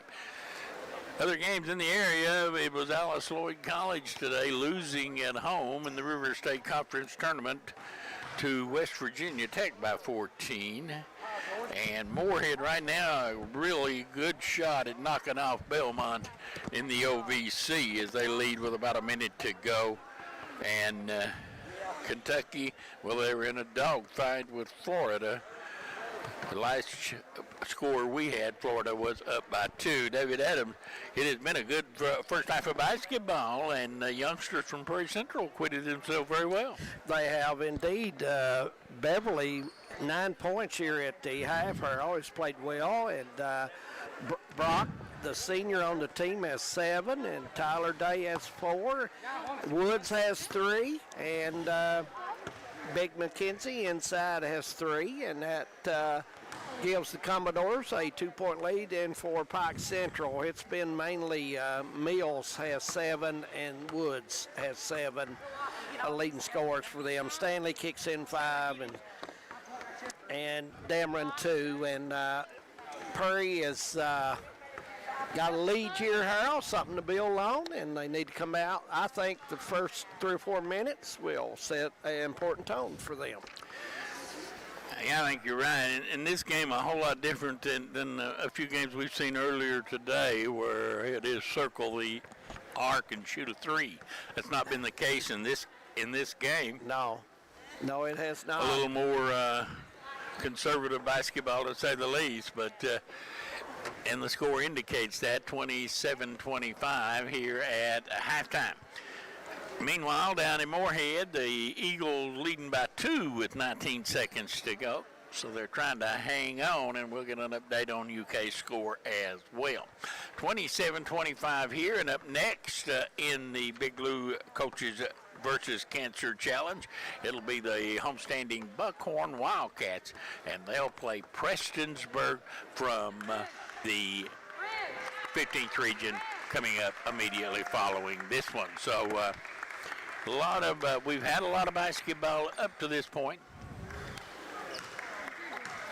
We have indeed, and it's been a rainy day outside, but I'm glad we got to have this put on, all that bad weather that we've just got over, Harold, and glad to see that gone, and hope these teams can continue to get some games in, let them get ready for the tournament, and you've got some information about the tournaments, how they're going to play them. You found out today, you mentioned earlier about the region. Yeah, it looks like that they're going to, all the districts will begin play on March the 12th. That's a Saturday, with all districts playing the same day and all districts playing all first round games on that same day. And that will then move the boys championship game in district play to Monday night and the girls championship game to be played on Tuesday. As far as the region goes, we understand the regional tournament sites. We knew that going in, Prairie Central and Breathitt County. But those games will all be played, all the first round games will be played on the first day of the tournament. And that looks to be about a Saturday. Yeah, I would think so. So that's going to be interesting. Everybody's, one thing about it, everybody will be on the same day, and that's never happened before for first round games, but that's going to be interesting. But I guess, Earl, you go into the tournament, if you ask any of the coaches, if you're ready to play, you're ready to play. If you're not, you're not. Yeah, it's been a crazy year to say the least, but we'll muddle through it. Let's take our final 60-second break, and we'll come back. Second half just ahead.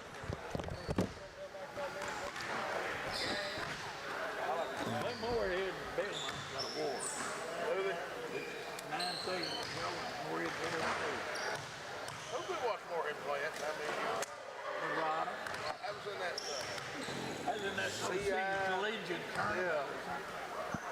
That was been 2 out of 3 more than when first came off slide 2. Yeah. We went over and ate at that Buffalo Wild Wings and then went to Oh, we had a good day. I forget that old. I got.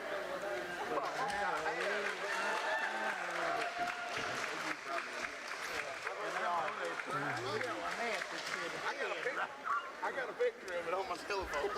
I still got it.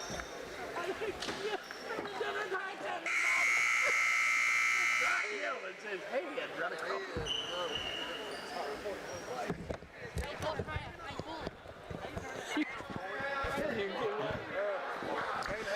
Welcome back to Buckhorn. Second half getting ready to start as East Ridge will have the basketball to start the third quarter. South Laurel winner today. Boy, South Laurel and Hazard had a war, and Harlan and Harlan Wolf County Award. Not Leslie. Not had some breathing room there. Leslie. Yeah, and I was up 17 midway through the fourth quarter, and had that lead cut. Ended up winning by about 6 or 8. I thought Knott played pretty good, Harold, up to that lead, though, during that ball game. I thought 27-25, and we're underway. The Warriors of East Ridge with a basketball, trying to knock off the Commodores in Buckhorn. 27-24.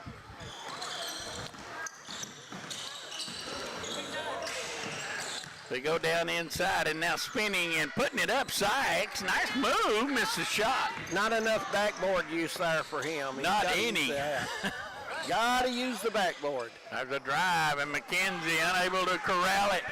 Headed the other way is East Ridge. Woods with it.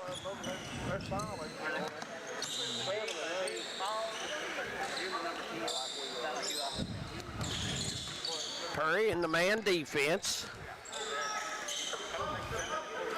Beverly will stay on Stanley. Looks like Moore and Belmont might be headed to OT. Oh, my. Oh, Preston's boys gave up a 6-7 point lead in the last minute. You got to hit from the charity stripe. Meanwhile, Kentucky up on top by 2. Closing in on the last few minutes of that one as well. 27-25, and there's a turnover on East Ridge. It'll go over to the Commodores.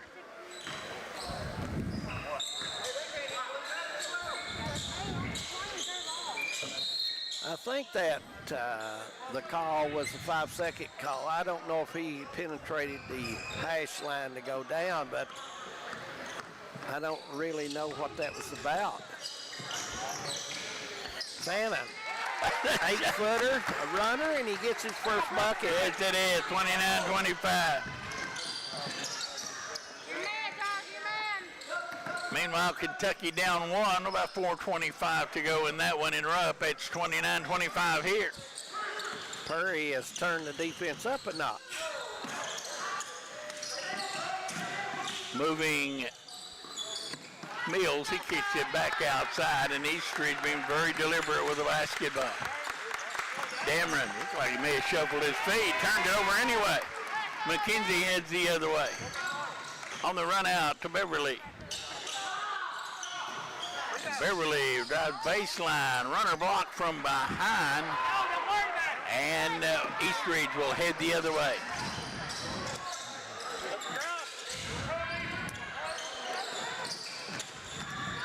Driving baseline, getting through and laying it in. That is Jonathan Mills.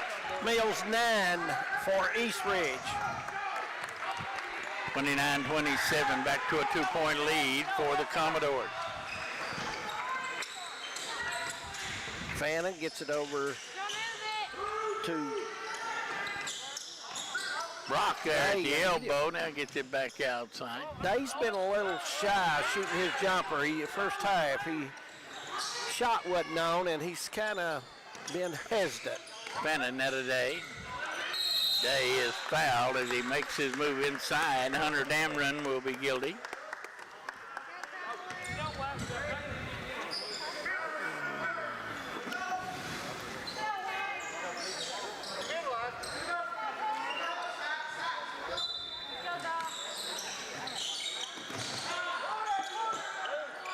(29-27), moving with it, and we got another foul. This one's going to be on Jonathan Mills.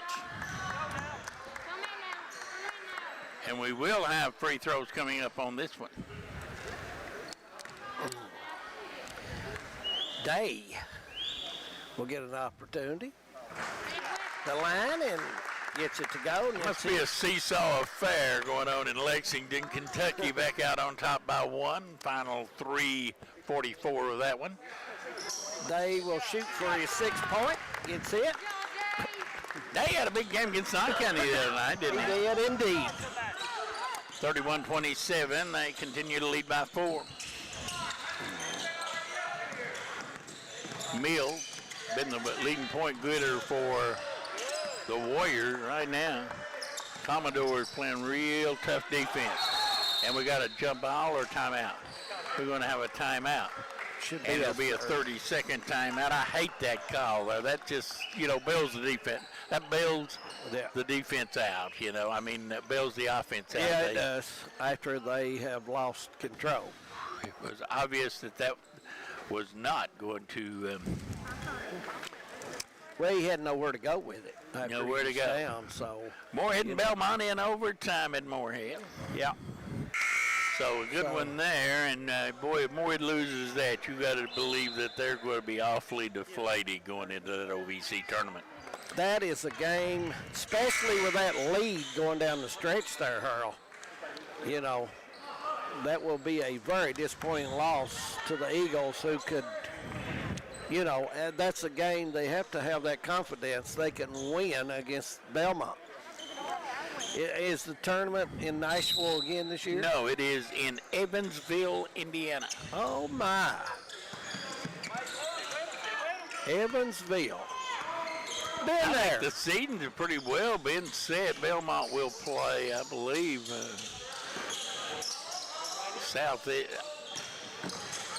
Moorhead plays Missouri, Southeast Missouri. Underneath, put up and in. Stanley I don't gets think the number 8 seed has been finalized yet. 31-29. 7 for Stanley, and Purry's Got a 2-point lead right now. Right now, Eastridge just refuses to let the Commodores get away from them. Yeah. 2-3 zone. Beverly moving, gets it in the corner to Fannin. Day looks, but not at the basket. There you go. Bad pass and picked off. Trying to get it into the middle of that zone, and that was a bad choice. Underneath they go, and moving with it, put it up. Nice move by Dameron. Dameron has 4, and we've got a tie ball game. And we are tied at 31. 30 seconds. With 3:19 to go, 30-second timeout. We continue to check our ticker, and right now Kentucky up by 1. They've made 23 of 27 from the foul line. Kentucky. Yes. Well, that's... So it sounds like they've made 11, 15 feet away from the goal, don't they? It does indeed. In other words, they've stayed in the ball game with a chance here at the foul line. Tied at 31, 3:19 to go. Third quarter here in a very closely contested game. We appreciate the fine folks here at Buckhorn that have provided us the hospitality unlike any other here, as they have certainly made us welcome and appreciate the fact hometown 24 is in Buckhorn, Kentucky.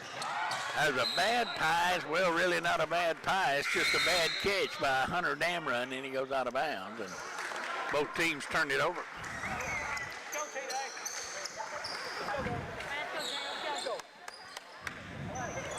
This may be one of those games, Harold, comes down to last possession today, the way it's kind of going.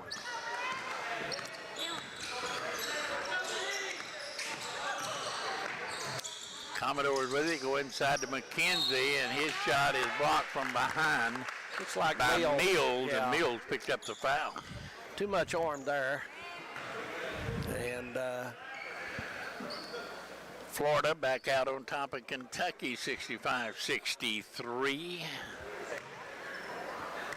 Now 67-63 Florida with 1 and 40 seconds to go.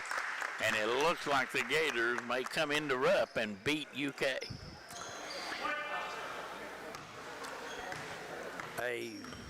4 points for McKenzie, shooting for number 5. No good. Rebound down. Eastridge has it, down by 1. Wide open out of the corner. Sykes wants 3 and shot an air ball. Day drives baseline, gets shut off. Now Beverly for 3, good. Beverly has 12. First Commodore into double digits.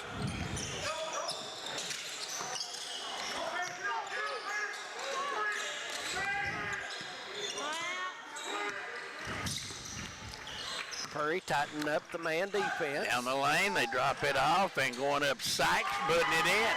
Sykes has 6. Nice use of the backboard there. 35-33, 2 minutes to go. Third quarter, goes Brock. Now the runner won't go. Rebound down. Eastridge has it, and they got a chance to tie. Sykes thought about a 3, going to take it, drop it off underneath. Bad pass. Coming up with it is Brock. Ahead today, and Day falls away, and he got fouled. Yeah, it looks like number 5, that will be Potter. A little bit too much arm on the follow through there.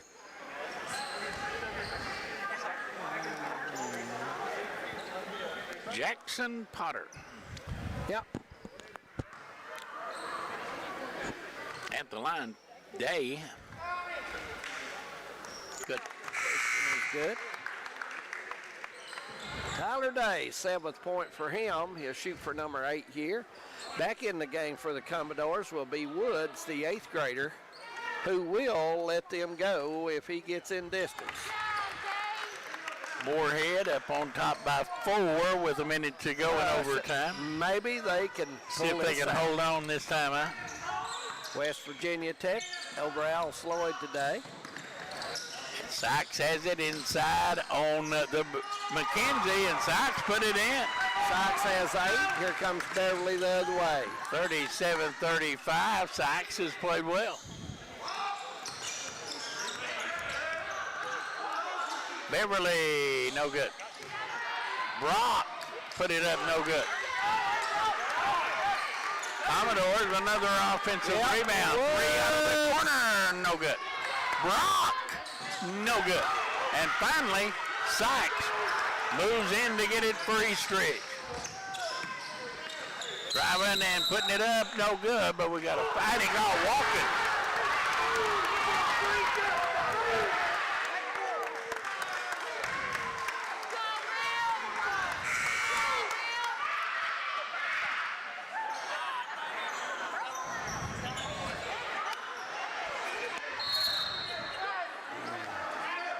Prairie Central will bring it on down as Beverly will bring it. East Ridge goes to a 2-3 zone with 38 on the clock here in the third quarter. 37-35. 30 seconds to go, and the foul's going to be on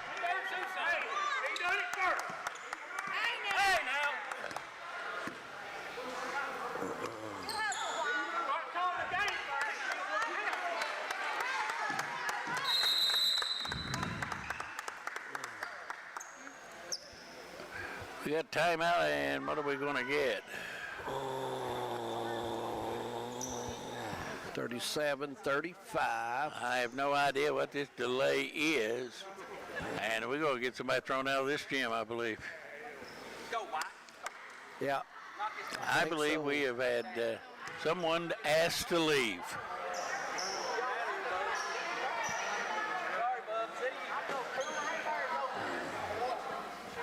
And some young man from East Ridge will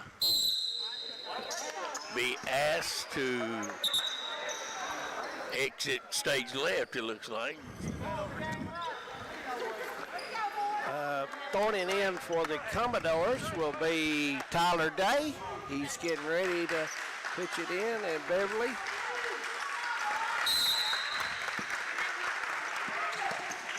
Here we go. Half minute to go.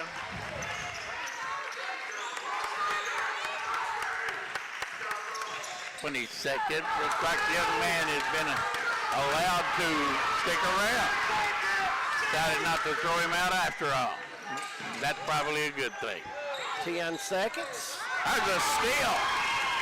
And driving and down the lane, put up and in.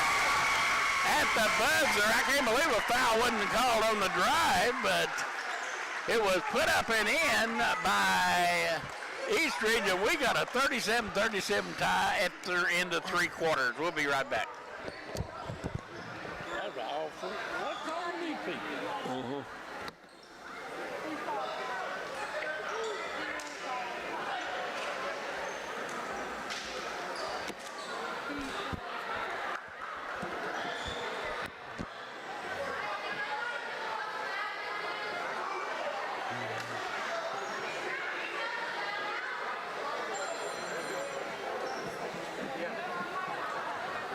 Who is playing? Who's that? Said they. Greg said that he texted me and said hard to win 4 playing against 5. So I just asked him who the hell's playing bad.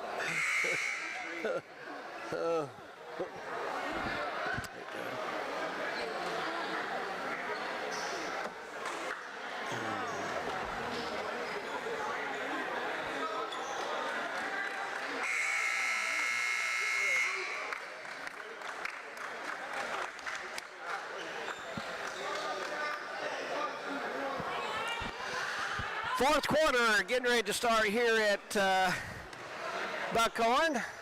37-37, and it will be the Commodores' ball. Hurl is be their opportunity as Day will come out.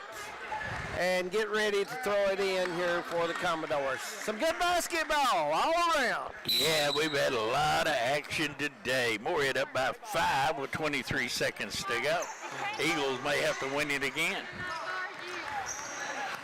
Beverly in front court. Commodores and Warriors tied at 37 in what has been a nip and tuck affair, and walking there, but no call. Beverly started to arch that one, didn't go. McElawrence seeing the big guy. And has the ball through the Woods, bad pass there, just too close looks to like the Kentucky big going to man. lose at home. They down 4 with 10 seconds to go. So it looks like the Cats will end up playing in that 8-9 seed game, and we'll get, if they're lucky enough to win it, we'll get Alabama in the tournament. Turnover there, good pressure by the Commodores to get the ball back. And it looks like Florida has indeed beaten Kentucky 71-67. So Florida defeats Kentucky 71-67. Driving and putting it up, shot blocked, knocked down, and the Commodores have it.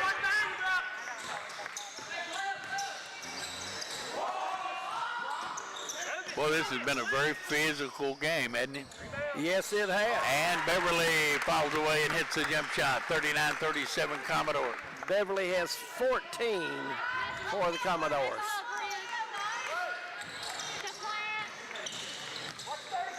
Driving jump shot no good, and coming away with it is the Commodores. Stanley missed the shot, back the other way, Woods walked. Yeah, 2 steps.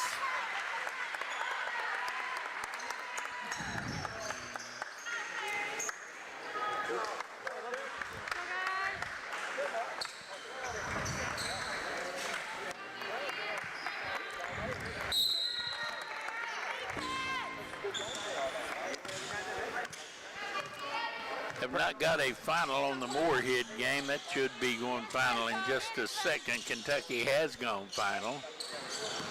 Moorhead is in overtime with Belmont. There's a stop and a pop, no good. Rebound on the floor, put back up, no good. Commodores have it. Underneath, McKenzie got 6 points for McKenzie with that layup with a left hand in the square. 41-37.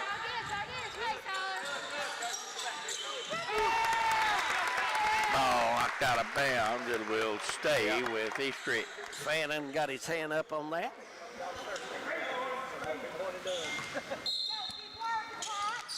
Ball comes in. Woods will handle it for Eastridge. Hands it off to Mills. And What do we got? A foul. Looks like Day's going to get him.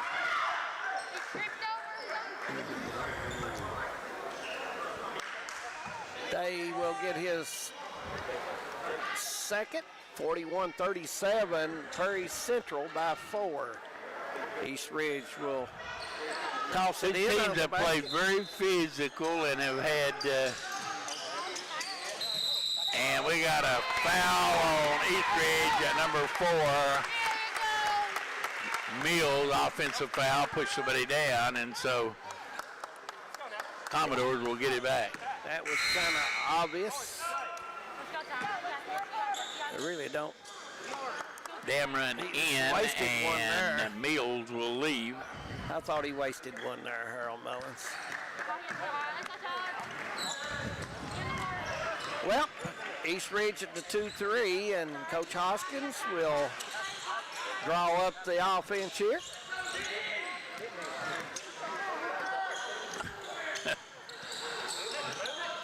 Inside, Brock gets 3 and lays it in. Brock, 9 points for him on the day for the Commodores.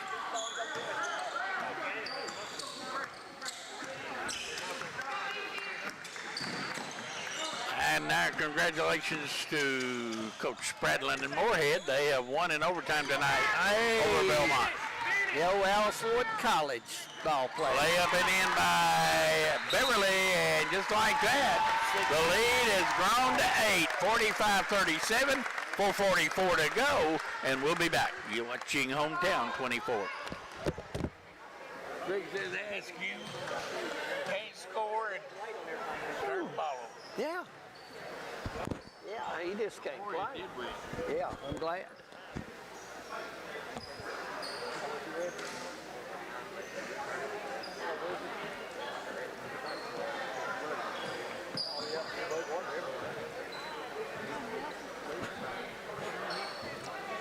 No damn ships go on the road or anything. I hope so. You know, most of the road from here is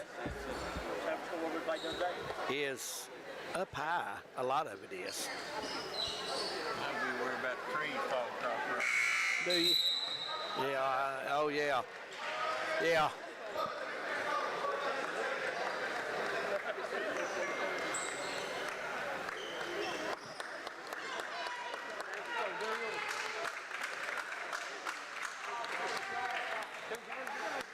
East Ridge will inbound the ball. Prairie Central lead 45-37.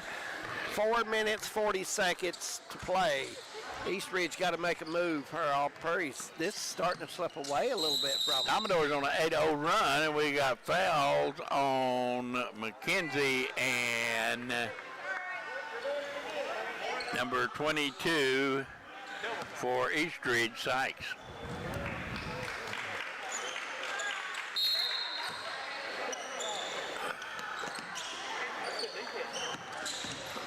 Drive down the lane, and what do we got?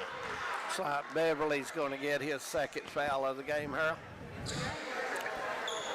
Fouls starting to mount up both ways. They may see a lot extra pushing going on and may want to try to cool that down, but Kind of hard to lock that barn door when the horse is out, isn't it? it is indeed when he starts kicking. Turnover for East Ridge. Beverly in front court. Coming baseline, shot put up no good. Commodores get the offensive rebound. They'll bring it back outside.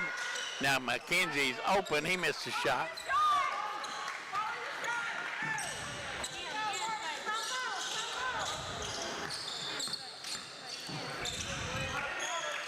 A long three. That may be the longest shot we've seen here today. No good by Dameron. And now Beverly lays it in.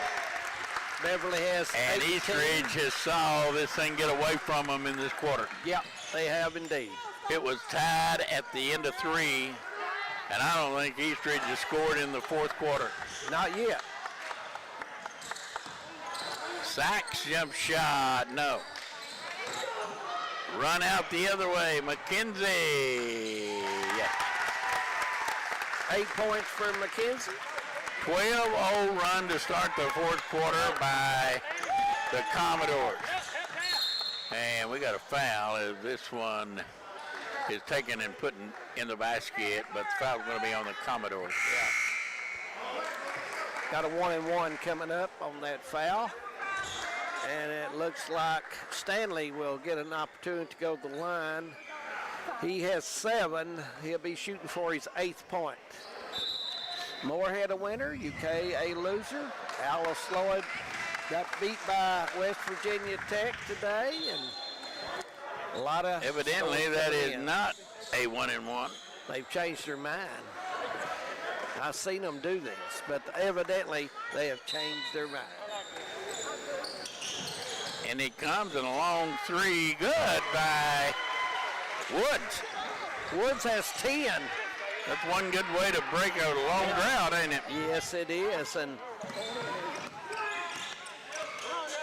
nice jumper by Woods out there. Fannin. Commodores with it, Fannin handling it, almost lost it. Day gets it back, and he is attacked and fouled by Dameron.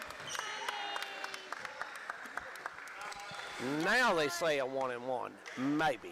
Yes, they're signaling now.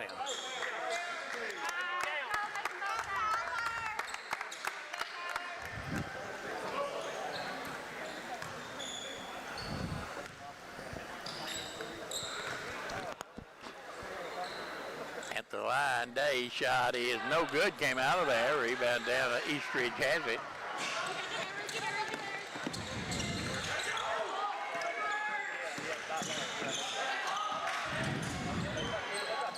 Wood drives around and puts up the shot. No good. It tipped it up. No good. And McKenzie comes away with the rebound for the Commodores. 2-on-2. Brock will bring it back outside, and they'll kill a little clock with 2:15 to go.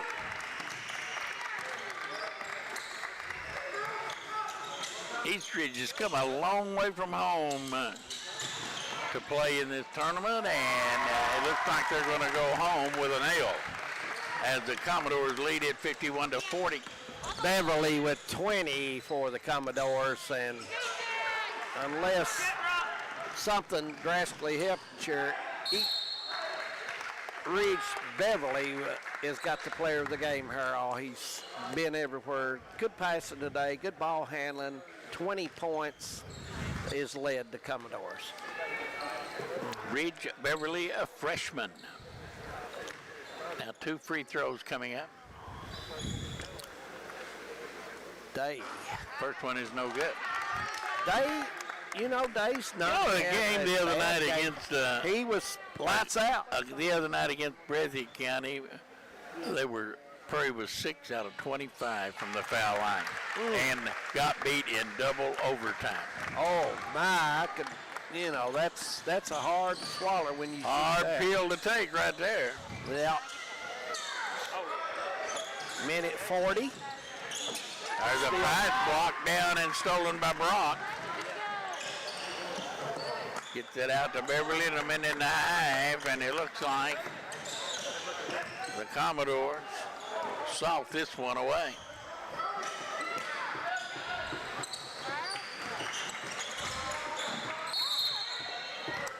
And we got timeout on the floor by this. I think it's going to be a 30 because they're standing. It is a 30, Harold. 52-40 with 1:17 to go, and up next, the final game of this all-day affair from Buckhorn will be Buckhorn taking on Prestonsburg. Will be. And the Wildcats of Buckhorn looking for a win here on Big Blue Coaches versus Cancer Day in Buckhorn. Absolutely, and it's been a day that we've seen some physical ball play. I mean, they really went at it today from one game to the next with physical play, and it's made it a good day. And congratulations to all the teams, Harold, for coming over and playing some good ball and for a good playing cause. For a worthy cause. You got that right. Bach will throw it into Beverly, and we're on the way with 1:12 to go in the game, and we got a steal. Everybody wanting over and back, but that was not over and back because it never was over to start with. Yeah.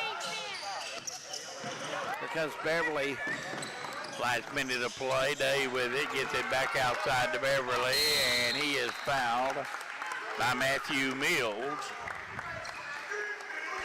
Matthew's first foul in the ball game. Coach Shannon Hoskins a little put out at his team. Not running the delay game quite the way he wants to see it done. Beverly shot is good. 21 for Beverly. Yeah, I have one more. Shooting for point 22. And it's no good. Rebound down. Commodores have it. And they lose it. Coming up with it, we got a foul. It's going to be on number 23, Tyler Day. Day gets the foul. Like Al Holland has been here all day long watching all these games. He's got a chance to do a lot of scouting. His team played at 10 o'clock this morning. Yes. And his other 3 district rivals all played here today. You got to watch them all play. Or he will get to watch them all play before this day is over. Yeah, Al will play Leslie County, right? Yes.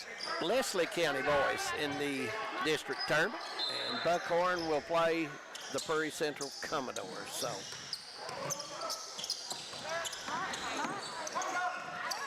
there's a ball, and we're going to have a foul on McKenzie, I believe.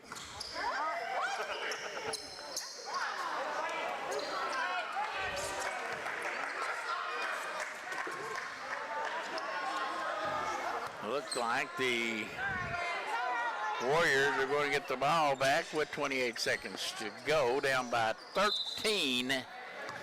And this one has been a physical affair, to say the least. it has indeed, and I'm sure the Hazard, you got to see the Hazard game this morning. I'm sure that's a physical basketball game. But not near like this. This is not physical. This has been a fist fight. Second game we got to see, and I thought it was a physical game. Harlan and Wolf County, and then Knott County. At times it was physical, but not as much as probably this one. I thought Knott had that lead. They got the lead, and it really didn't turn up the heat, Harold, till near the end of the game, and not shooting the ball well and hitting some shots give them a lot of breathing room there today. 13-point lead with 28 seconds to go, and they will play basketball. Right now they're waiting on a towel maybe, I don't know.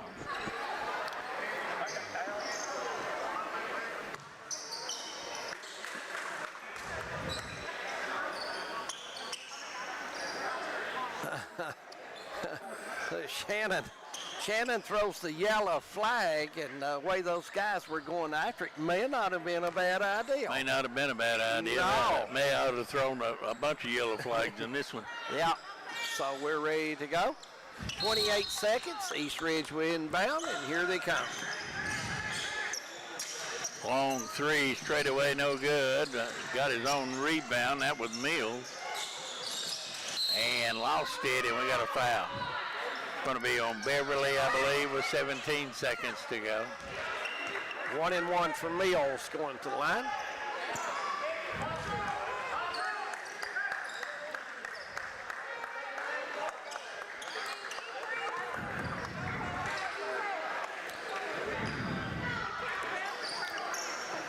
Kyle Maggart trying to wipe the ball off there.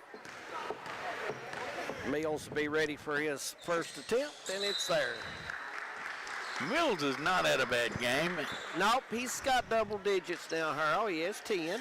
Our Alice Lloyd College player of the game will be number 10, Ridge Beverly of Prairie Central. Only a freshman, this young man. Brock, a good move. Most time they won't. They're going to get a call. And we got a foul with 11 seconds to go. Yeah.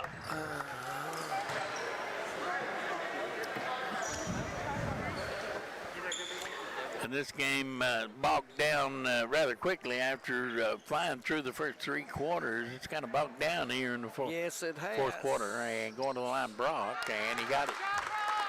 We've had a lot of fouls, though, Harold, in this last 4 or 5 minutes. And a lot more could have been called. Yeah. And Brock gets them both, and it's 55-42. Brock has 11 double digits for him, and East Ridge has thrown the ball away. And the ball thrown away. It'll go back to the Commodores. Looks like we're going to have a score of 55-42. I don't know if I don't believe we'll see another foul. We'll have to wait and see. And we will not. And the Prairie Central Commodores win their 5th game of the year with a 55-42 win over the Warriors of East Ridge High School. Their record now drops to 9-8, while the Commodores move to 5-10. Our Alice Lloyd College player of the game belongs to Ridge Beverly of Prairie Central. The young freshman had a pretty good day, my friend. He did indeed. Shot it well. Final score 55-42 in favor of the Commodores. We're going to take a break. We'll come back as we will have tonight's last game coming up shortly on Hometown 24. It'll be Prestonsburg and Buckhorn. We'll be back.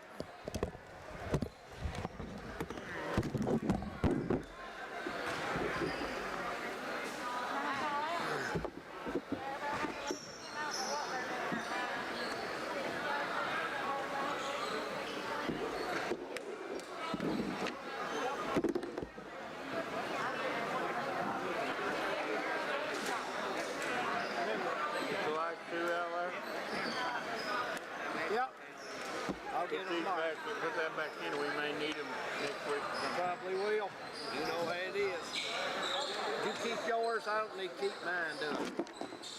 As long as we got your copies, I keep score on mine.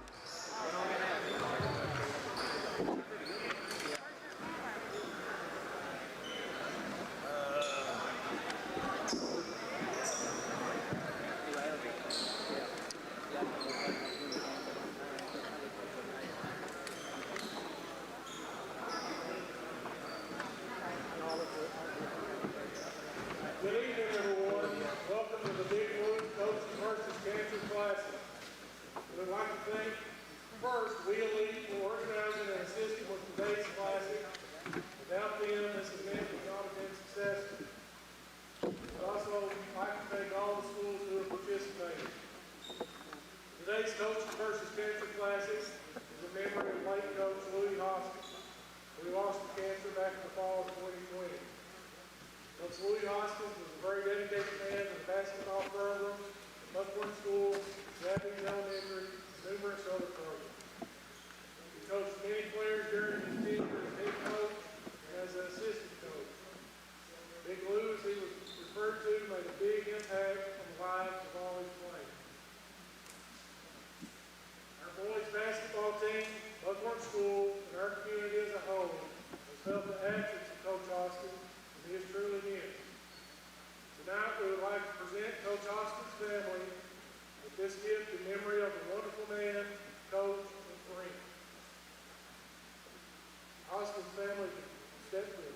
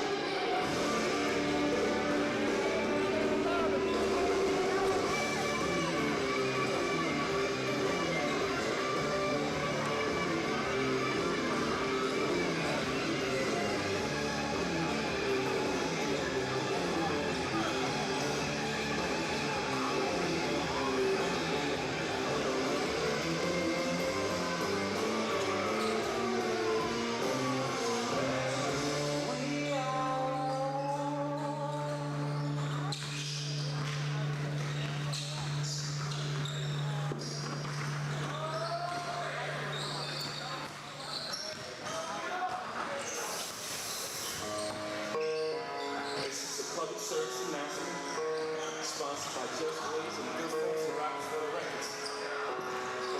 Fellow Atlantic, it would be almost pride and sincerity that I present this recording as a living testament and recollection of history and the making of your generation. Allow me to reintroduce myself. My name is O. H to the O-B. I used to roll snowflakes by the O-C. I can't see the back then, you can call me CEO of the ROC. Fresh out the frying pan into the fire. I be the music biz #1 supplier.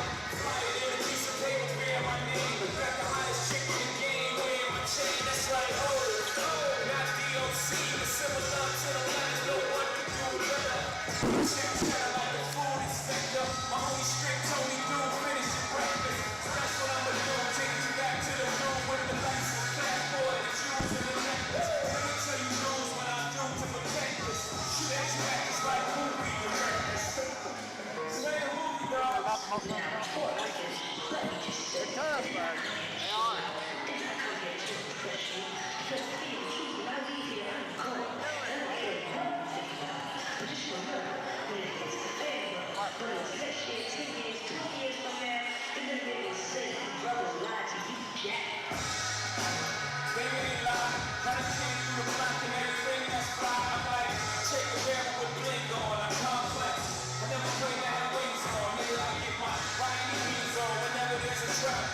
Brothers out because that's what I'm raised on.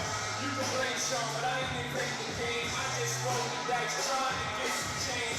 And I do it twice, ain't no sense to me. I ain't active, I am a different man. But I can blame my environment, but ain't no reason why I be buying expensive change. Well, you know they users are the only abusers. Niggas get high within the game. If you knew then, how would you explain? I'm 10 years old, still alive, it's in my veins. I got a hustler spirit, nigga, period. Check out my hat, yo, people where I'm wearing. Check out my swag, yo, I walk like a ball player. No matter where you go, you are what you are, player. And you can try to change, but that's just the top layer. Man, you was who you was, where you got here. Only God can judge me, so I'm gone. Either love me or leave me alone.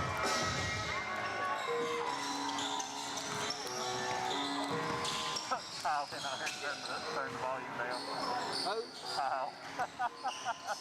He walked out and turned it down.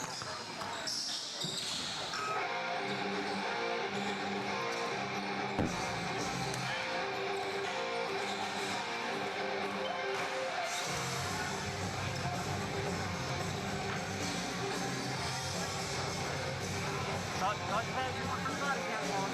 Oh, yeah. I was like,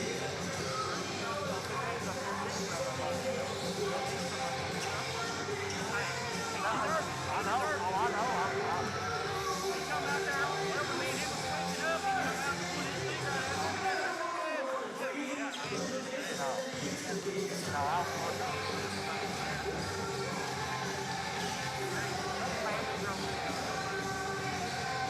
way back in the locker room, he got behind me.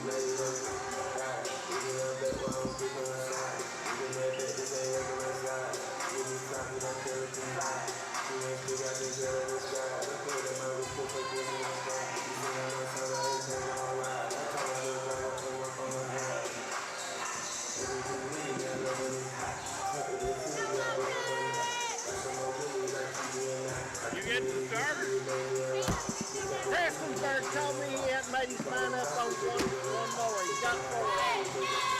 He's not made his mind up.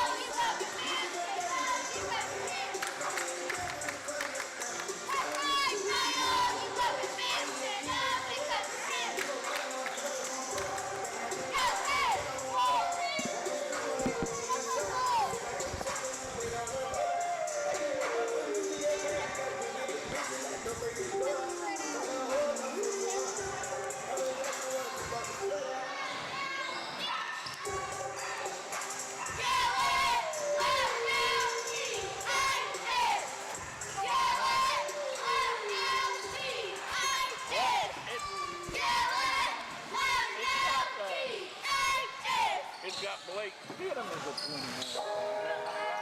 Hey, this is what they've been waiting for? He quit and then he kind of. You ready? So he instead of not playing.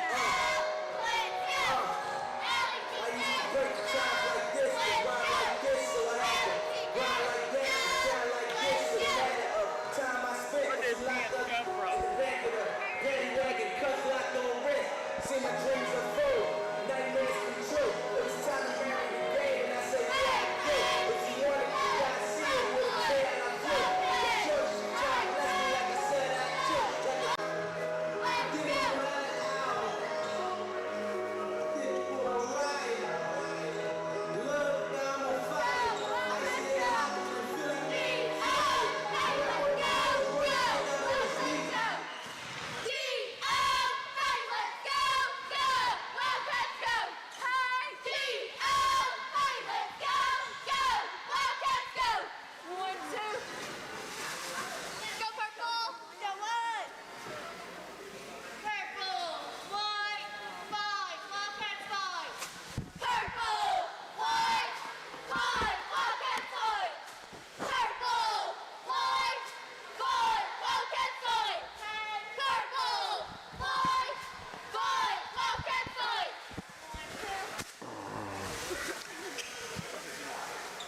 Teenager in hot matches and stuff.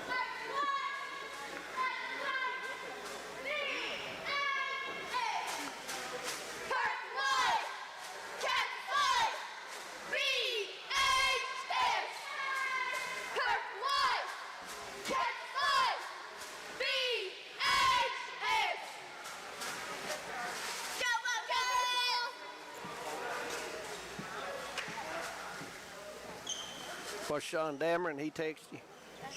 We know who won the Breathitt King game. Did you tell Betsy Lane beat him pretty soundly? I said Betsy Lane by double figures. Yeah.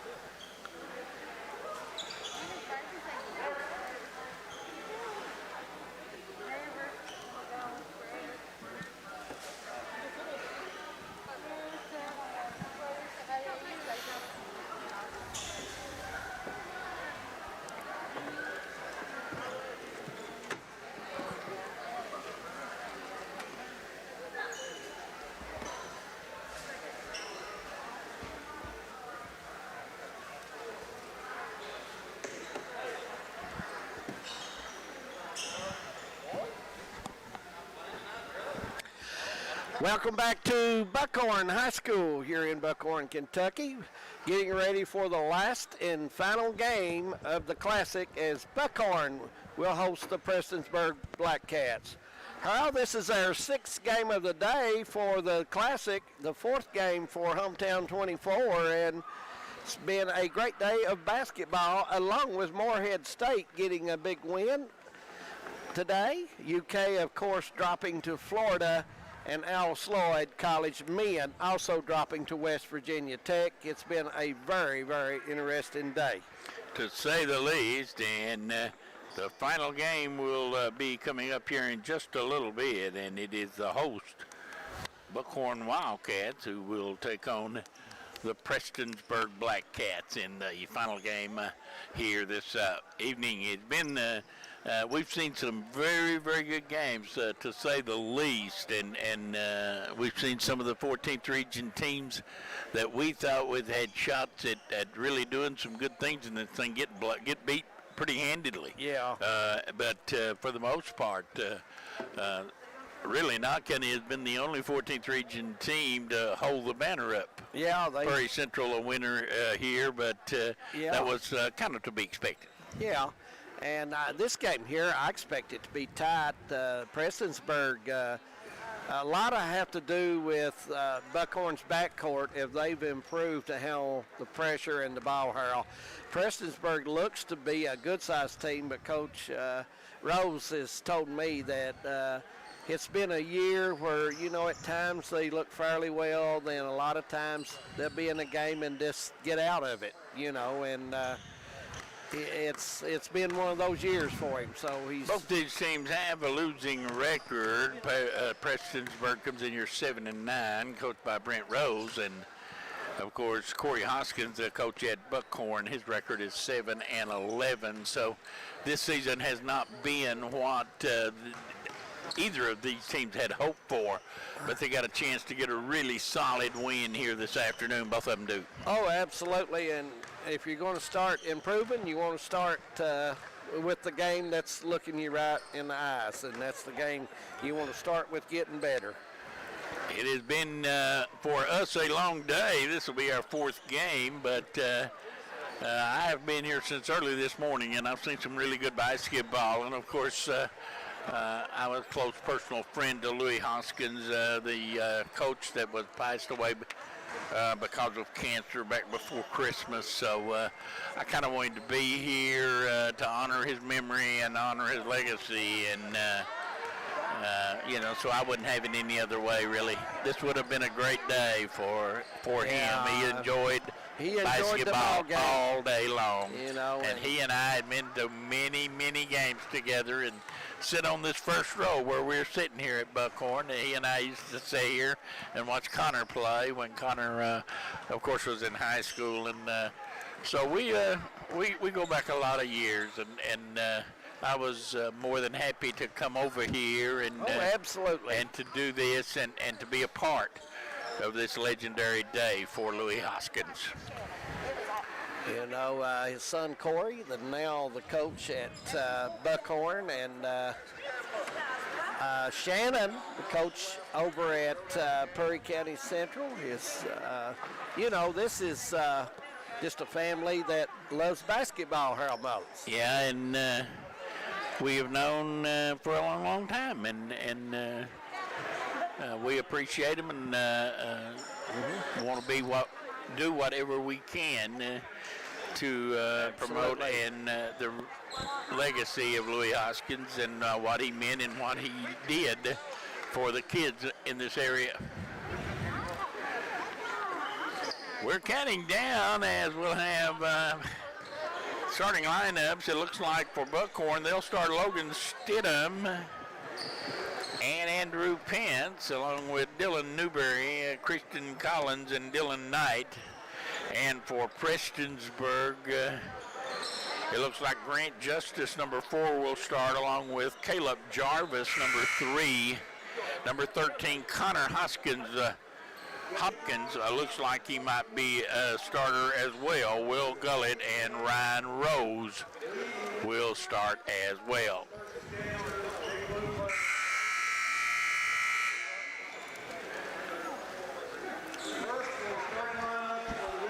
this the last game and the home team sponsoring the Classic, Harold, they will introduce the players.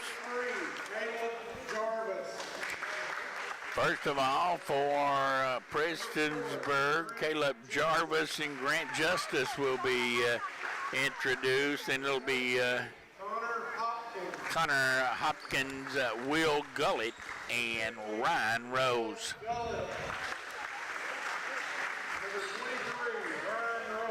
And Rose, a big kid, he's the son of the coach, would imagine. Now the Wildcats will be introduced. Logan Stidham, number 12.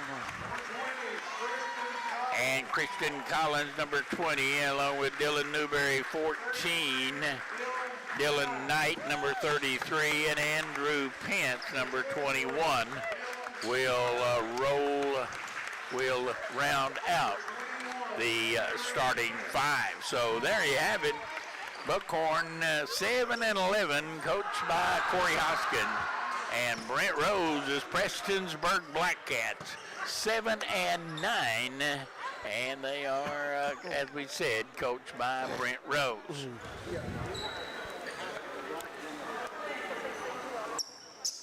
And it looks like Prestonsburg, Harold. Blackcats will get it as we start play.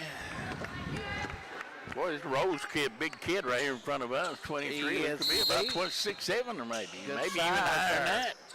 Only a sophomore, so this young man, big kid. And Buckhorn will play defense first as Prestonsburg comes in front court. Lost it, got it back out of the corner. A three is no good. Justice runs the rebound down. Now Jarvis misses it, and Buckhorn will come on the attack. Prestonsburg, 2-3, starting out.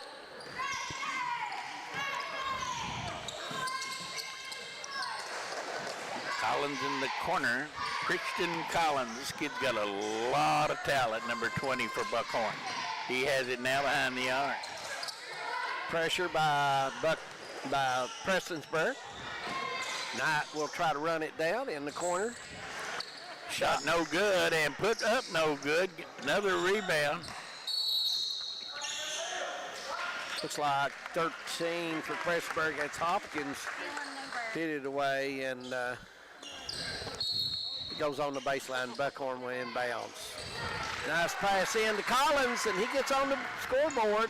Nice little bounce in. Newberry is wearing number 23, not 14, and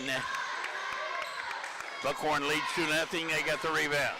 Newberry is wearing 23. 23, not 14. Same good thing we have the wife of the coach sitting behind us. So yep, it comes in handy. 6:41 to go in front court. Pull up jumper good by Hopkins, and we are tied at 2. Nice jumper there, 16-footer straight away. Newberry out behind the arc. They go inside tonight. Trying to attack this 2-3 zone. And Walken called on Collins. Collins a bounce after he quit handling the basketball, and it got him in trouble. Prestonsburg will inbound and bring it in front court.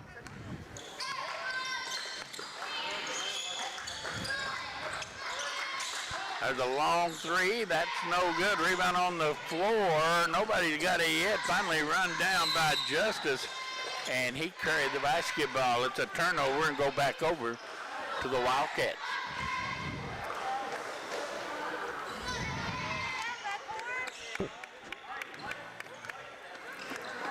Tied at 2. Buckhorn will walk it across the timeline. It's a very different looking Buckhorn team than we saw the last time we played.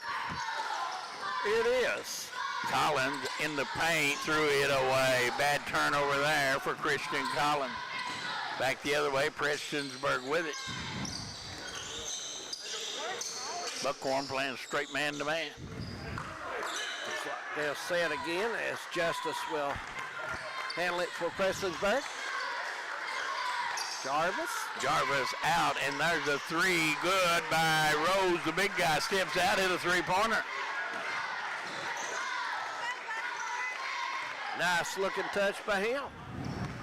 22-footer away on that left side.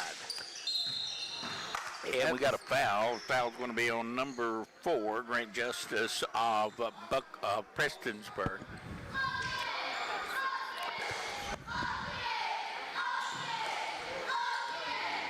They bring it inbound to Stidham. He'll bring it across the timeline. Now to Pence in the right-hand corner. Pence came from Prairie Central underneath Knight. Put it up no good. Got his own rebound. Now Pence drives in, has it blocked. And walking called on Rose.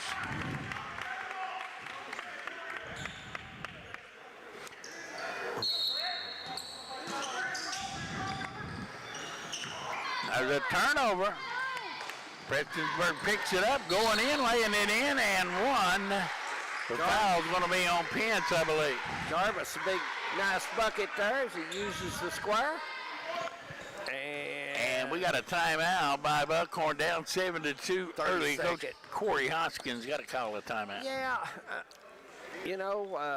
they've not attacked inside the lane yet, Earl. And they're going to have somebody block to work that to relieve some pressure on this outside, on this zone. They're coming right out and bodying up because there's no inside threat in the middle there. So well, Buckhorn's got a couple of big guys down there in the post. They got Collins and Knight, and we're going to have to start feeding them the ball, I guess. I wanted to let you know, Coach Rose of Prestonsburg told me earlier, said he on Facebook, Hometown 24, or YouTube, he's always checking in and watching the games. And he wanted to brag on you, Harold Mullins. Brag on me? Well, he bragged on us both, but I want to give you some credit. Well, I appreciate that. And yet another turnover right now. Boy, Coach Hoskins can't be happy with his team's play in the first 3.5 minutes of this one. No, that pass had no chance. Inside Rose, good again. And it is 9-10-2. He's got a nice touch. Shoots it very well. Buckhorn in need of a bucket. They scored the first 2 points of this game, and Knight needs the basketball. And they need to get it to the middle and see what happens. Prestonsburg scored 10 in a row. Long three. Dilbury no good. Put back up and in by Knight. Knight run out, and Rose beats everybody down court and lays it in, and it's 12-4 right now. Buckhorn getting beaten down court by the big guys of Prestonsburg. Knight turns and hit a jump shot. That's his 4th point. 12-6. Quickly back the other way, Prestonsburg with a basketball. Black Cats have been down the last few years in basketball, but Coach Rose, as they go inside, put up and in by Justice. Coach Rose has started to build them back, hasn't he? Yes, he is. He'll work it and get the kids interested and get them playing. That's Justice's first 2. Prestonsburg bringing their defense out, trying to pressure outside a little more. Collins goes up along the baseline, hit a jump shot. Christian Collins, first look he's had, and Buckhorn starting to play a little bit better offensively. Shot no good, tipped up and in by Gullett. That was too easy. Gullett just wide open there, Harold. Put it back up. 2:38, 16-8, Prestonsburg.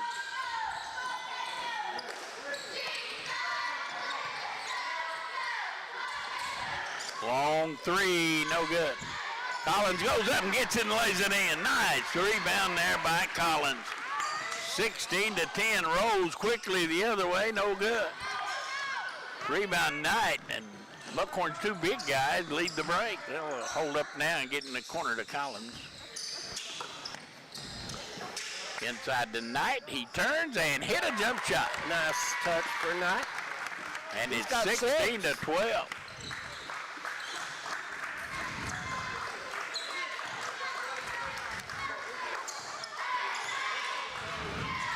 Prestonsburg start with a low stack. Scatter. There's the pick. Underneath, put up, no good. Maybe Collins got a piece of that. Quickly ahead tonight. He drives under and tried to get the ball to Collins and threw a bad pass back the other way. Justice. And they're going to call this, I believe, on the floor.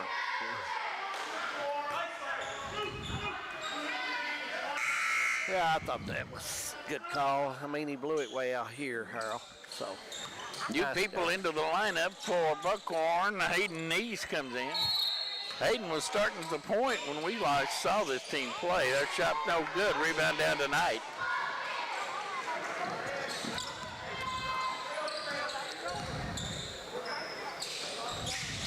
Collins, Stidham. Well, Neese thought about that three. Did they go? And Dilbury put it up no good. Rebound put back up. Stidham, good. 16-14. Buckhorn calls ever closer. There's a jump shot, no good. Rebound down. Buckhorn has it. Final 60 seconds of the first quarter. Knight goes baseline, missed the shot.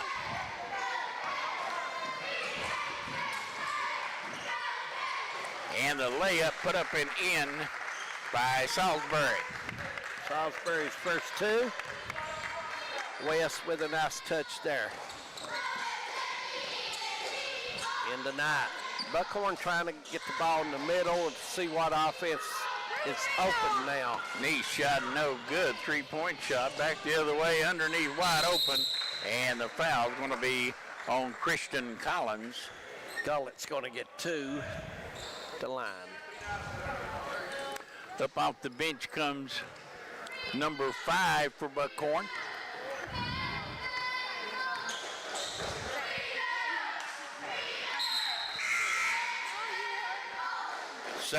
Colton Southwood will wear number 5.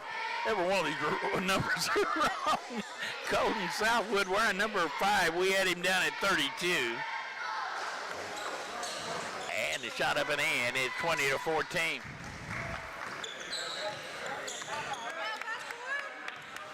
Gullett hits them both, gives him 4 on the game right now. 14 seconds to go as they finally get it in front court.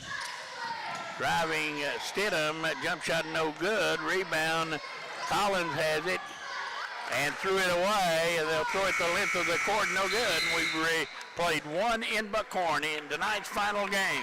The score, Prestonsburg 20, Buckhorn 14. We'll be back.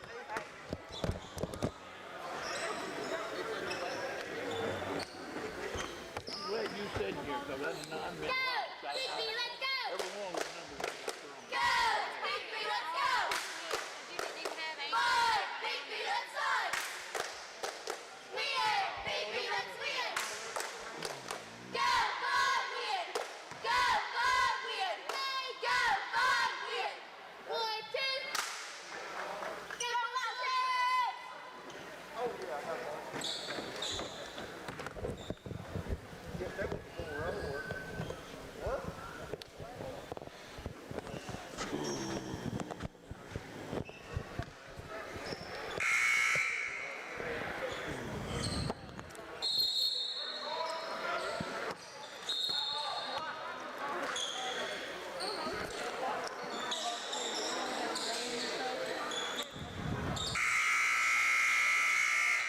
Welcome back. It'll be Buckhorn inbounding to get the second quarter underway. Knight is back along with Stidham, Neese, and Pence, and Collins.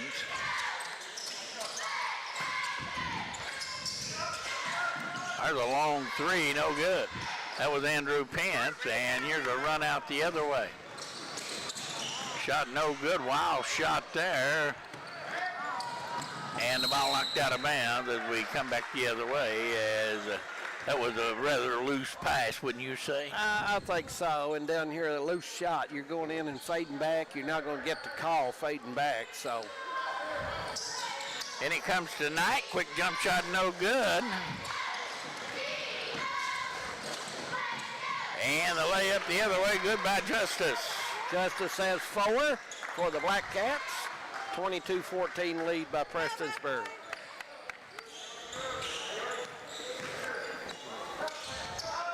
Again out of the corner, another three. This one's an air ball by Pence. Back-to-back three-point shots by Pence. Nothing to show for it.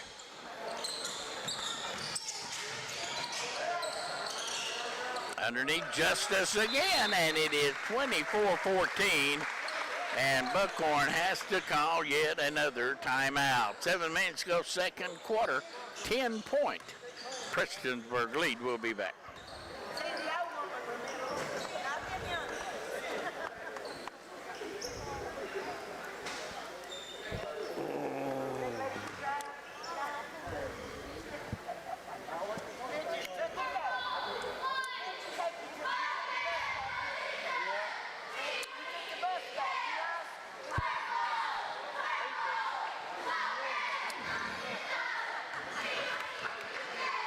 What you up to?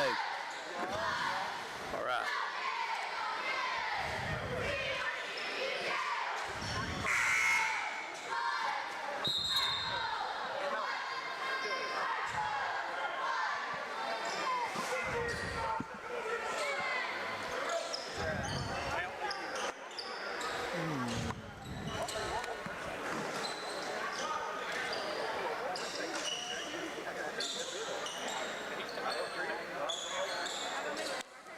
Buckhorn will inbound. 24-14, 6:58 to go until half. Buckhorn made a good run, got back in this thing, got it back to even, and there's a three the other way, and East good. Hayden East, first bucket of the night for the sophomore, and it's 24-17.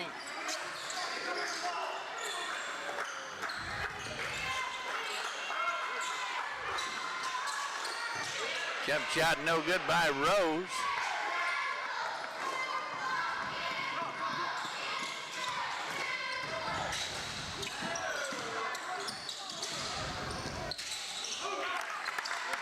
Nice move there by Knight as he gets that one to go. Middle of the lane, 8 points for him on that soft jumper, about 8 feet out. Underneath, shot no good. Rose shot blocked from behind by Knight. Knight comes up with it.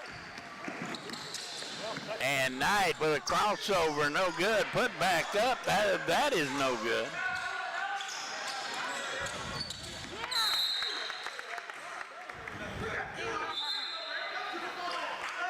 Knight wanted to foul. He's pleading that he got bumped pretty hard there, but officials have been letting that go on both ends. So what's fair for one, I guess is fair for the other.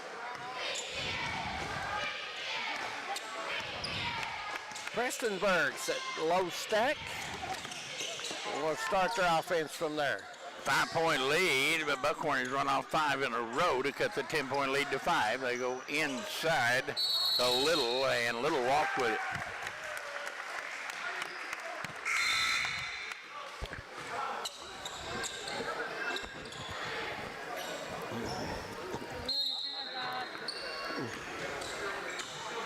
(24-19). Buckhorn can crawl closer if they can convert here. Here's a wide open three, no good by Dilbury. And now driving, Rose missed the shot. Rose went up soft. He's not going to get the call going up soft. Buckhorn with it, down by 5. He's played a good basketball game for Prestonsburg so far. Knight turns and misses shot. Rose with a rebound for Prestonsburg.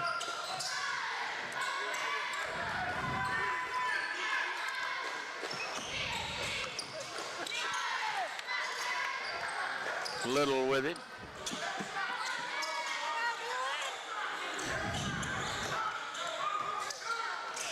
There's the ball stolen by Neese, and he'll go up and lay it in. Neese with 5. And the lead back down to 3. And Brent Rose, Prestonsburg will call a quick 30-second timeout. And it's kind of been a game of runs.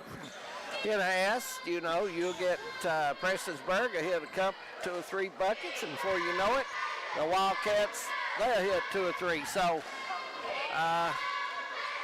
you know, it's been all day, Harold. We've seen some shooting at times, 3 or 4 in a row by teams, and then they get cold. So you just don't know what to expect. All you can do is keep the defense on and see what happens.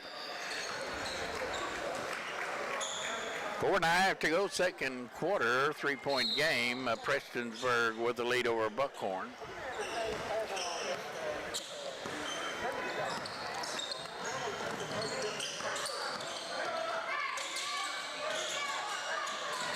Gullett, number 15, gets it back out, and now moving with his Martin.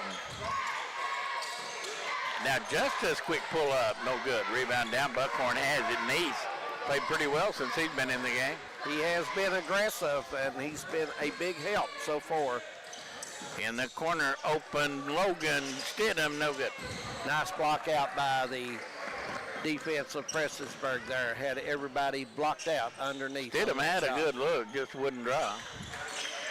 Cross court, three-pointer, no good, and that was Martin, and he goes gets his own rebound.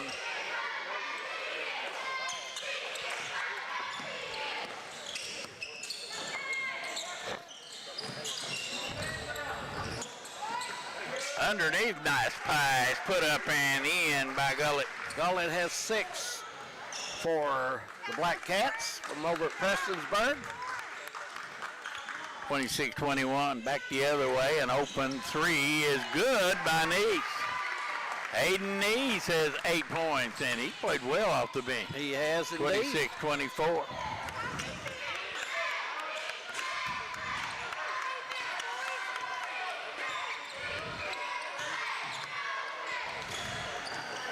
Ball knocked out of bounds.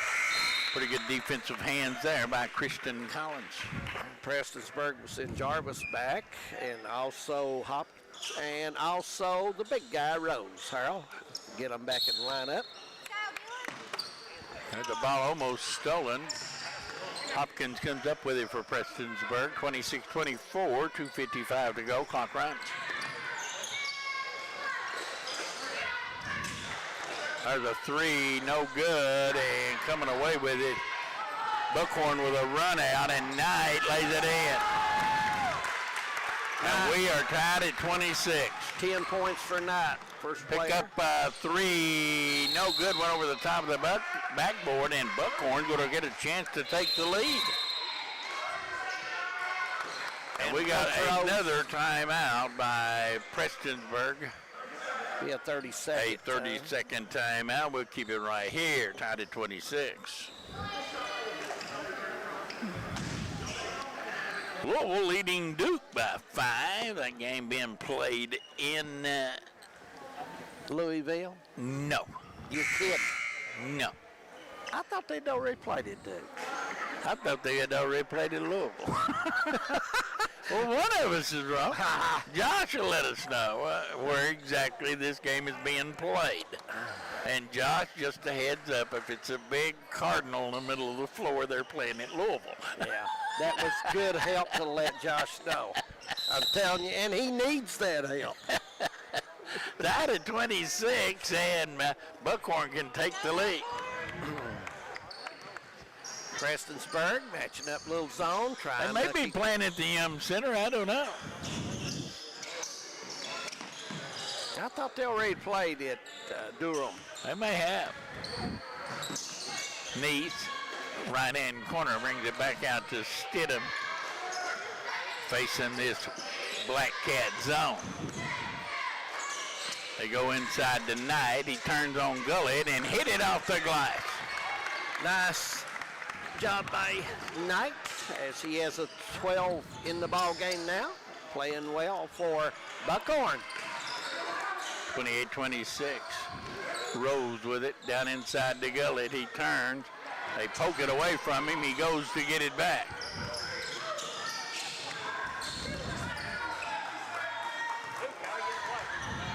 This has been a full day of close high school basketball. Underneath, Rose dropped the ball. Run out. Collins has it. Goes up on Gullett and missed the shot. They go inside to Rose. He turns on Knight and missed the shot. Some wild shots underneath right now. Rose looks tired and he's off balance. Pence just barely able to save that one. Final minute. Over goes to Stidham. Boy, I thought Nice was going to turn that one loose. Pence will, no good. Knight rebounds, put it in. Dylan Knight has been a man among boys. 14. And a 4-point lead underneath Rose. And the foul is going to be on Knight.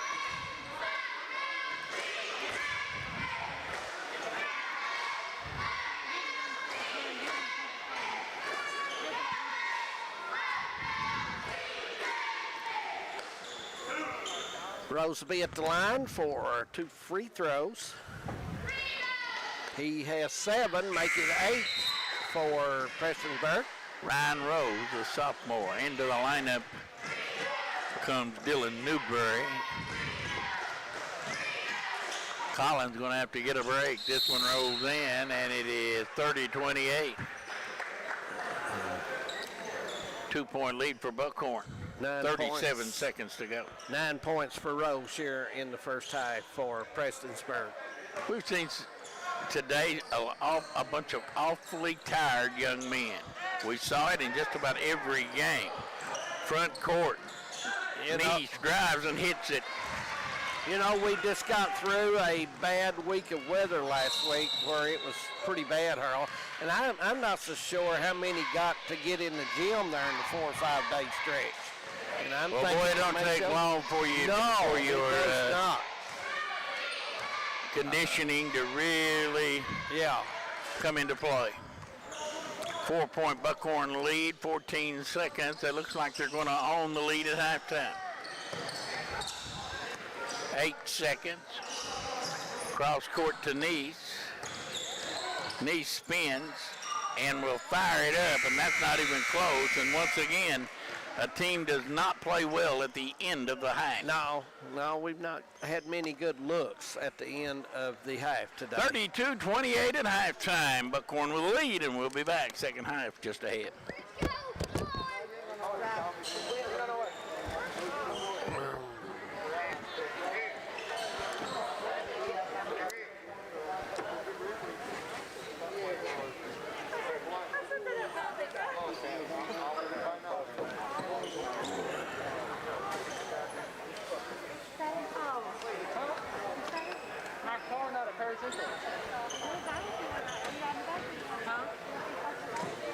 Yeah, my car's not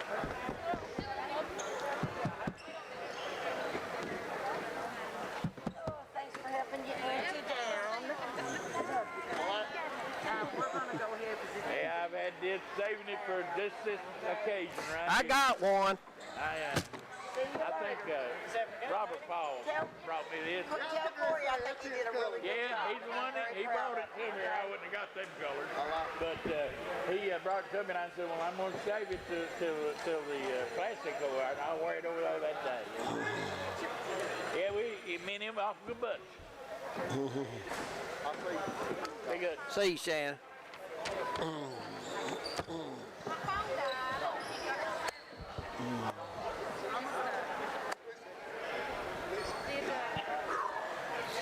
Somebody, fans have been turned on. Big ass fan? Yeah, man.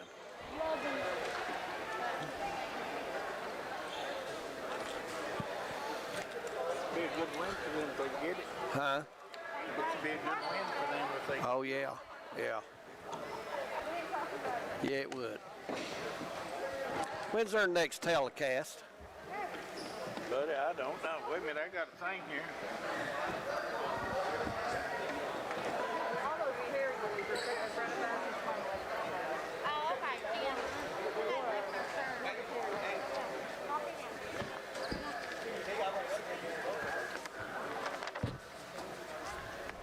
What is today?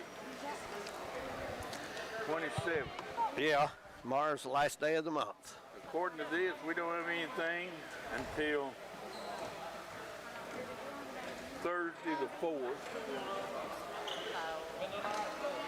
I thought Concordia was going to play Well, Tuesday. they might do it. I mean, I'm just talking about on the schedule. Yeah, okay. Breathitt and Ledger, Knott and Purry girls was the fourth. Purry and Buckhorn boys right back here on the fifth. And Breathitt and Buckhorn girls that day too.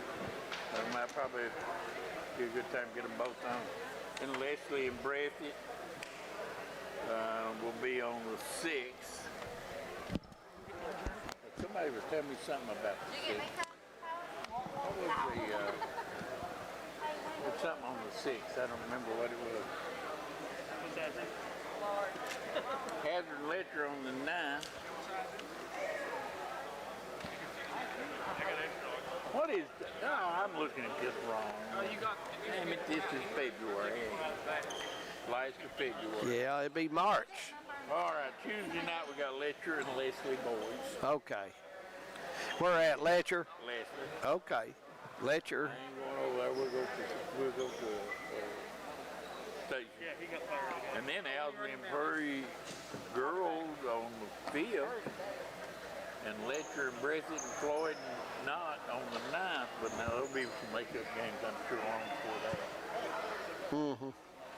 We just have to wait and ask Josh what you got when we at next or whatever. Do you know where we at next?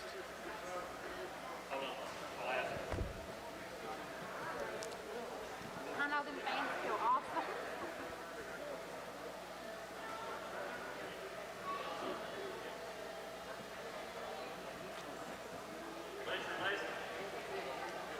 Tuesday? Mm-hmm.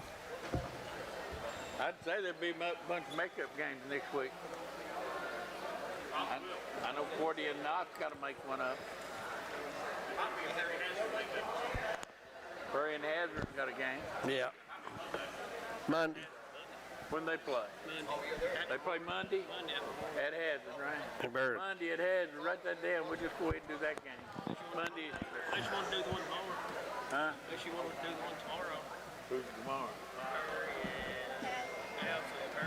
That won't be much of a game. Purry, wear them out. I just said if you wanted to do it. Now the game Monday night would be a better game put on TV. 4th and 5th grade. Old Hammond, I got to go. I got 3 grandsons playing tomorrow. But that one Monday night would be a better game than the one. Yeah. Yeah. Where's it at Monday night? Purry or Hazard? At Hazard Gym. Okay. Station, we're going to gym. At 7:30. We're going to the station, or we're going to do it at the station or the gym. Well, let's just do Hazard at Hazard. Let's go to the gym. It's at Hazard. We can get there. Yeah. Yeah, this is only the second time we've been in the gym this year. Oh yeah. And we didn't do 5, 6, 7 games a week. Oh yeah, but we've been doing them all from the station. Yeah. We went to Letcher Central Tuesday or Wednesday. Not Ledger play. And then today is only the second time we've been in here. But, we're going to have to do it because the tournament comes up. Hey, Devin, just tell him we'll be at Hazard Gym. We'll do it from Hazard because Harold lives right beside of it.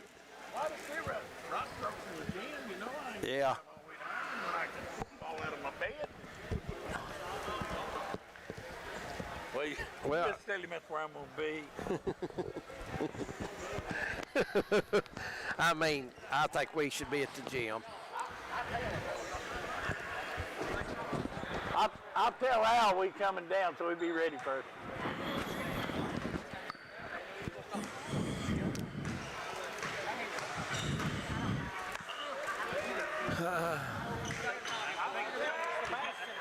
You got Al's phone number?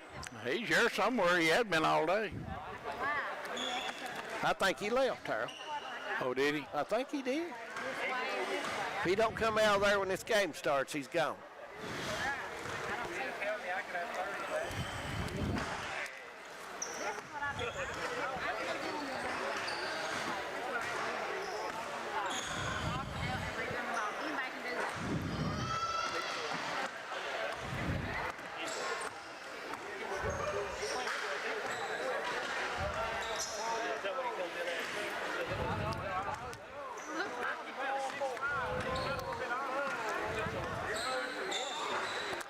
Welcome back to Buckhorn High School in Buckhorn, Kentucky. Harold Mullins along with David Adams as we are at halftime of Game 6 of the Big Blue Coaches versus Cancer Classic here at Buckhorn High School. Boy, what a fun day of basketball it has been.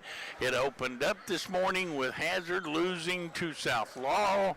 Then Wolfe County lost to Harlan County. Knott County beat Leslie County. Breathitt County was beaten by a good Betsy Lane team. Prairie Central got another win today, and finally Buckhorn State leads here at halftime by 4, 32-28. David, if we've learned anything today, it is that anybody can beat anybody. Oh, absolutely. I mean, just whoever's doing what they're supposed to do, Harold. Doing their assignments their coaches give them and playing as a group.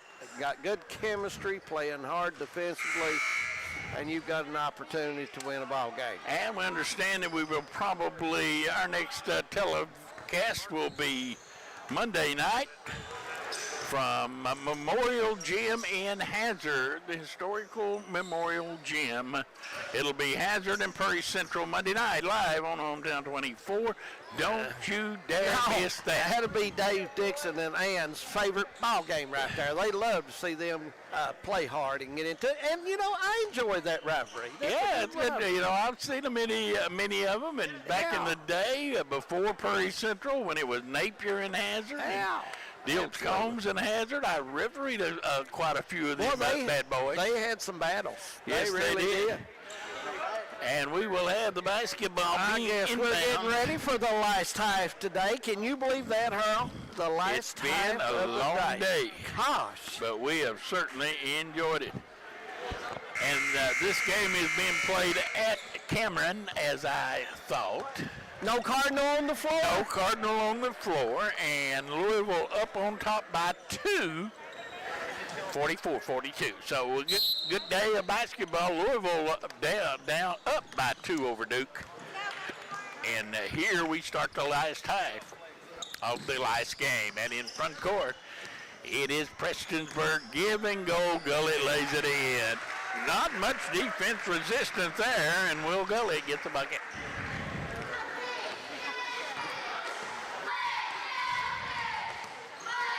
Quickly front court, Pence in the corner.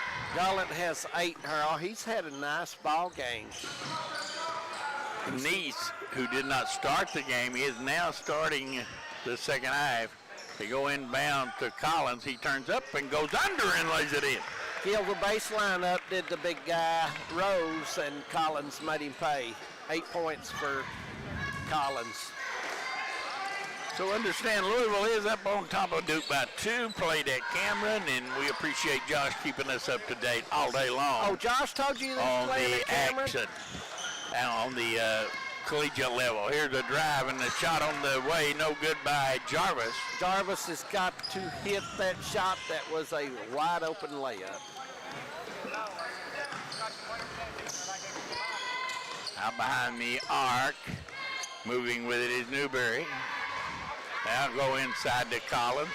Collins backs down, turns, and goes up, and he got fouled. Yeah, he got Rose on his back because Rose didn't hold his body, Harold, and Rose ended up behind him instead of staying in front of him, and he got caught. Going to the line will be Christian Collins.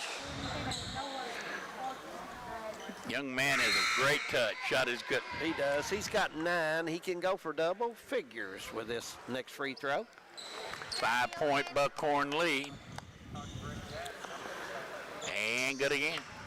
I'm sure Kay has watched all the games today. Kay King Harold, she always lets us know what's going on in these ball games. 36-30. 6.5 to go, third quarter. Defense. Here's Rose. He was looking for that shot earlier, but nice pass in. Gullett turns and puts it in over Christian Collins. Gullett. Believe it or not, Harold, double figures for Mr. Gullett today. 36-32. Pence on the move through a terrible pass, kicked out of bounds. 36-32. Buckhorn leading by 4.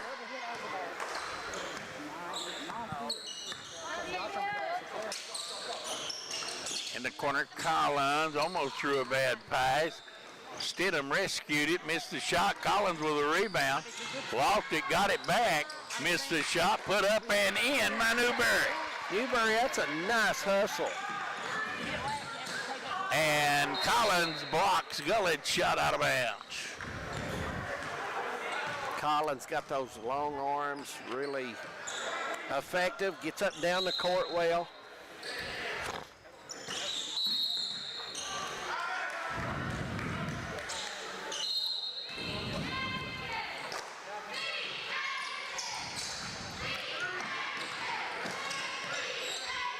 Prestonsburg with the basketball inbound, Justice out near midcourt.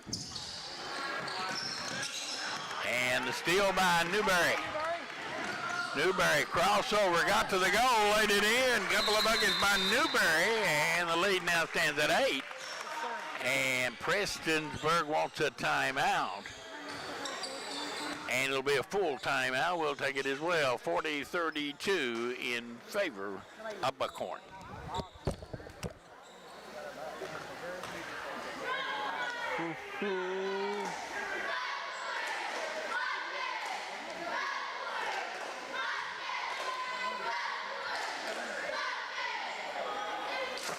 Where'd you park?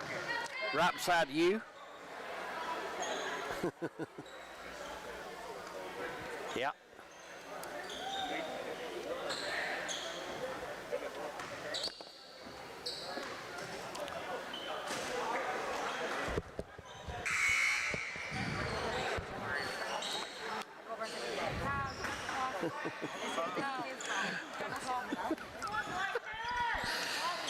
We'll get this game back underway when we get Kyle Magger to moving here. 40-32 as the referee stopped for a chat. Front court, Prestonsburg with it. Nice defense by Buckhorn as the pressure's The down. steal by Newberry. And Newberry has 3 buckets in a row. Come to play, 6 for him. Where is he being, Harold Owens? 42-32. He's really picked it up. 10-point lead. Their biggest, and we got a foul going to be on Stidham. Nice. Could be a pretty good strip right there. Yep. Justice will get a golden line. He has 6 in the game so far. 2 free throws coming up to number 4, Grant Justice. 7th point for Justice. 1 more and he'll reach 8. And Evidently, we got a boy-girl double header Monday night. Just received word that Hazard's girls play Betsy Lane Monday at 6, and then the boys' game to follow, So, Prairie Central and Hazard. So maybe we'll 2 games. We'll have to wait and see. A runner good by Pence. Pence has 4 with a little 8-footer.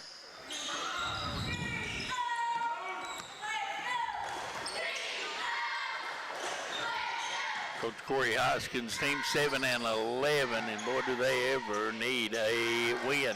Shot no good. Knight with a rebound. Gets it back. Newberry lost it, and picking it back up and putting it in was Caleb Jarvis. Jarvis has 4 and not strong enough. He should have been a little more physical with that basketball. Give that pass up too easy. Stidham tonight for 3, no good. That's not close. And yeah, Prestonsburg with a rebound.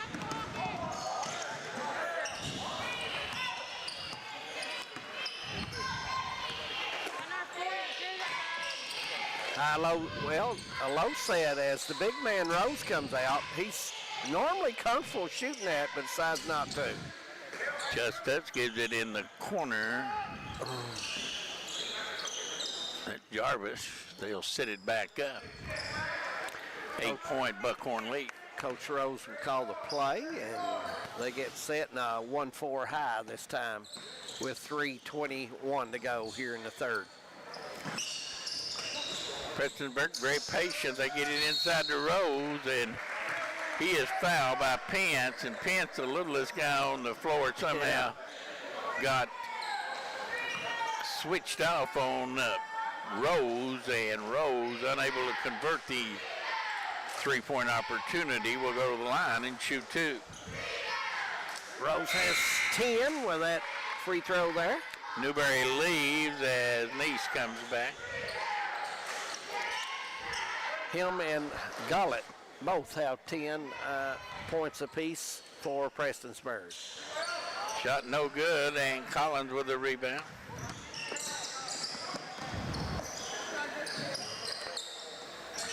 Pence goes underneath. What a nice pass put up and in by Collins. Good look from Pence to Collins. Collins has 12. Rose walked into a three, missed it. 20. Foul going to be on Jarvis.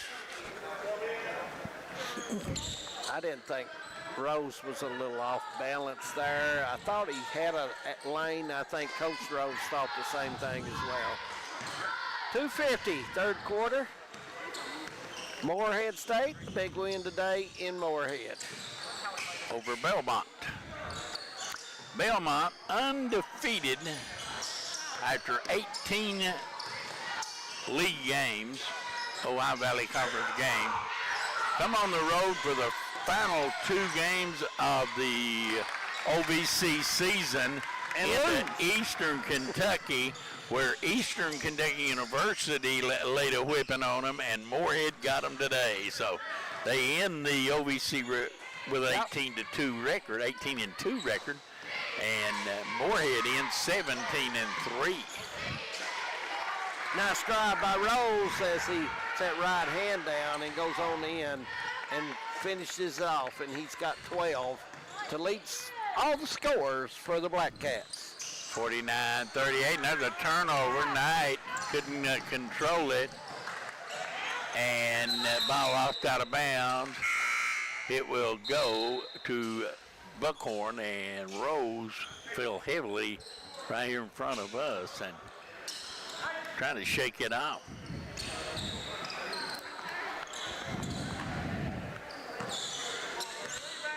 First trip into Buckhorn this year. It's only the second trip anywhere for us this year. Underneath, Collins again good. Collins has 14 with that 11-point layup lead, and here goes Rose, no good, and the rebound comes down. Shot that one off balance that time. Underneath, ball tipped up no good. They'll run it out, and Rose will miss a dunk. And that will not make the coach, who happens to be the dad, real happy. He's going to come out of there. There's a shot, no good. 50-39. Put up no good, as this game has gotten awfully ragged. And Rose will leave the lineup, and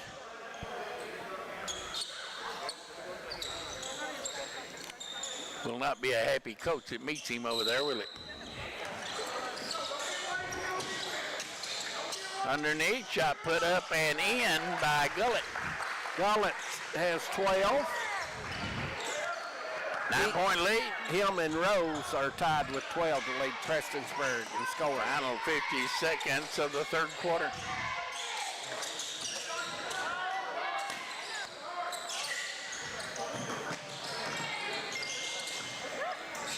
Underneath shot no good, and put up and in by Collins. Collins, 16. He has really had a nice third quarter.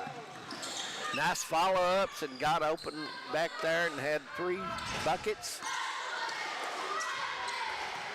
Looks like Duke has taken the lead over Louisville, 55-54, about 6.5 minutes to go, and we got a foul. That's going to be on Collins. Well, 13 seconds to go. It's hard to hold the lead against Duke if your school's emblem is not on that floor. It's very tough. You think so? I think so. I think they get a lot of breaks at home, just between me and you. You think so? I do. And I'm not saying I'm a Duke fan, because I'm not. But still, I'm looking at it. You know, close games, they win them 99% of the time. 11-point lead. Rose back in there, misses a shot. Buckhorn with a rebound. 8 seconds to go. Ahead it goes. Knees comes baseline, fires it up, has it blocked. Tip no good by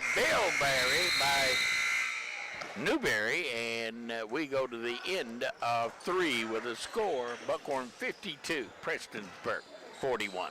Fourth quarter ahead on Hometown 24.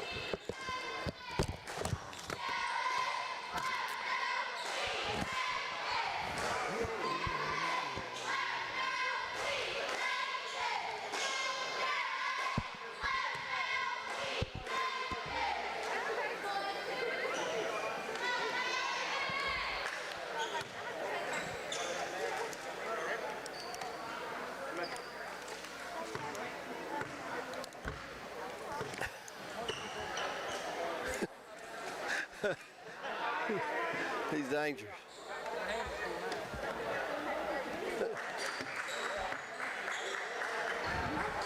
Does she ever hit the coach in the head when she does that?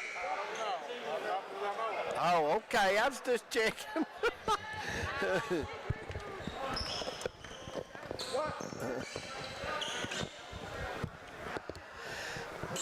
Final 8 minutes here at Buckhorn High School. Mr. Knight will get ready to throw it in. Harold, can you believe this is the last quarter today? Yes, it is. As a ball almost knocked down, Buckhorn will get it back. Wildcats leading by 11. Now Newberry gave it away, and the ball restolen by Knees. Gets it to Knight. Knight spins and goes up and hit a jump shot. Dylan Knight. Tough shot, 16 for him. Body's all over the floor for some reason.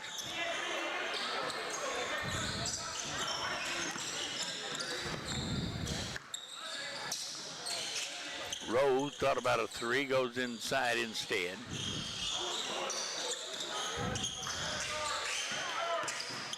Now he takes it to the basket and got fouled by Knight. Rose is going to go to the line for 2. He has 12 points so far in the game. 54-41. Buckhorn with a 13-point lead.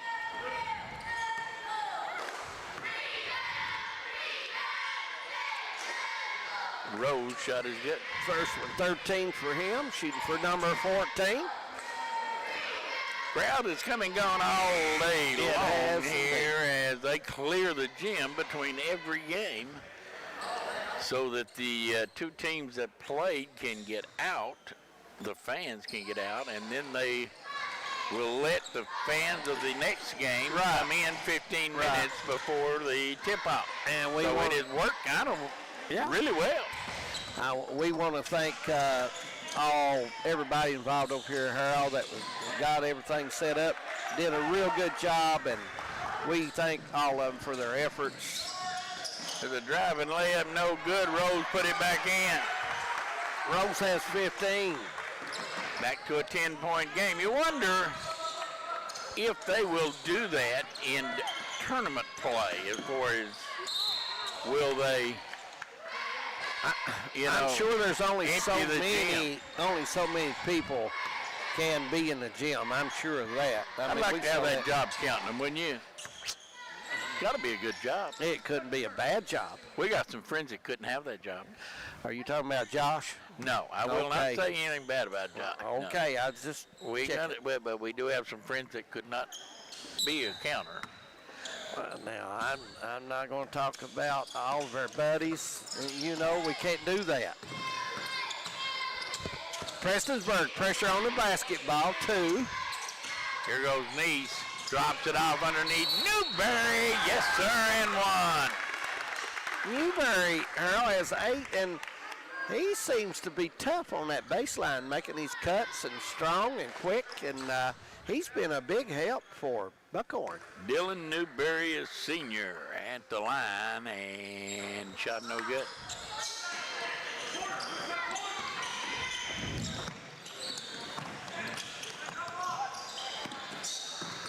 Prestonsburg down by 12. Got to make a move.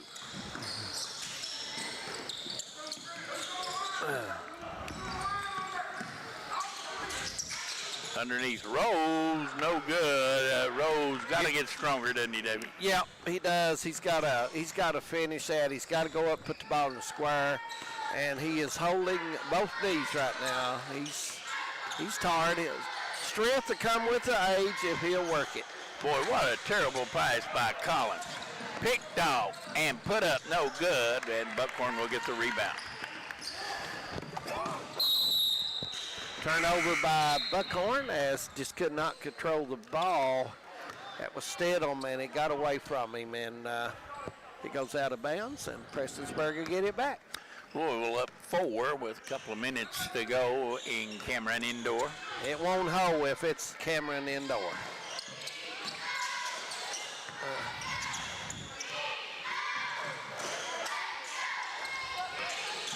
Good 12-point Buckhorn lead here. Gully with it. Good ball movement. Buckhorn in the man defense. Prestonsburg taking that jumper. Pull up jump shot, no good. Collins with another rebound for the Wildcats. Justice took that jumper, but it wasn't a bad jumper, 15-footer, but seemed like he didn't get set good before he went up. 56-44 inside that. And we got the ball touched out of bounds, touched last by Collins. And Buckhorn going to get another opportunity. Or Prestonsburg. Most of the officials that have come and worked today, Harold, has done a couple of games, I've noticed. All of them have done 2 games. Yeah, they've worked hard so today. we had 3 crews here to do 6 games. There's a crossover, Nice, and he has it knocked out of his hands and out of bounds. Got a pretty good move to get down into the lane, and then got a little loose with the basketball. Knight for 3. In and out, no good. Newberry again. This time they strip it away from him. He's played very hard on both ways today, Newberry has. Back the other way, shot no good, and neither team can make a shot right now. And Gullett, what do we got? A foul. It's going to be on Nice.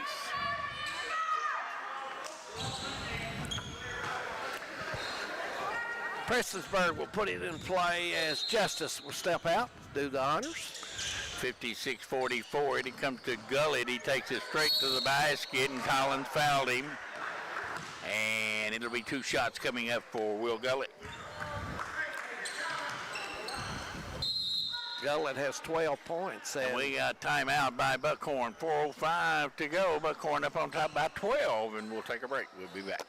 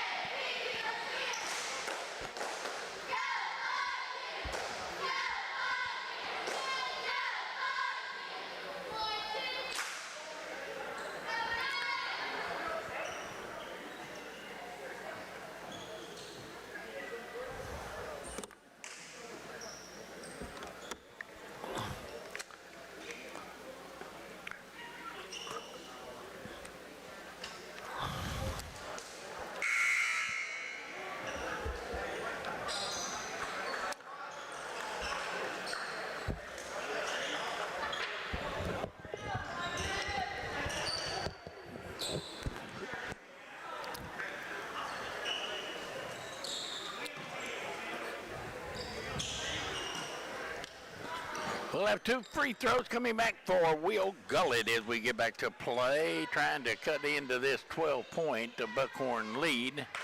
Prestonsburg looking for their 8th win of the year. Gullett back of the iron and out, no good.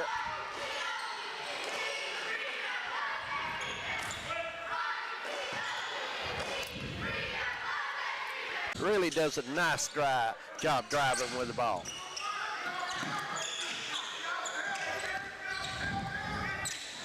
That's a long 3, no good. Rebound down to Nice. Knight comes baseline, lobs it up for Collins. Gets to run it down. Now Newberry comes inside and lays it in. Newberry with another bucket. Newberry has 12, Harold, and to be honest with you, he's made a difference in this ball game. 15-point lead for Buckhorn. And there's a runner won't go, and the rebound comes down and walking called on Jarvis. 60-45. 3 minutes and 3 seconds remaining. And once again, our hospitality, or thanks for the hospitality to people here at Buckhorn. They have been exceptional. The ball knocked out of bounds. It'll go back to Buckhorn. Coach Corey Hoskins and his staff done a great job putting this tournament on, or this one-day event on. You always get treated nice over here, Harold Moses. Yeah, I kind of like the Buckhorn. Knight with it, down underneath Newberry. Now to Collins, and he will put it in, and the foul is going to be on Gullett. And it looks like Prestonsburg going to call yet another timeout, down by 17 with 2:42 to go. And David, we will keep you right here, and you can run down where we're going to be next. Well, next Monday night, hopefully we'll be at Memorial Gym, the historic Memorial Gym in Hazard. And we don't know if we're going to have 2 games or not, but I'm thinking for sure I know we're going to have one, the Hazard and Prairie Boys. But we do understand there's a girls' game there, and that will be up to the station to decide that. But hopefully, if we get to do it, we'll be glad to help those ladies out as well. So hopefully Monday night will be a good basketball night. Usually is when those two hook up, good rivalry. 64-63 Louisville with a minute to go, up by 1. Won't last. Won't last. You think Listen, the Cameron curse will get them, huh?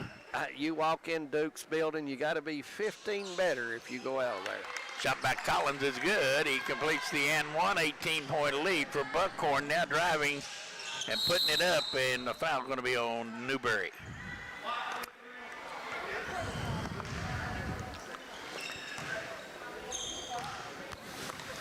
Collins, 19 points for him. He's had a good day. Him and Newberry have played tough here on Mullins. How many Knight got? Knight has 16. There's another young man. We've got 3. He carried the attack in the first half for Buckhorn. They would have been out of this game had it not been for Dylan Knight in the first half. Dylan Knight. Right now, it looks like that new people coming in for Prestonsburg. And Jarvis has 6, and he'll go out for a break along with Gullett, who has 13. 2:37 to go, and let's see if they'll start fouling.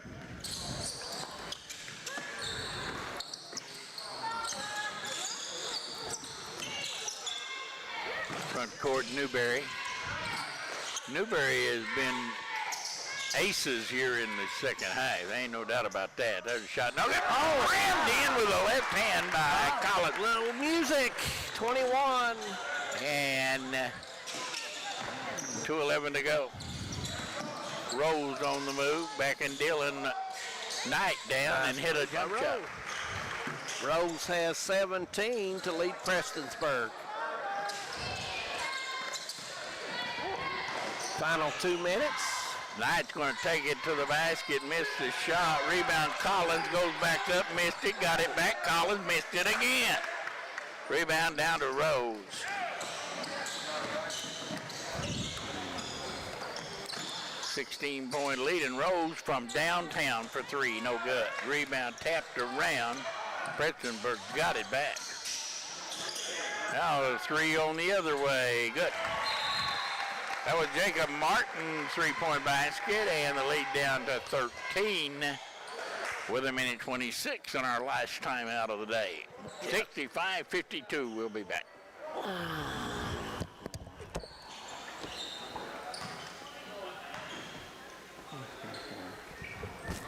Be sure and tell Corey and everybody we appreciate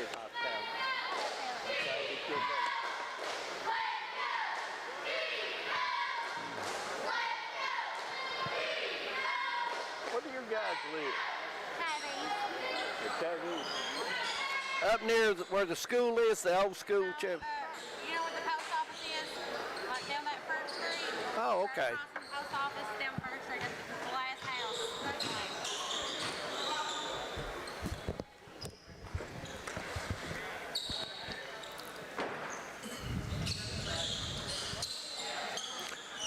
We're back, and Buckhorn will have the basketball up on top by 13. Final 90 seconds of this one. And the ball walked out of bounds by Nice, but it was touched last by Prestonsburg.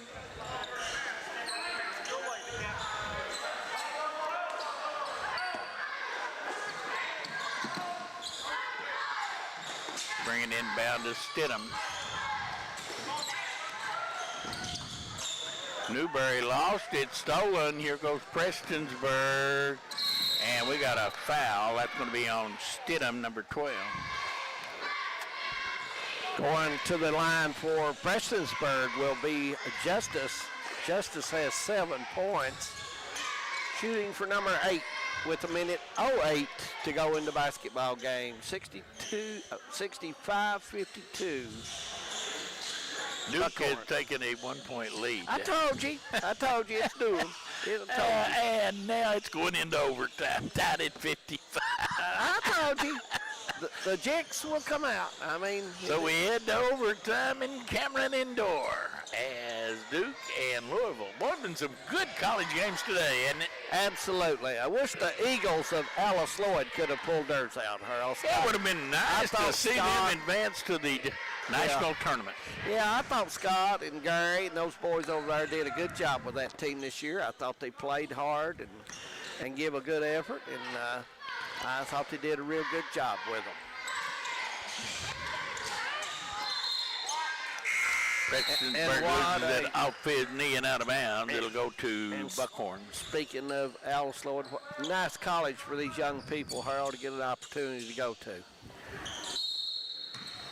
Well, man-to-man pressure by Prestonsburg, and I didn't know if we were going to get a whistle or a flag on that one. Jarvis will be guilty of the foul. And Buckhorn will inbound 1:04 to go, 64 seconds. Lob it into Nice. He's going to take it all the way to the basket and lay it in. Too easy. He's got double figures with that layup, 10. Yeah, both teams just going straight to the goal and throwing it up. This one is no good. Buckhorn has the rebound and a 15-point lead, 45 seconds to go. And this game is pretty much said and done, Harold Mullins. Buckhorn's going to get the win. Newberry turning it over. Prestonsburg with it. Stop and hit a 2. That's a 2-point basket. Foot was on the line. 67-54. Lawson with his first 2. In the corner, Buckhorn with it, and Knight missed the shot, but he will go to the line. So, Mr. 20 seconds to go. Dylan Knight will be our player of the game. The young man going to the line there, Harold. He, like you said in the first half, he kind of carried them, kept them, brought them back, and got them started. So our player of the game, Alice Lloyd College player of the game, will be number 33, Dylan Knight. He has 17 points. 17 points for Dylan. And a host of rebounds, Harold Mo. And good again. 20 seconds to go, and Buckhorn will win their 8th game of the year. They'll get ready to play. Knott came up a little gimpy, may have turned his ankle a little bit. He landed kind of odd there.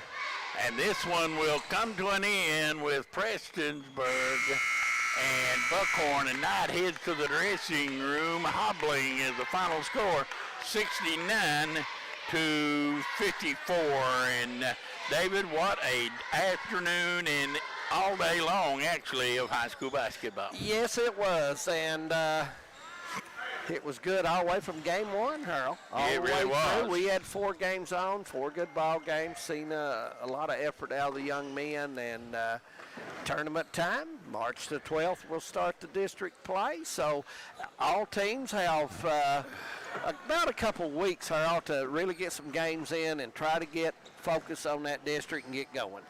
2 weeks from today, the district tournament will begin. We look forward to that. But we got a couple of more weeks of regular season action. We'll be back tomorrow night or Monday night from Hazard High School Memorial Gym, where they will play Perry County Central. Until then, for David Adams and our entire crew, we thank you so very much for joining us for the Big Blue Coaches versus Cancer Classic at Buckhorn. Until then, until next time, good night, everyone. Oh.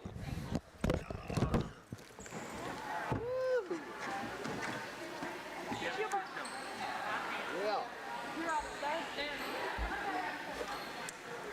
Thanks for everything. We had a good time.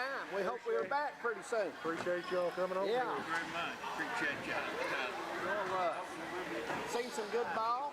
Yeah, it was a good day. It's very Real good. good day. Very good. Yeah. Okay, we'll get Spurdy, though.